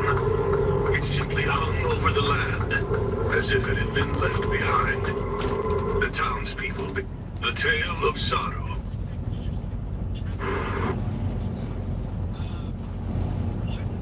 Okay, do you need to pee?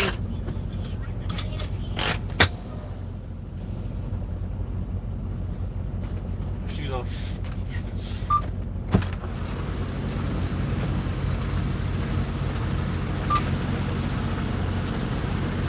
Actually, you can just pee out of the door.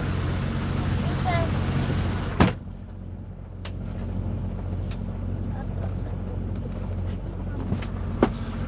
It's pretty sweet.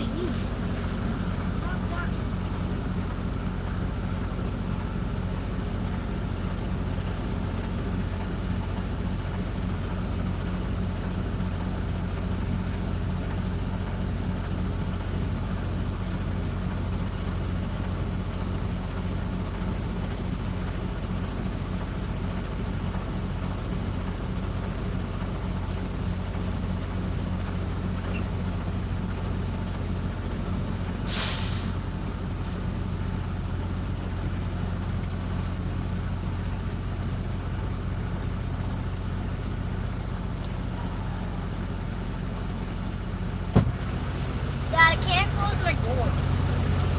Go over there. Put your left hand on the bar. Yep, reach out. Grab it. Reach out further. That's it. Now pull it in. Come on. Lean back. There we go. Pull it hard. That's it. I thought you couldn't close it. Seems you're stronger than you thought you was, huh? I'm hungry now. Get some strawberries out of the fridge. Nope, you gotta take the block out the bottom.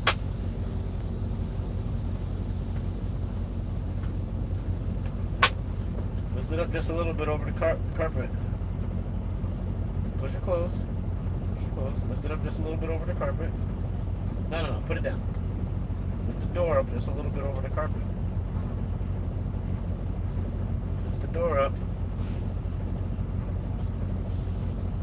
said. What you mean? Oh, on the carpet. Look. Reach out and grab the strawberries underneath. Underneath, they're in a cup. Underneath, they're in a cup.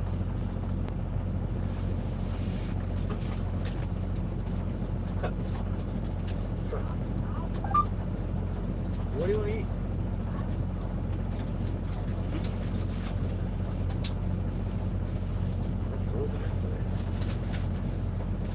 Well, I'm not gonna make food until I stop.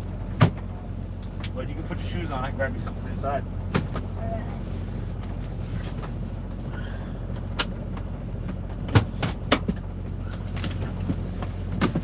Shoes off. My shoes are now officially. Might as well wait in and use the bathroom. That's what you're gonna do. We're only an hour away. Oh.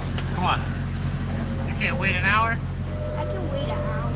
Or do you want something right now? I want something right now. I thought you could wait an hour. Which one is it? I want something right now. See your nose. Oh, yeah.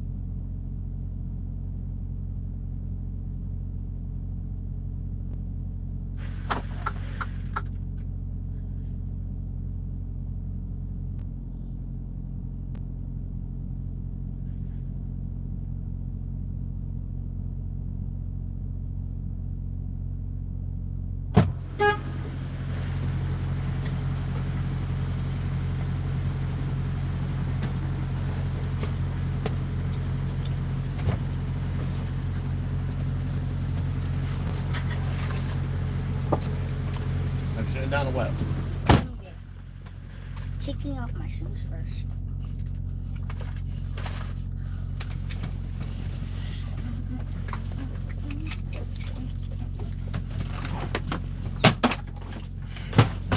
Seatbelt.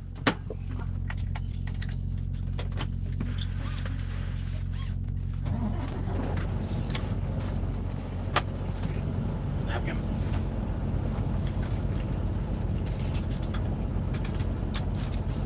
Stop. Yeah.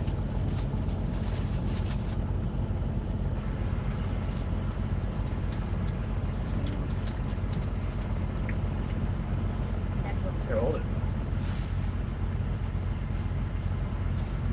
Is it spicy? I don't know. Taste it. You're leaking it all over your fingers, man. Here, give me the. Yeah, spicy.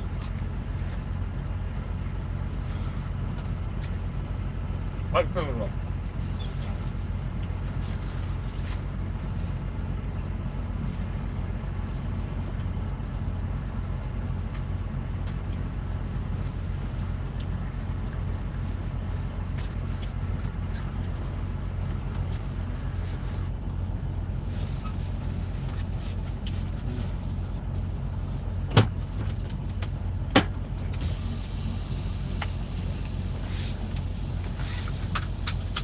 Underneath.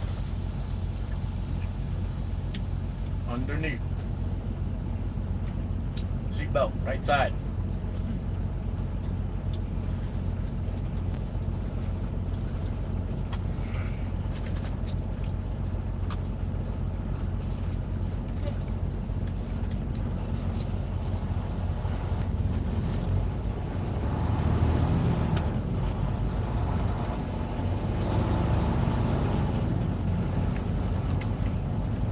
It is hot.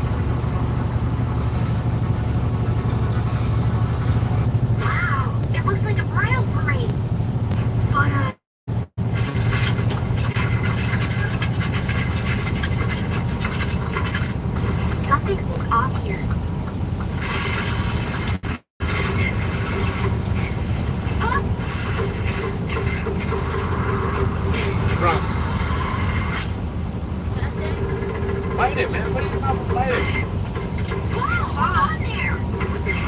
you're doing? What are you doing? Why the heck are you shooting arrows at a happy bride? What's wrong with you? There's nothing happy about this. That girl is being taken to be the bride of a vicious monster. Of a monster? And I am gonna stop that from happening. Move it, or I'll shoot you too. Now just hang on, pal. I think you might need to tell us what's going on here. When it comes to monsters, my friend and I just so happen to be experts.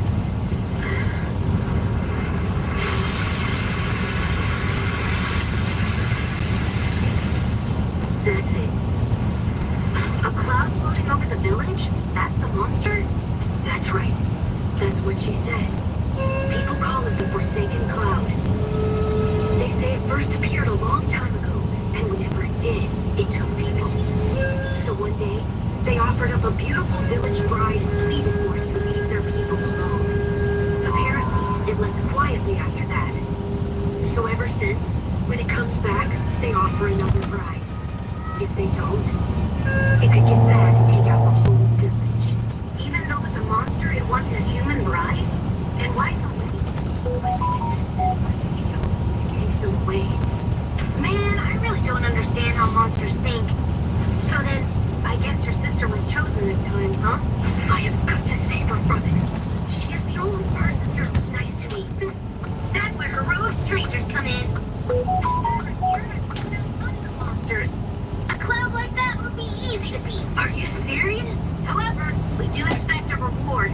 We can't just do it for free, you know.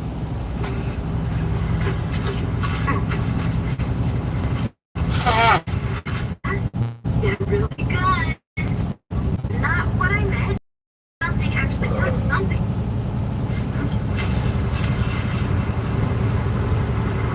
This is gold dust! I picked them out of the river. Out of a bunch of rocks like that.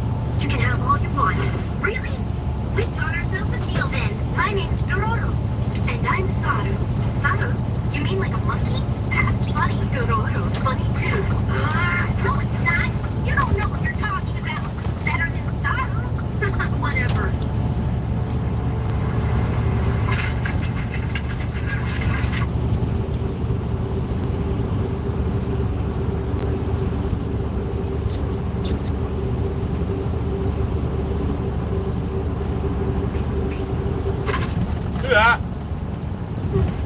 Don't worry, I'm here. No, I told you over and over again not to come. I came here to save you, okay?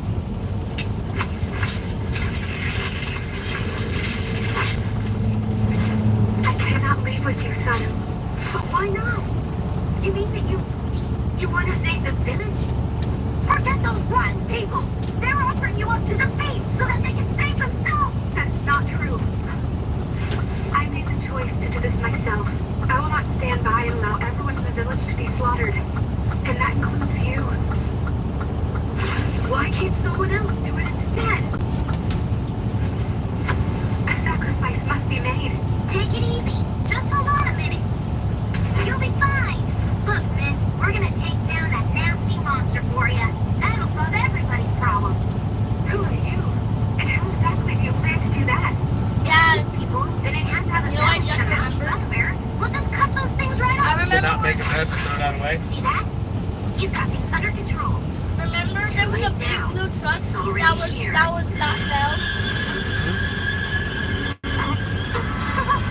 I just remembered that. We should get out here and just fight her. Shut up, idiots, I don't hear you.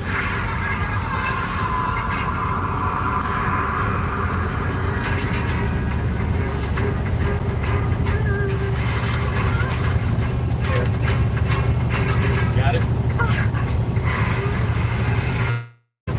The monster's over there. What's wrong with you?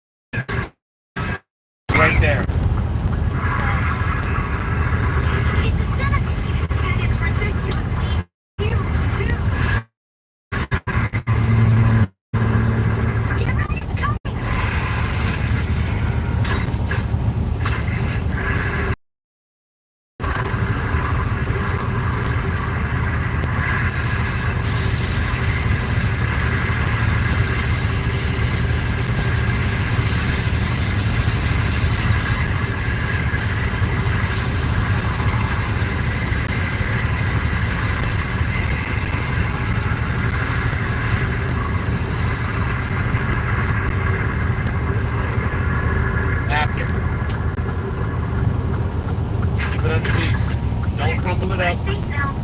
Leave it out flat. Keep it underneath your chin. It might leave it here.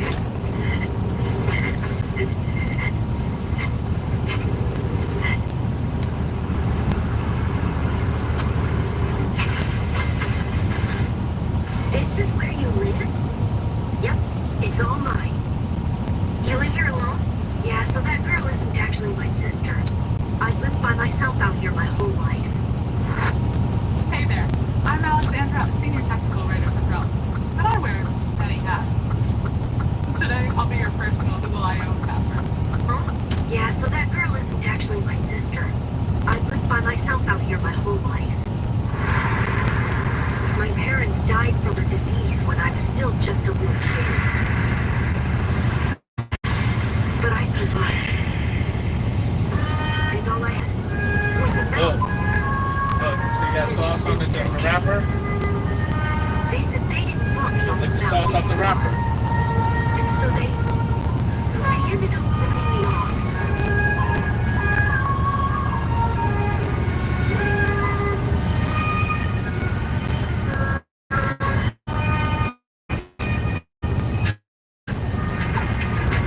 You stay away from me!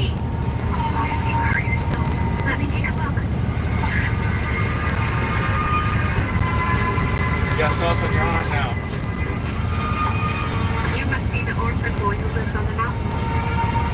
You have a cute little face like a monkey. What's your name? What's my name? You got one more left. Don't squeeze it all. And you're dripping. Turn it upside down. Turn it back over. It's Sada. My name is Sada. You still got one more left, right? So why would you try to squeeze all of it?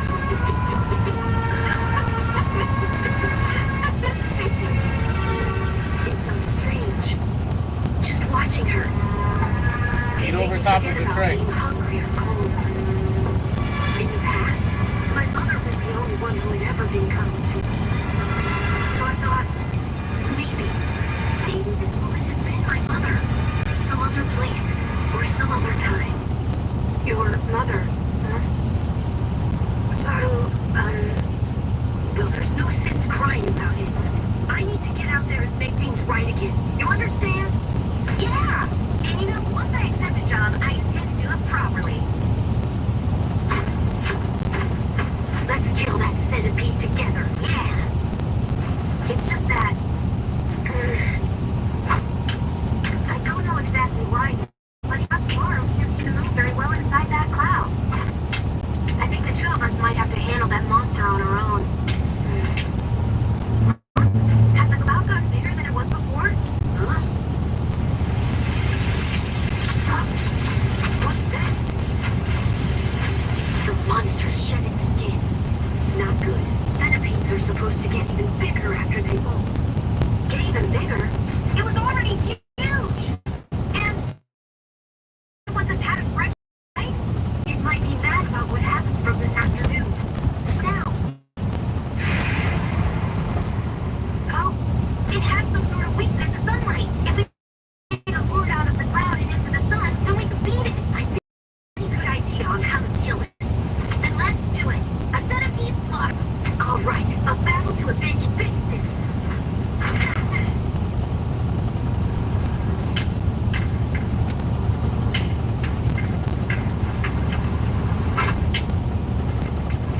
Good now?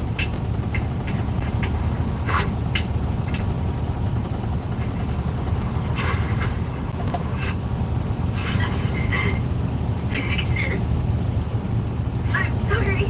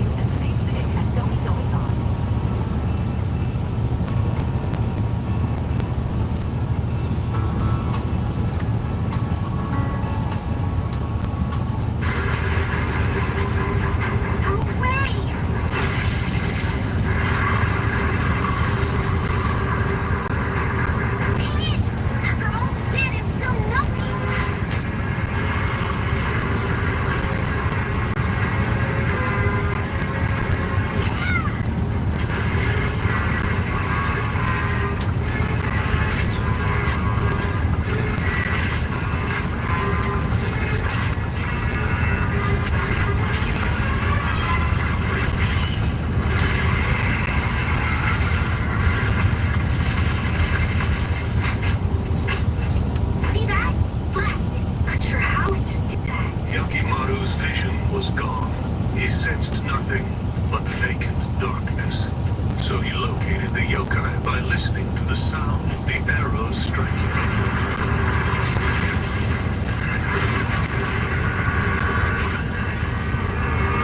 He's in trouble. I see him. It's that. What are you gonna do?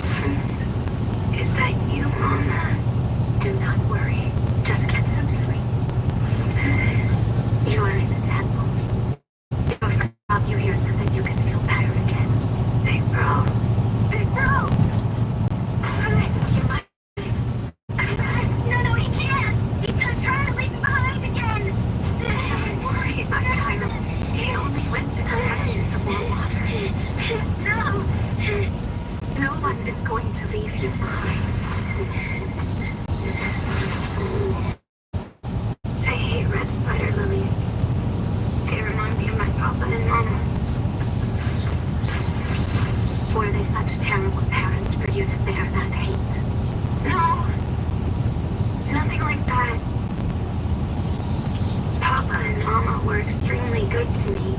They were always warm and gentle.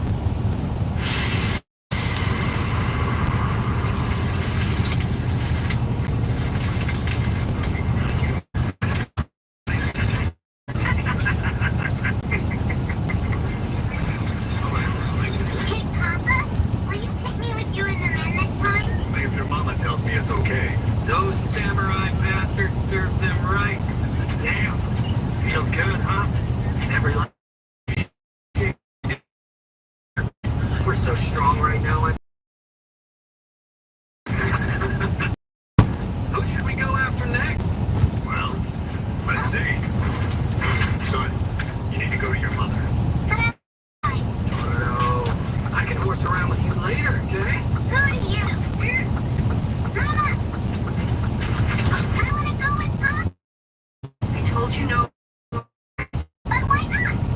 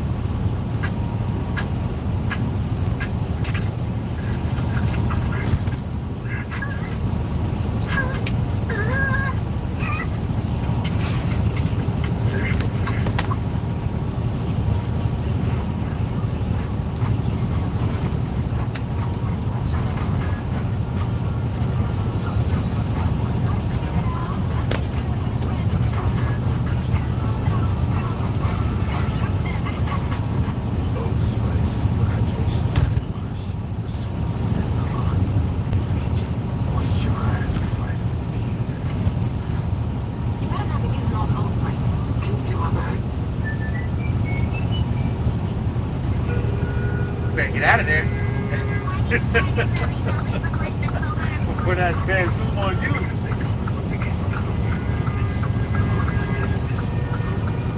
Do not speak such nonsense.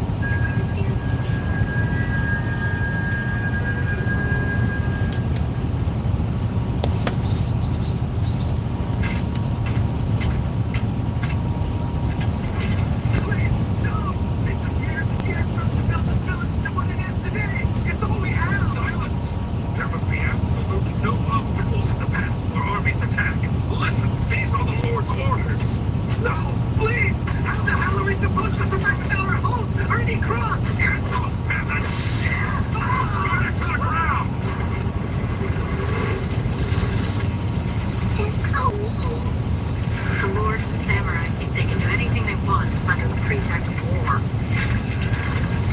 Oh, please, dear. Just stop. Let's go. You there! Stop!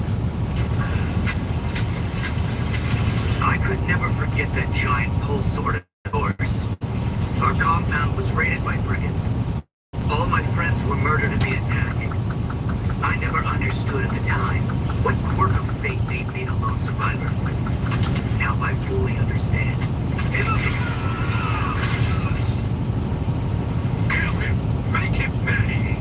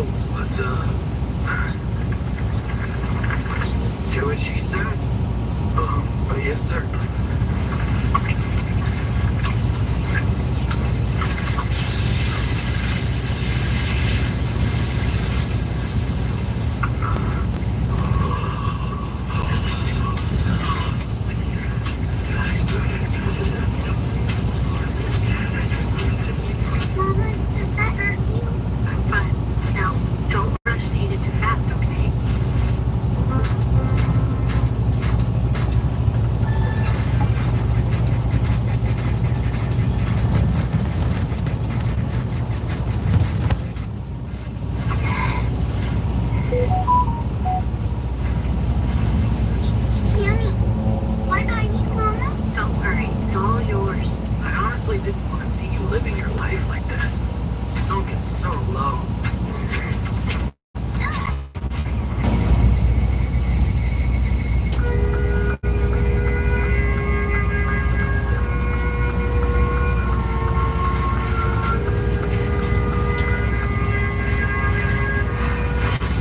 Mama, are you? I'm going to be fine. Just need to rest. Yes, Mama? Hold on. I'll make some food for you to eat, Mama. Come here, sweetie. Little bit. Someday. Please. Listen. Give up.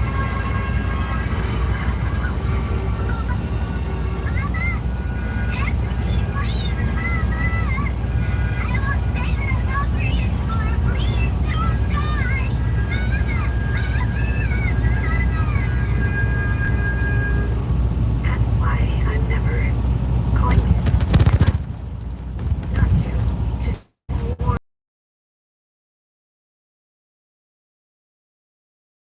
Such a young girl who has suffered so much. I pray with all of my heart and soul. Tundra will bless you on your rightful journey.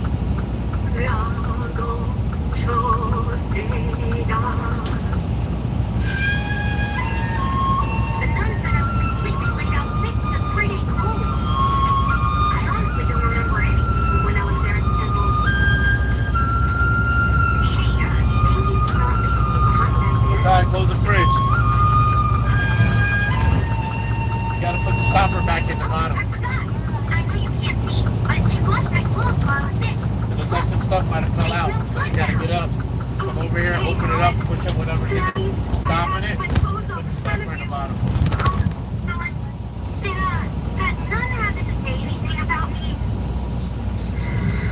So she did think. What did she say? Hey, I know you can hear me. Just say something. Come on, or bring your food. Talk to me. You can't play deaf anymore. Stopper's right there on the right. Tell me what she said. Other side, right, right.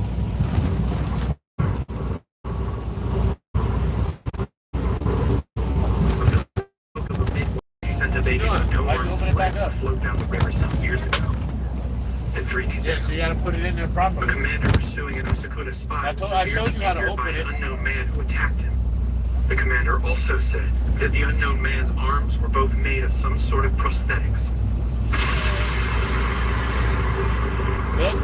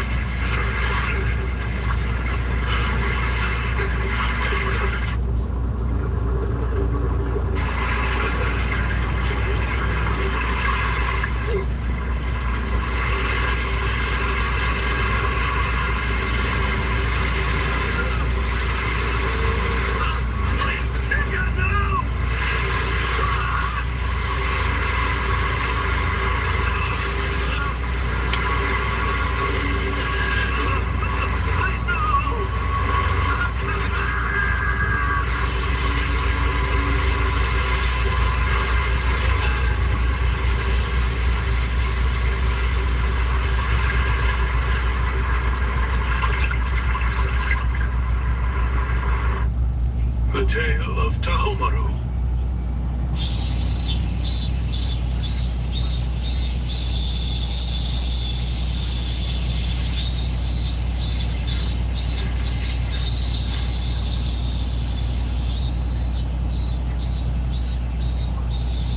There hasn't been any rain for 2 months now. If this drought continues, it will affect the coming harvest. Lord, the neighboring Asakura clan is growing restless. We have received reports that they are gathering troops. They are now massing along the border when the standoff continues. We should take action before they raise an army.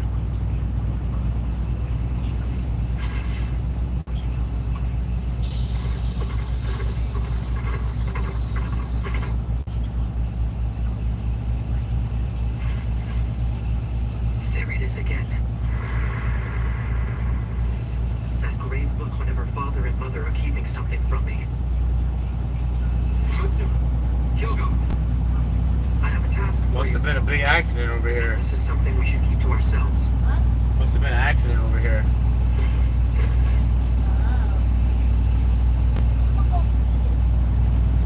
That doesn't look good. What makes Zaxby's giant chicken finger quesadilla so giant? Crispy finger? So? Yeah, there's an accident. The car probably broke down or something. Zaxby's giant chicken finger quesadilla. It looked like they worked, right? Yeah, it looks like there was a bad accident. Wanna take video? Yeah. Rush report. You gotta get. You see it over there? Yeah, I see it over there. That is crazy. Oh. He's trying to take himself back from you. Tell me. Oh my god.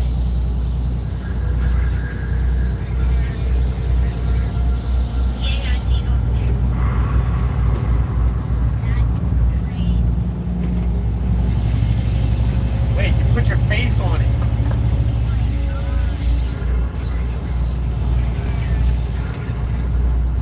Why did you put your face on it? You're supposed to show the accident.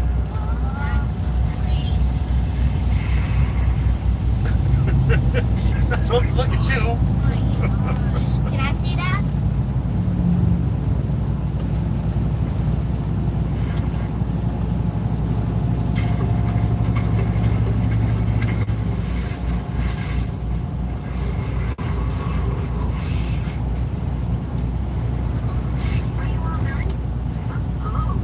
Bad accident, 80 West.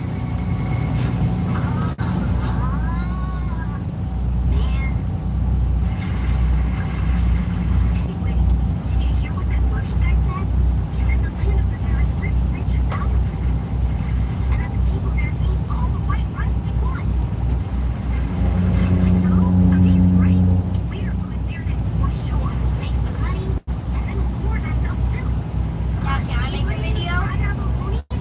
No, I don't want you making videos on my channel because I don't want people to see you like that. That's why I told you don't put your face on it. But I got a channel for you that you can make your own video for kids. Alright?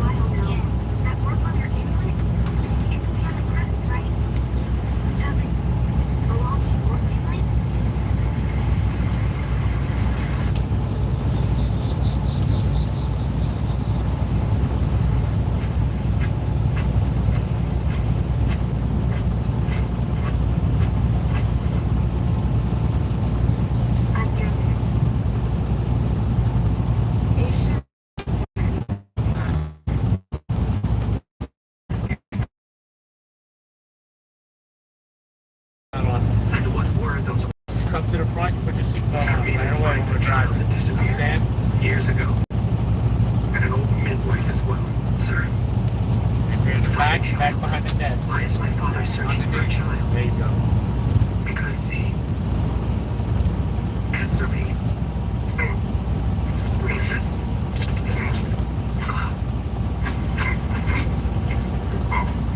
He's trying to bite off his tongue. Is he going to die? No, the cut is not nearly deep enough for that. It looks like the drug must have weakened him.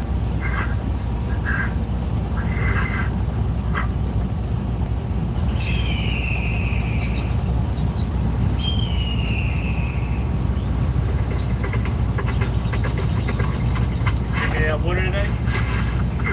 Father, please, tell me what is Drinking weighing water on your yet? mind. The Sequoia clan has been showing Drinking the water. As they do. But Father, I must ask, why are you spending time searching for some child from over a decade ago? I am wondering about Mother's goddess of mercy. Does that headless thing have anything to do with this affair? Please answer me. Father, this subject is none of your concern. But that is all.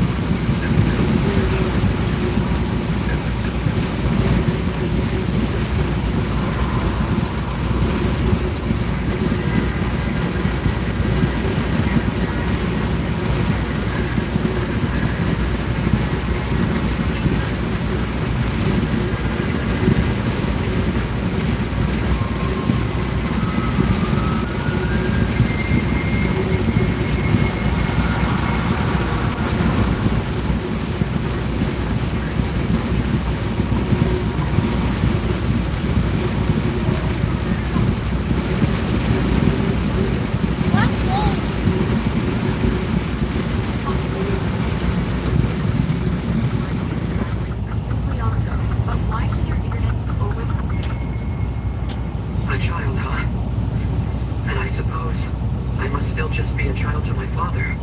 That is why he will not send me to war, and he keeps things from me. I have never seen my father with that expression before. This secret about the child must be of great consequence.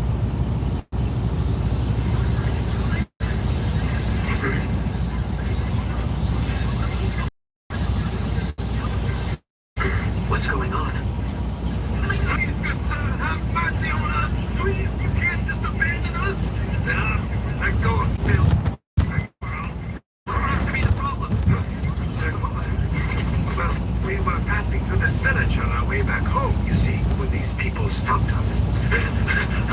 Lord, please save us. The entire village is going to be picked off one by one and eaten by the monster. The monster, you say?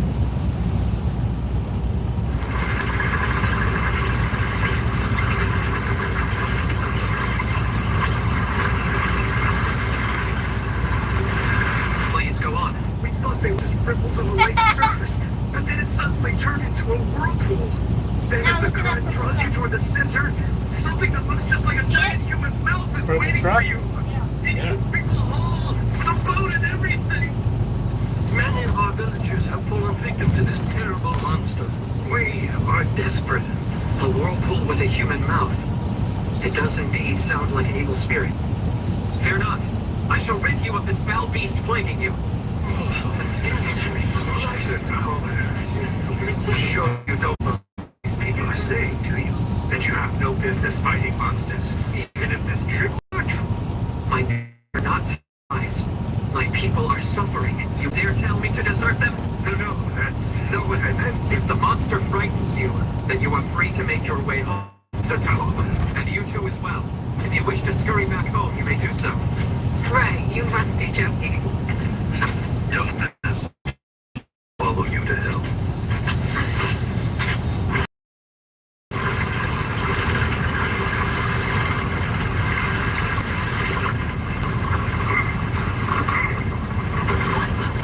What's wrong? Sir, the oar is stuck on something.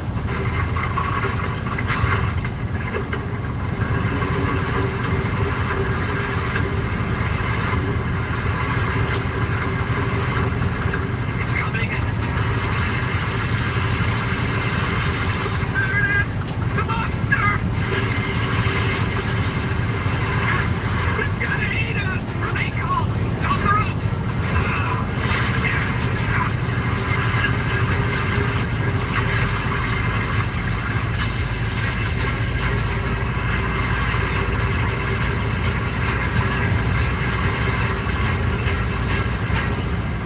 Now, beast.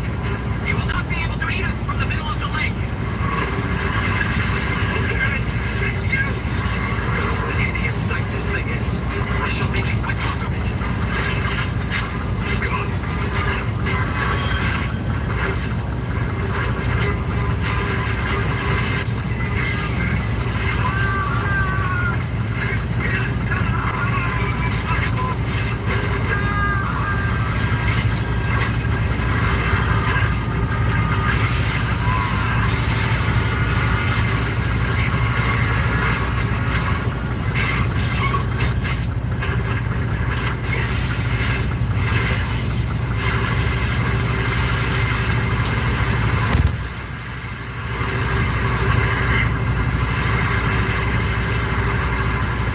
It ran.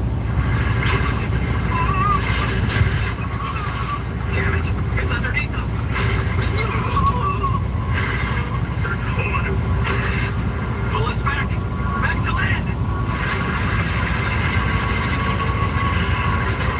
We injured it considerably, so it cannot come after us.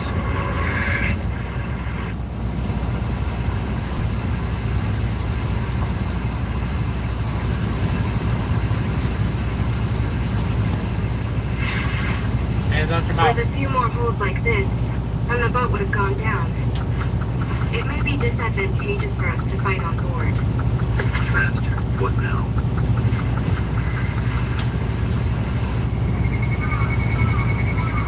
Corvette. A word, young master. See it? The monster consumes its prey with its mouth. You see it? We should embed explosives within our clothes, and when Bright yellow Corvette. It has a hard outside, soft Pointer inside. right at it. We can surely destroy the monster that way. Whoever goes on this mission is dead.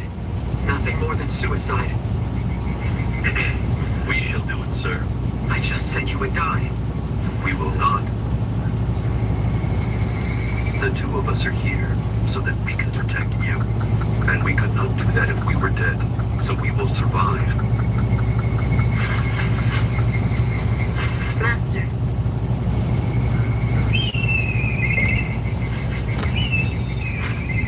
Look, take in these lands.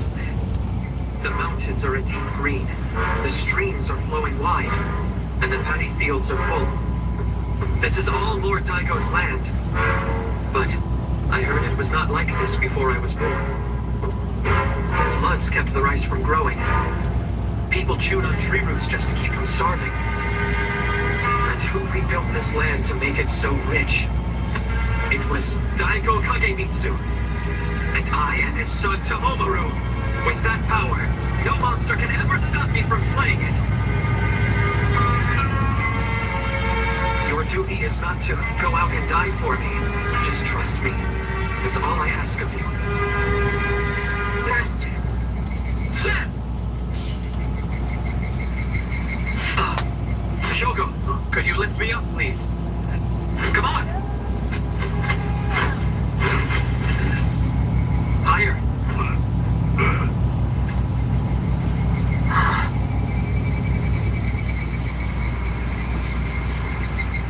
That's it. Gutsu, gather everyone.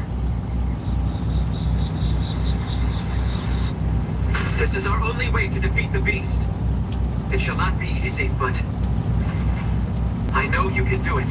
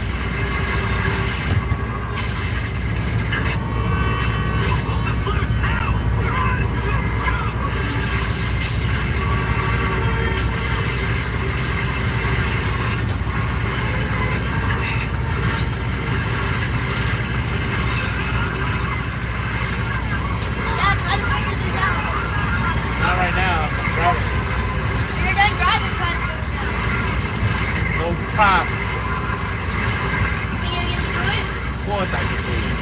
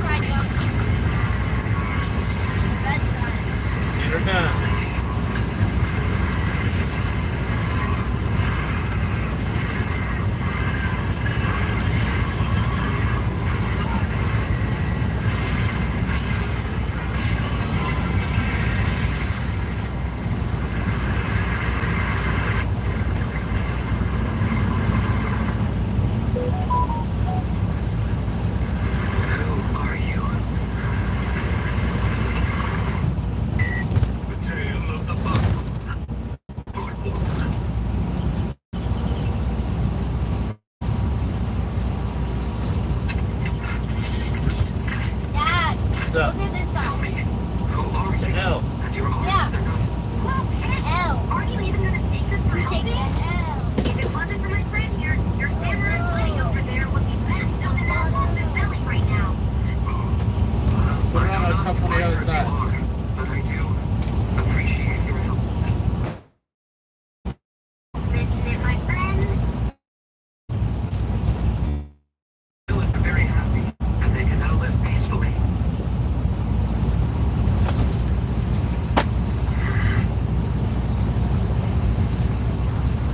When you're done driving, I'm gonna mess up both of the Rubik's Cubes and you have to finish both of them. Is there something wrong? I need to. Sorry. I need to. He's blind, so he kind of sees things with his soul instead. This can I get one of this? It's crazy.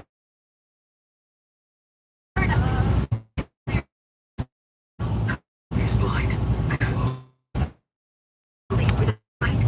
Yeah, that's what makes my face so we've been traveling all around dicing up monsters crap. Right. And I don't need the little wimpy ones either. We're after the big strong ones, you know? The nasty monsters and demon gods. Rescue me. Thank you. Wait, we heard the Hello? Speaking of Lord Daigo's land, you will reach the castle if you proceed in this direction for half Go the call day. your mom. great. What? Go call your mom. Thanks. Okay. Let's get going. Please let me know your name. Yakimaru. Hurry up, call it. Yakimaru. My tablet's dead. Plug it in. Lord Daigo's land, huh? He was dressed fancy, so I'm guessing he might be somebody important there.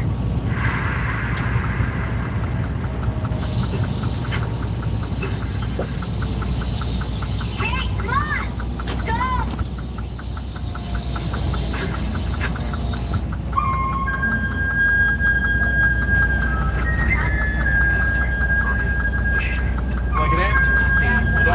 like that, it's gonna fall. I woefully underestimated the monster's strength. Don't sit it on the edge like that, it's gonna fall. If we're in the dojo, I am certain I would not have been defeated. But if in a real battlefield, in a real battle, It is a useless comparison. For one thing, Master, compared to a mere lowly vagabond, you have rules as the heir to this great land.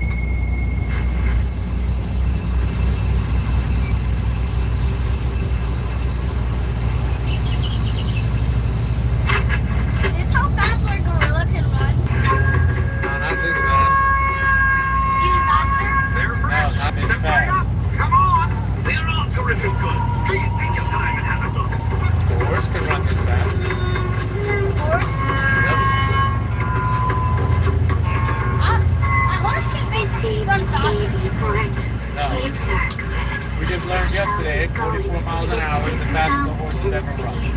Should we leave it to the ocean and That's right here, 44 miles an hour. to drift out just out of sight? Oh! It's the demon! The demon child! The demon child! Oh, nice! They have rice balls! And made with white rice, like we heard! Oh, and over there! What's that thing? Wow! It's gonna take us more than a day to go through all this stuff. But we should eat something first. Oh, cool! Over there! It's a plane! Yeah.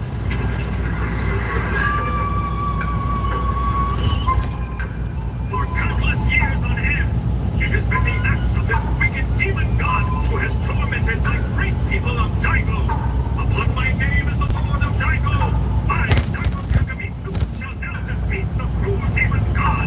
Oh, great Emperor, Goddess of Mercy, by your benevolent brilliance, please save the good people of Daigo. Do protect our Lord.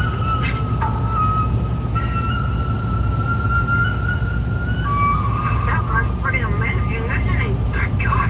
Did you really just say that out loud? That man is the great Lord Daigo Kakamitsu, who made this land so rich.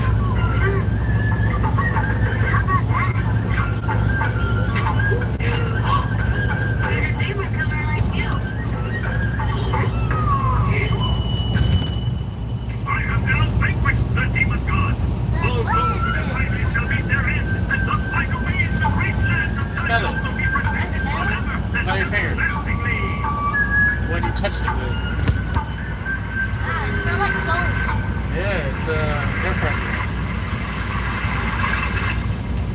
I'm gonna use my feet on it now. Oh my. What an unfortunate thing to happen to those kids. Not for your feet. So hey, Monk, did you come here because of the rumors about this place? In a way, Air freshener. this land is like none other in these hard times. It's not the I Brooklyn was itself. wondering what blessing it was that Air made it freshener. so. Lord Daigo defeated many demon gods, and they are all enshrined up there. I'm planning to take a little stroll and check it out. We've got no business with monsters that are already long dead. We're only after the living ones, rampaging ones we can take out. Is that so?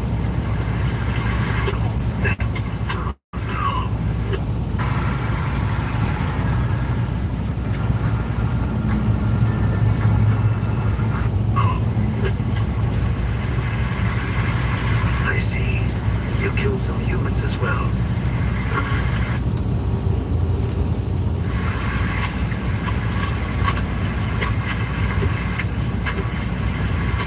You best be careful. No, you have got to be kidding me. Everyone's so happy. Hey, looking for some fun. It's probably safe to say that there's no work for us to do around here.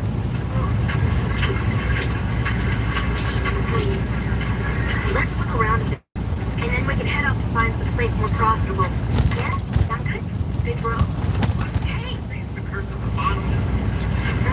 And I bet that's why it hasn't rained around here in so damn long. Shh. What did you say? Be quiet. The villages I passed through to get here were all dry too.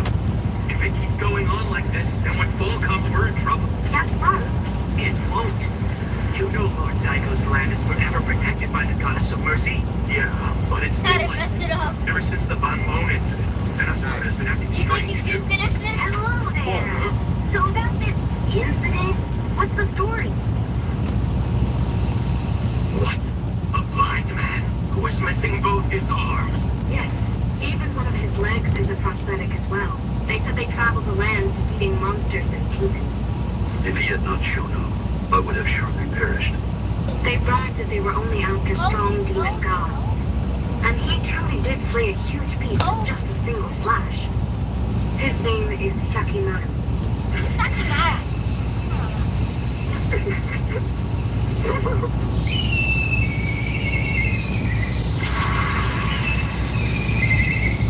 It was part of a huge fort that protected our land from the Asakura clan's army.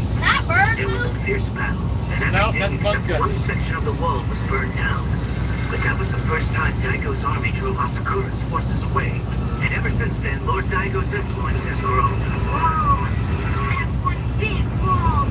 They say the goddess of mercy to whom Lord Daigo's wife prays dwells within it.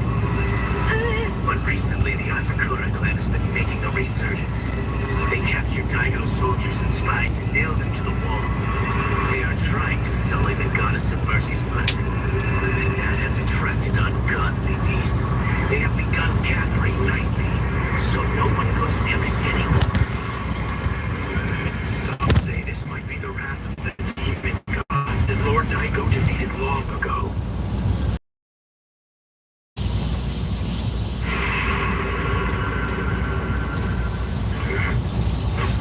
Is it a demon god? Strong. Very. Watch yourselves. If you go any further past the wall, then you're done for. What the? You're just a little kid. Don't scare me like that. See there? They're Asakura sentries. If they catch you, it's over. They'll nail you to the farm. Seriously? There's nothing of value to find.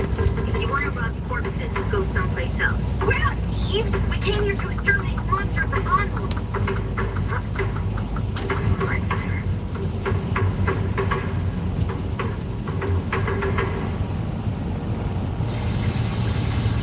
Actually, this used to be where our village was. And all of a sudden, that farm got built and... Dad, I almost finished one side. My home is on the other side! Let me out! It's correct territory now! You'll be killed! Mama! Mama! Mama!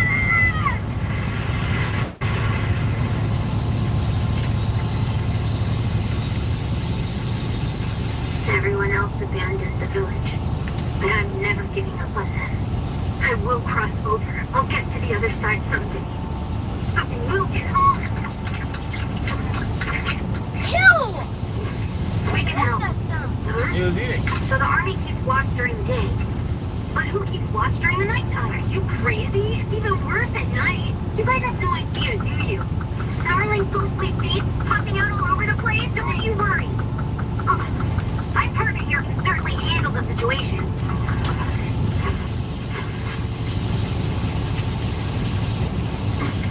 Do you really mean it? About exterminating the monsters? Well, actually, we usually don't do this thing for free, but you did feed us, so we'll make an exception.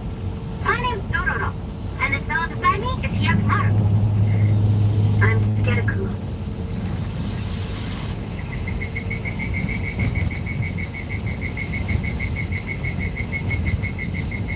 My boy, he is alive. My lady, the Lord is... What are you going to do to him? I will not forgive any who threaten my land.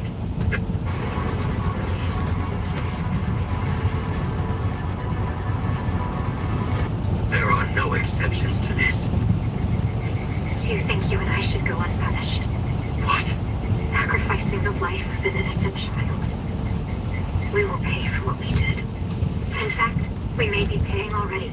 Then tell me, wife, are you saying I should have simply just allowed the land of Daigo to go to hell? My lord, is it truly the well-being and prosperity of your people that you wish for? Or is it to defeat other domains and have the name Daigo known through the land? Is that your true motive? Matters of state are quite beyond a woman.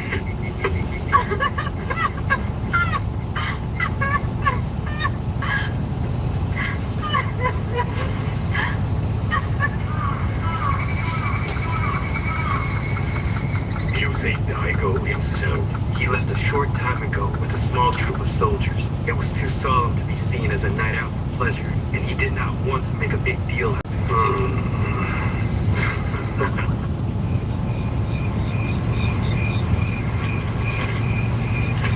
Dad, I wanted one of those for my bike. The Asakura sentries are leaving. It's almost time. Bike carrier? Yeah, I want a bike carrier. Put on the car? Yeah. Would you mind telling me what Okay. your mom is like? Well, fair-skinned. She's the prettiest in the village, even if she is a little chubby. Not only that, she's known all over You go riding when we go home? Oh, yeah? Yeah. Tell you what, if we can meet up with her, you can try. I want to ride when I go. All right. Sweet. You'll have my bike at home Did you bring it with us? Did you leave it somewhere? though. Where was the last place you had it? So where's the bike at? Okay. There's more.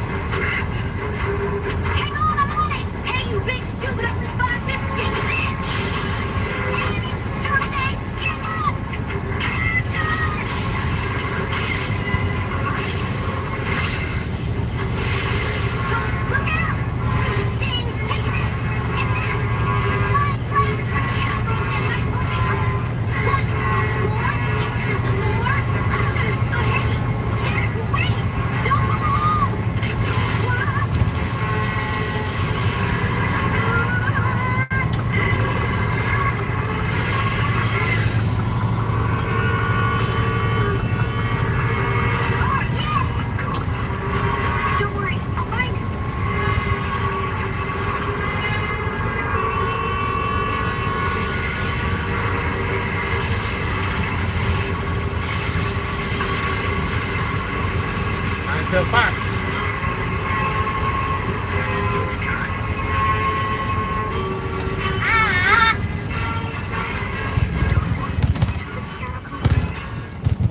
A traveling man with a kid. He is someone who looks to be about my age, or Oh, perhaps a Dad, bit older. you gotta finish these two Rubik's Cubes, okay? Okay. He must still be near here somewhere. He cannot have gone far. What are you planning on doing? I gotta watch it in if you Predator. find the vagabonds still in the area? You said my father. Yep, go was watch it. shocked when he heard your report about the man. Father must have had a connection. There is no other way. I'm certain. We gotta feel it up. Father and mother's secret. A baby who disappeared 16 years ago. It is possible that man may very well have the answers to everything they kept from me. Shall we feed it to the Hey, woman! Master, she's...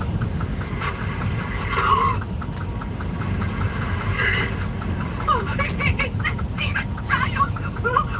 The demon child has come back to make for Steiger again!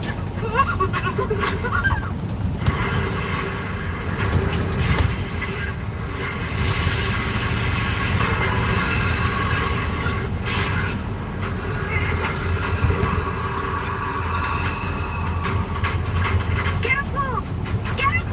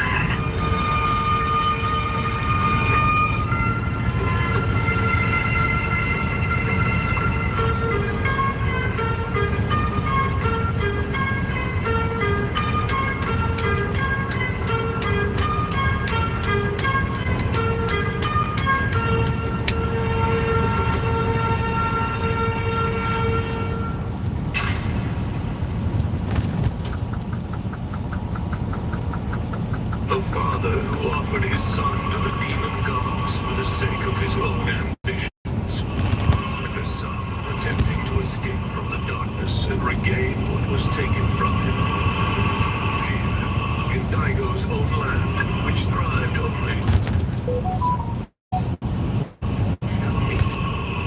The color of Daigo's soul could be seen in the flames. Yet even so, Yakimaru found himself drawn to the You ignorant simpleton!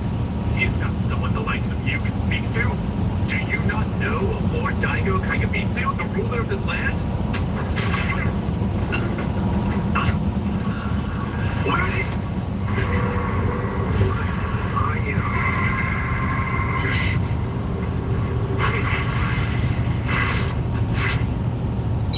Why are you alive? You damn wretched poor demon child. Kill him.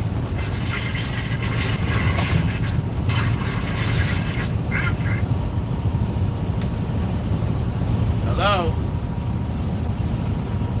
Hello?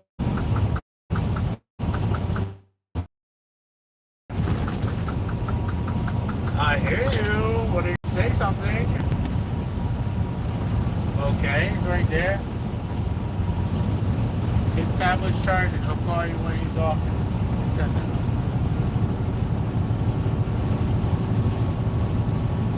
He don't want to talk. He's on his attendant. I'm looking right at him. He ain't see you on the free scene call. He can't hear you on the headphones.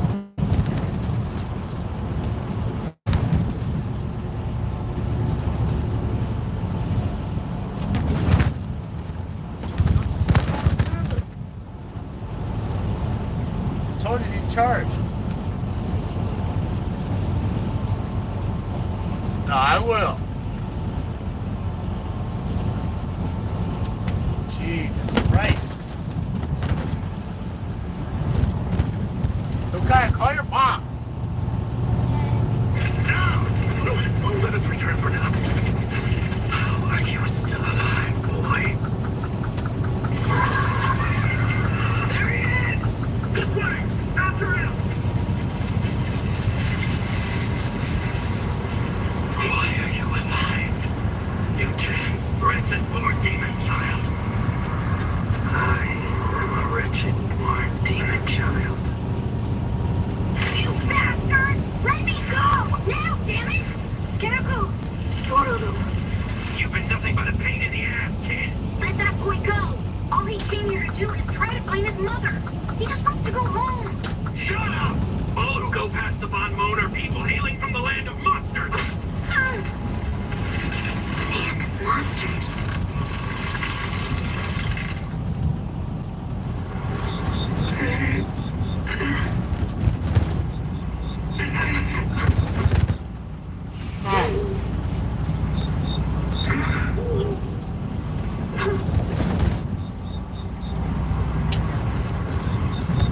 Skeptical.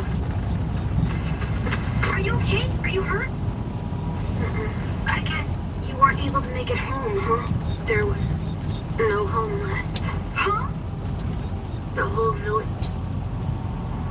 They said they were all massacred. I bet Mama was too. Skeptical, you'll be alright. Come on now, trust me. Look, you got me here with you. And I just know that Yakimaru's gonna bust through that door and save us. And then we can travel around together, okay? Don't cry. Yes, no more tears. Don't fret. Daigo's people are protected by the Goddess of Mercy. Goddess of Mercy? Yes. That's why the Asakura clan can't get past the Bon Mon, despite it being a lone wolf. The Bon Mon is possessed by a demon god, right? And the Asakura soldiers, they call it the land of monsters. Well, those who try to attack Daigo's land are the real demons. They will undoubtedly receive divine punishment. I've seen that crest before. This, my boy, is the family crest of the Daigo clan. Huh? Hey, there's a hole! It leads outside! Far too small for us to crawl through. Well, we're small enough to fit it. Let's make a run for it. We're gonna be killed if we stay down here. I don't care. I can meet Mama this way. No! You can't just give up now. Come on, get up. No, I can't do it. Look, there's no way to make it up that high anyway. I'll make it out. I'm not dying here of all places. I made a promise to myself. Never to lose to war or samurai. You hang in there. Plug it in so it doesn't die when I'm talking to her. Here tomorrow to save you. What the plug's for?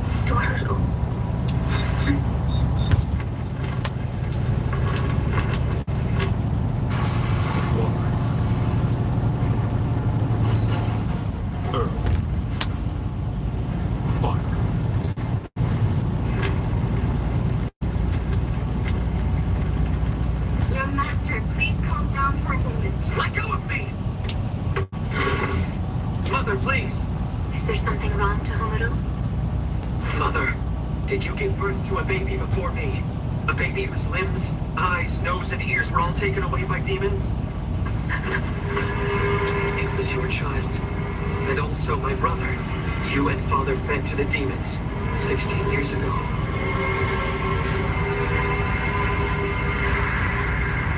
Mother!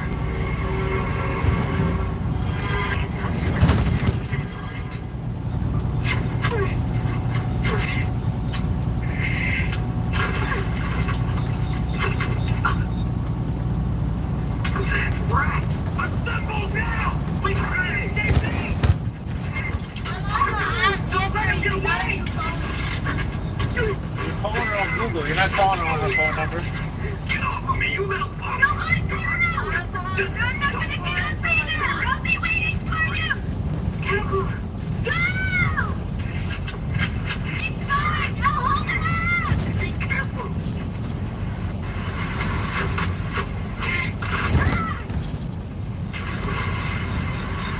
He was just sent down the river, not knowing anything. And all over the land. And yet you still call yourselves parents? We could do it because we were parents. Father, Tohomaru, you cannot understand. The long and hellish days this land went through at one time. Repeated famines, epidemics, natural disasters, and invasions by neighboring lords trying to take over. By then, this land was on the verge of certain death. My deal with the demon god saved it. And now all who live here rejoice in its richness. You did not do it for the people. In truth, Father, and for their... Shakimaru.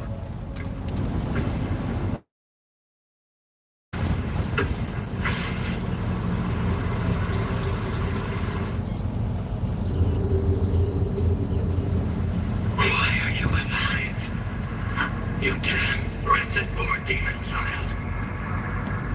Assemble! Assemble! My son!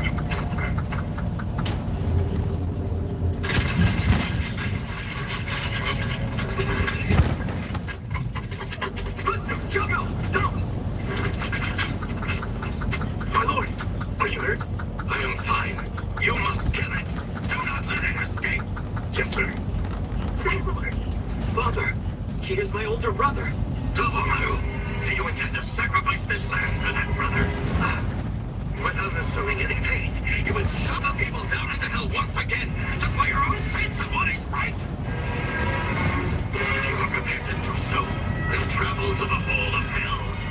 Go and break my deal with the demon gods yourself. Then your older brother will get his body back, though our land will perish in return.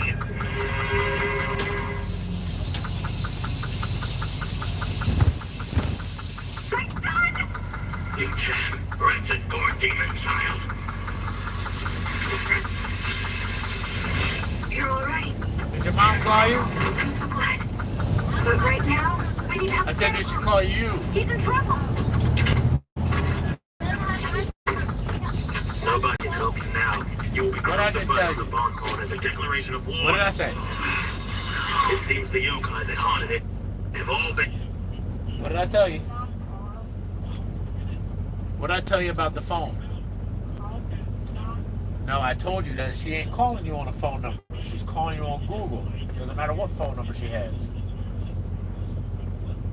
She's calling from her Google account.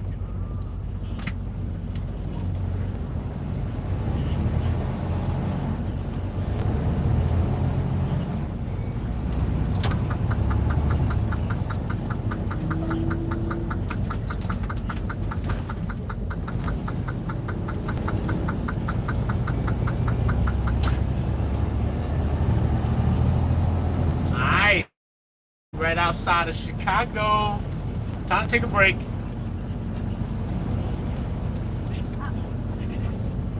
Man, I wish I could have stayed up last night. We'd have been here at 8 in the morning. It would have been time to leave around 6. But it's alright. Everything's gonna work out nice and smooth like. You know what I'm saying? You know what I mean, Billie Jean?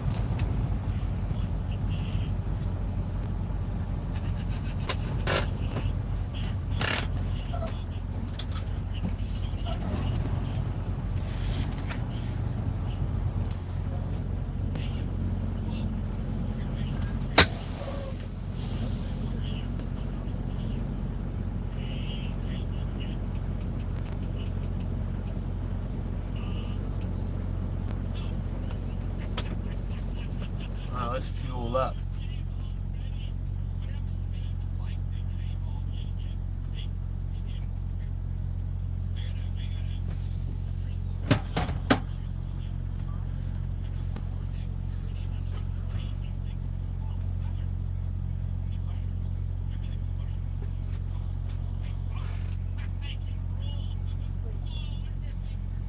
What are you watching? What are you watching? I didn't even know my time was on.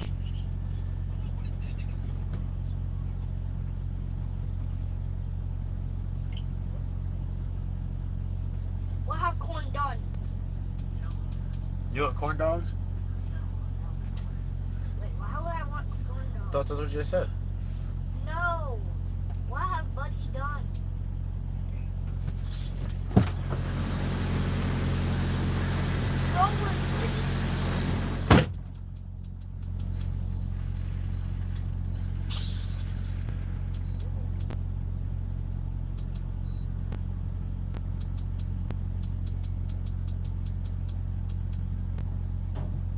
Clear tomato.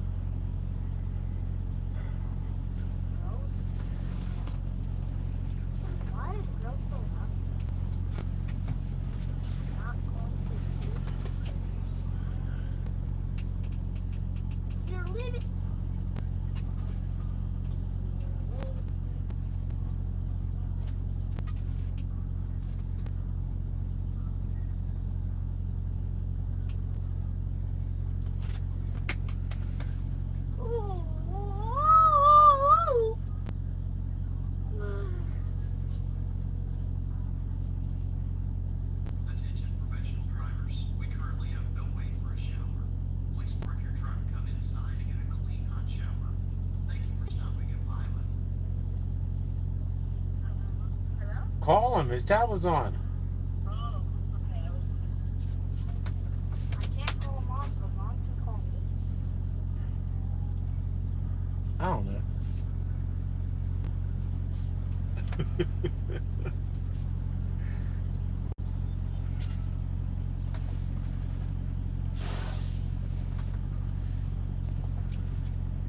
Finally!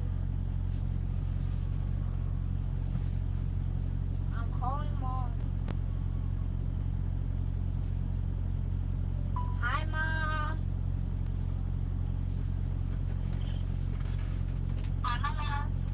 Oh my goodness. You wasn't even gone a whole day yet.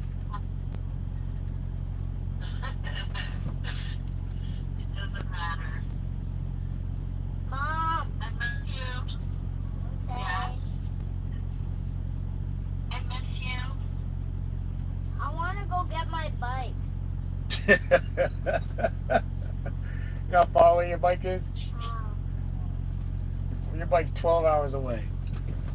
In 12 hours, I'm going to...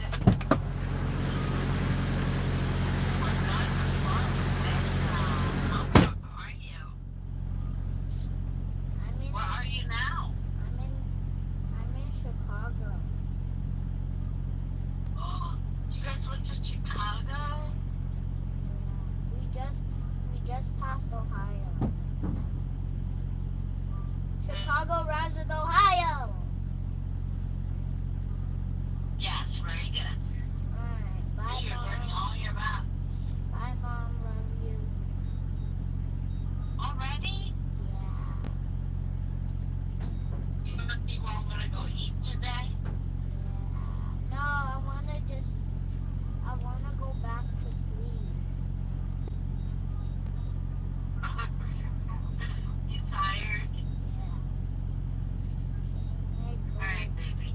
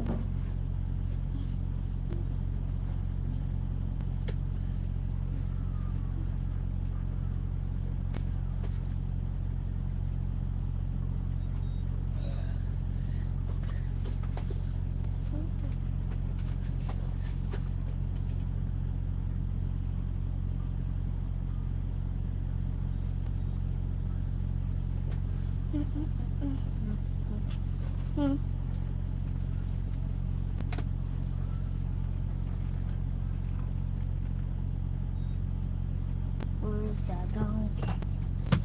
I'm not back.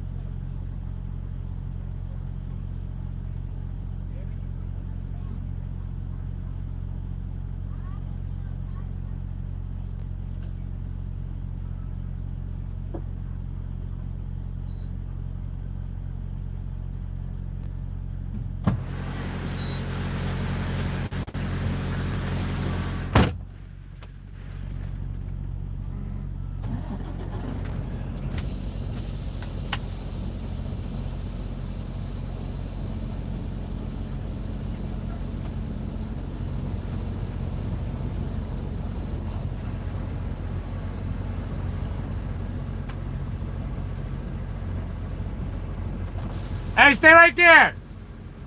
Watch out!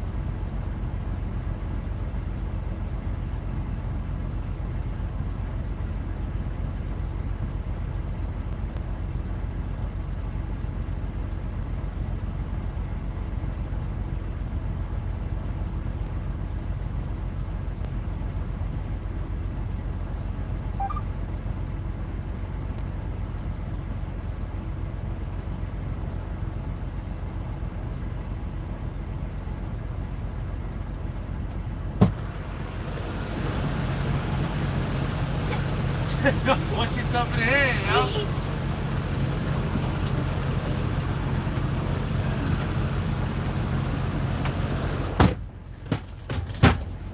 This is a good place to ride a bike. Yeah, there's plenty of space over here. You gotta watch out for the trucks.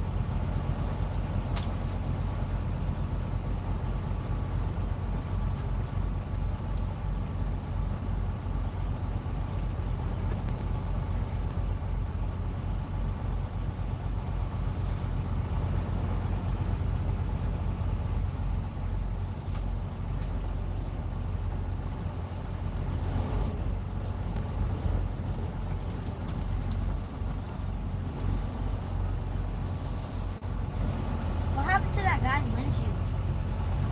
Nothing. Just got a visor on it. Wow.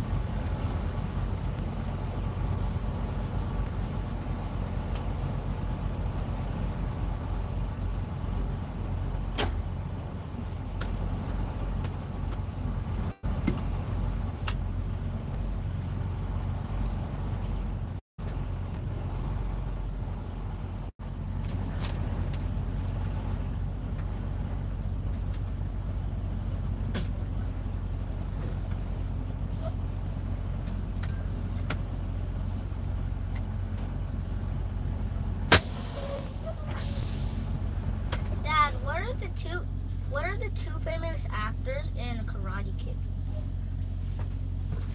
Two famous actors? Yeah, in Karate Kid. The new one? Yeah. I think it's Jackie Chan and Ralph. I think his name is Ralph. Dad, Palcio or what's something Jackie like Chan's favorite drink? that. You ready to go inside? Yeah. Well, let's go take a walk, dude. I want to take a walk. I want to run around, take a walk. I know you gotta get out the truck. I've been waiting to get out the truck for like a long time. It feels good to be out in the sun. You get vitamin D. I mean vitamin C. Vitamin D or vitamin C? What do you get from the sun? D.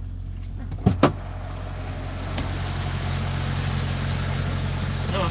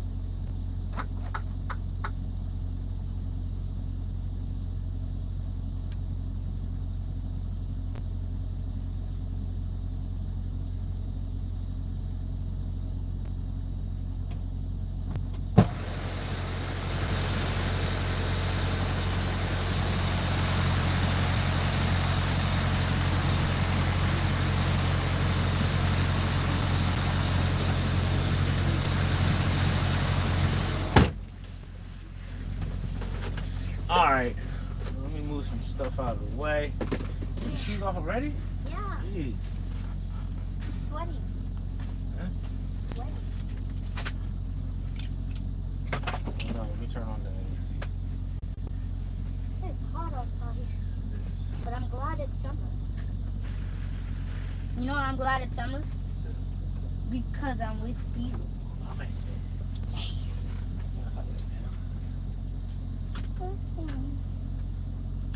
I need to go poo. What? I need to go poo. We just came from the bathroom. We walked all the way back over here. Now that's what you're gonna tell me? Are you serious? I'm gonna punch you in your head. I'm gonna punch you right in your head. And you're gonna poop your pants. Come here and start punching the gut. What? I'm gonna eat your slice of pizza now. No! Pissed off. No! The whole time he was like, all in the bathroom, walking around, looking at everybody's dinglings. And all you had to do was be like, yo, I'm in the bathroom, I might as well go to the bathroom. Oh my goodness. See, you know what?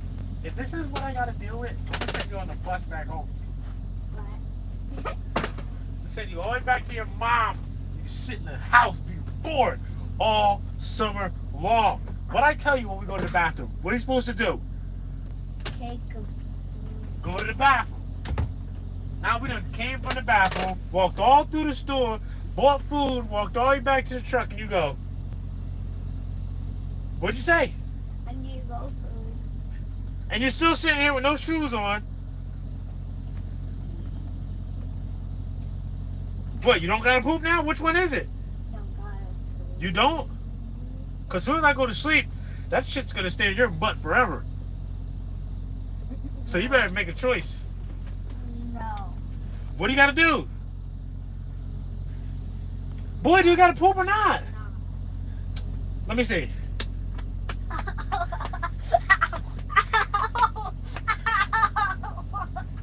Do you gotta poop? No. You sure? Yes. That's a lie. That's a lie. That hurts. Why are you lying? That hurts. Of course it hurts when you gotta poop. Ow. No, I don't gotta poo. Well, eat your pizza. We'll eat real quick and then we'll take you to the bathroom. Hope you can hold it all the way back over there. That was a long walk.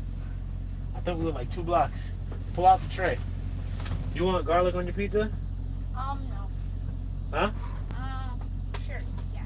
Which one is it, man? Do you gotta poop? You don't gotta poop? Do you want garlic? Do you not want garlic? Garlic. God. What's going on with you, kid? Huh? You better figure it out. You've been around your mom too long. I'm hungry. What you want to eat? I don't know. You want pizza? No. You want a hot dog? No. You want macaroni and cheese? No. You want pizza? Yeah. Just said I asked you that. You said no. What is it? Make up your mind.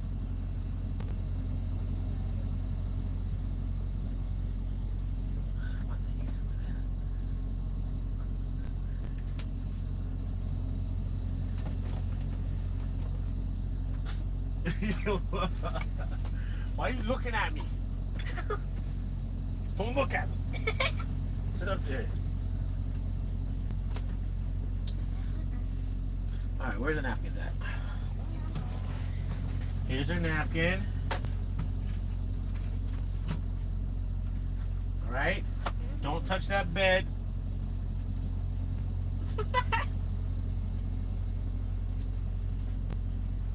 Don't touch your clothes. Use the napkin. You just had Lunchables pizza. You still have one in there.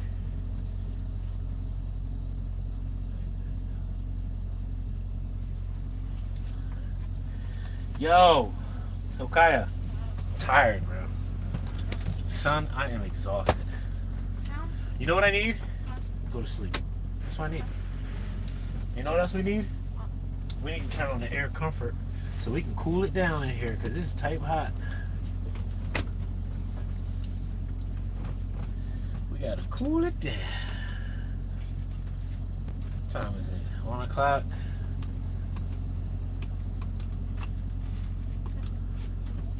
Here we go. Here we go. Here we go. Here we go.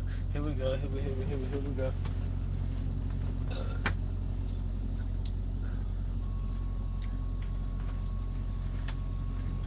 Too bright here. Too much water? Yeah.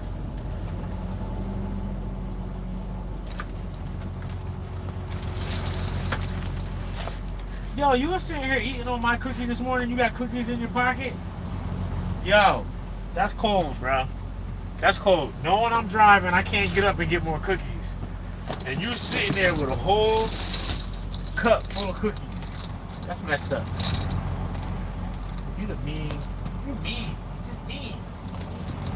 You saved yours and ain't mine. That is not cool. Not cool. You know what? You know what? I'm gonna eat your pizza. It's gonna be delicious. Yeah, I am. As soon as I'm done doing this, your pizza's mine.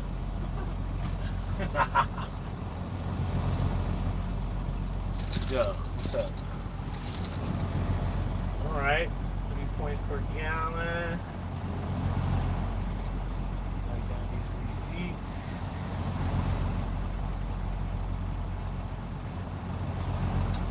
Wait, what happened? I ain't writing down the other one? Sure didn't. I did get fuel and milk for it, didn't I?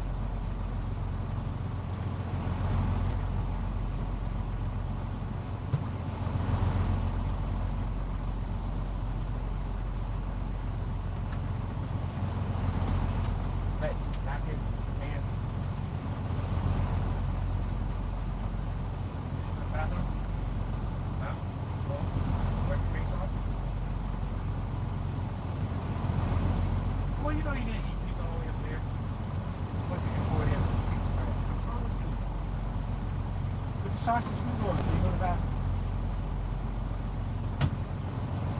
Socks too. Sweaty up.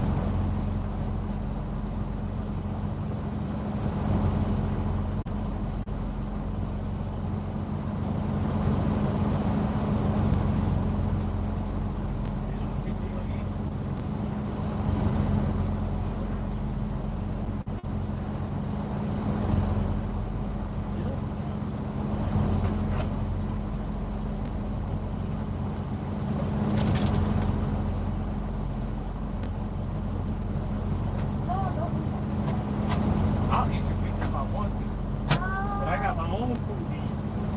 But don't eat my pizza. I'll do what I want. Don't you beg. You ain't even closing this thing back. Keep it closed. Make sure the other gates get where they need to be.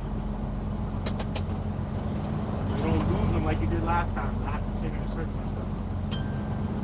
You hear me? You hear me?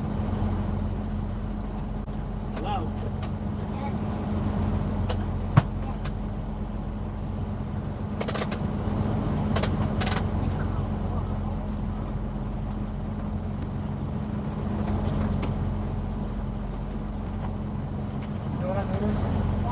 You're a pain in the butt. That's what I noticed. I thought you already noticed. Huh? No, I didn't notice it before. I really noticed it just now. After I had to walk all the way back here.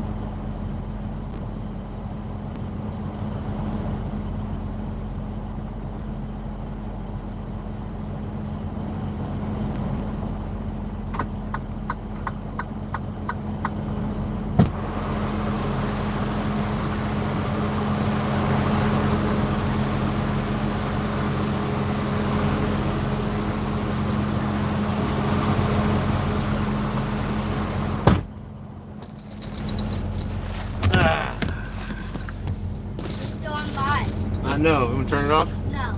You want to leave it on? Yeah. You want me to turn the camera around? Yeah. You want to see everybody? Yeah. You want everybody to see you? Yeah. No, you don't want everybody to see you. Watch you act up in here? What?